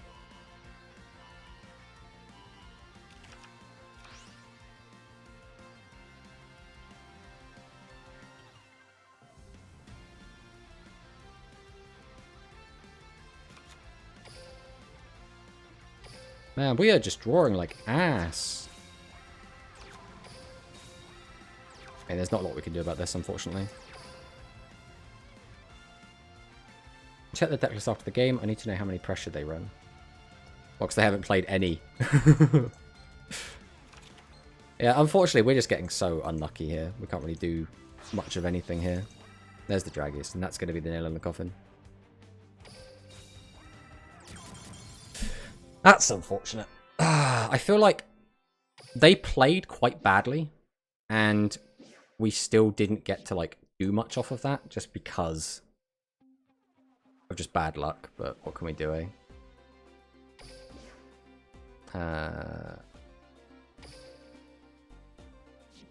We go to replays.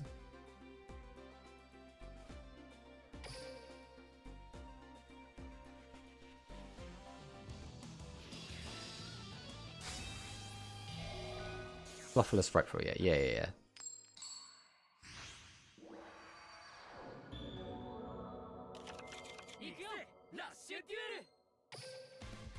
So what is it? How do we flip over to him? I've never actually looked at my opponent's deck list before. Change point of view? No.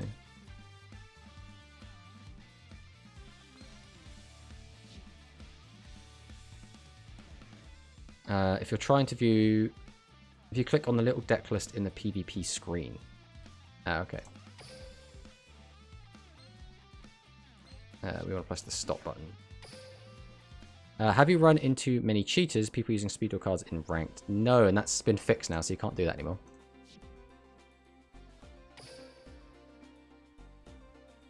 There we go. There is the answer. It was not playing any Dragonic Resonance. Which means this deck's only win con is just to use these to get to your opponent's life points. Basically just beat downs with dragons in it.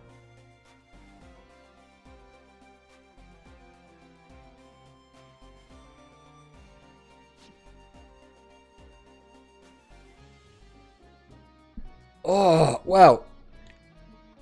On that bombshell, it is 4 o'clock, which is my scheduled end time for the stream. We have had a lovely time today. We have had ups, we have had downs. We mainly won a lot of games, which was very exciting. But all good things must come to an end, and I will be ending my stream. I am very hungry, got to go and eat, and I also have a few other prior arrangements that I have to deal with today. But thank you all so much for watching. Again, make sure everyone checks out the YouTube channel. We've been putting in a lot more effort there recently. I'll just chuck that in chat real quick. But thank you all so much. Again, we'll be back again on Tuesday. And there is a tournament, or 2 tournaments actually, I'll be entering on Sunday. I probably won't be streaming those tournaments on Sunday, but I will be participating in them. Hopefully we do well. We'll have to see what actually happens there. But again, thank you all so much for watching, and we'll probably go and... there isn't many people to actually raid at the moment.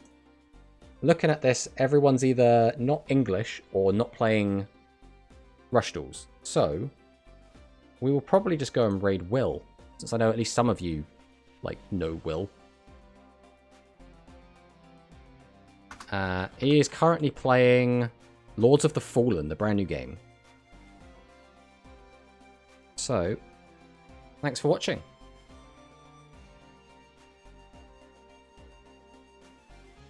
And we will go and do that in a sec.